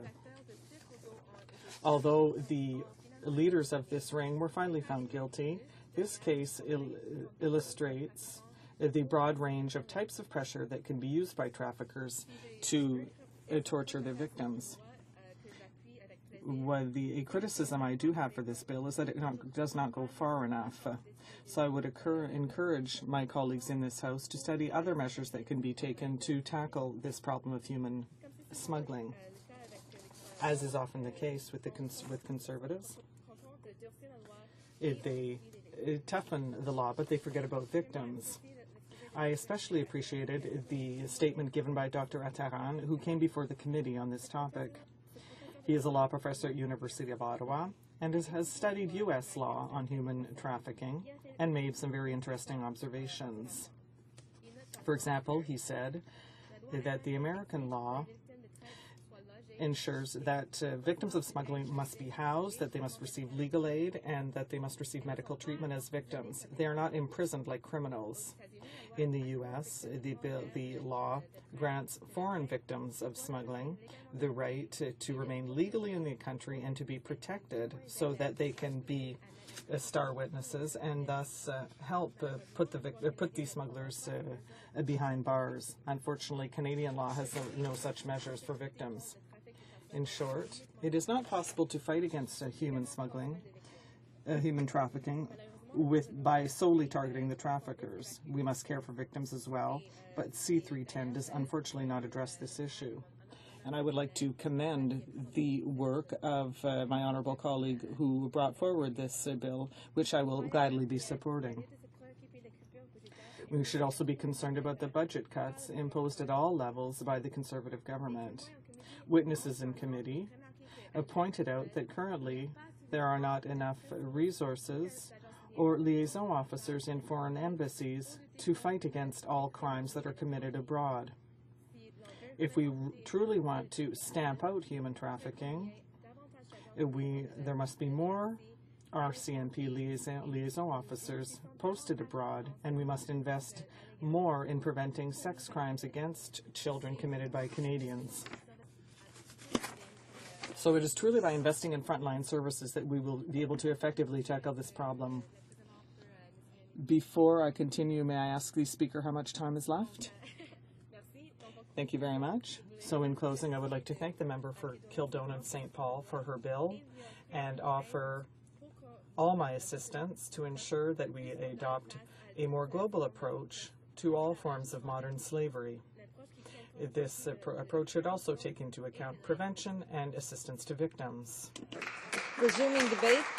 The honourable member for Western Arctic, but I should let him know ahead of time that he will not have the 10 minutes because I must give a right of reply to the honourable member for Kildonan and St. Paul before 2:30. So a few minutes. Thank you, Madam Speaker, and I'm pleased to be able to stand for even the shortest time to offer my congratulations to the member from Kildonan and St. Paul in moving this bill forward. I've followed the progress of this bill through three parliaments, and I say that it's a great thing when a private member's bill moves towards completion. I think we all revel in it, and especially when the bill is such that it attracts support from the entire House. Standing as Canadians together, we support these endeavours by individual members of Parliament. And before I came into Parliament, there was a bill that caught my attention. It actually came from a Conservative MP as well. It was to remove the substance in cigarettes that kept them lit when they weren't smoked. And that took 20 years to get through the House of Commons.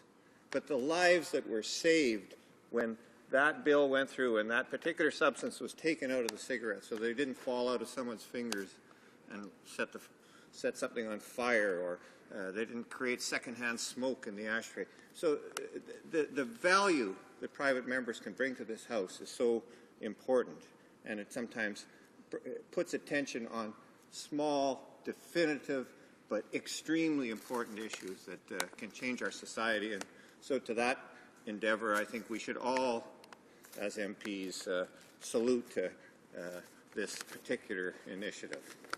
So having said that, now I could get on to the bill a little bit before I have my time runs out. And I think that the bill is, as far as it goes, it's going to work to deal with this issue.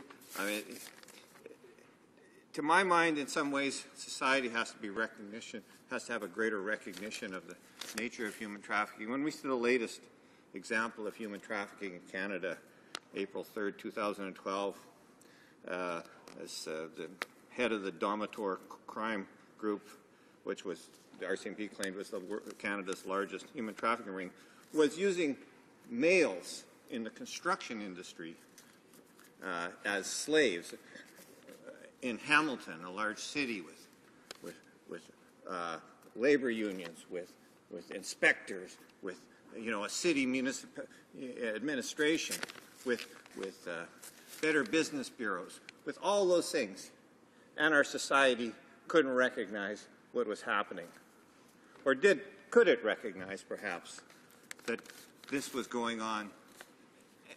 We've picked off the head of this organization, but we haven't changed society that says it's important that we understand the people that are working for us, that we understand what is going on in our society around us, that we understand what our communities represent. And to me, Madam Speaker, that spoke volumes about the nature of our society and how we have to move from exploitation, as we have always tried at all times, to an understanding of laws that will remove the opportunities for exploitation and will identify to citizens of this country the nature of exploitation. And certainly if this example of this person in Hamilton doesn't get attention in the construction industry right across this country, there's something wrong. So it's a time of reflection on this as well. When this bill passes, when we recognize when we move forward in this regard, that we recognize that society still needs to improve. Society still is the answer to most of these issues. Thank you very much, Madam Speaker.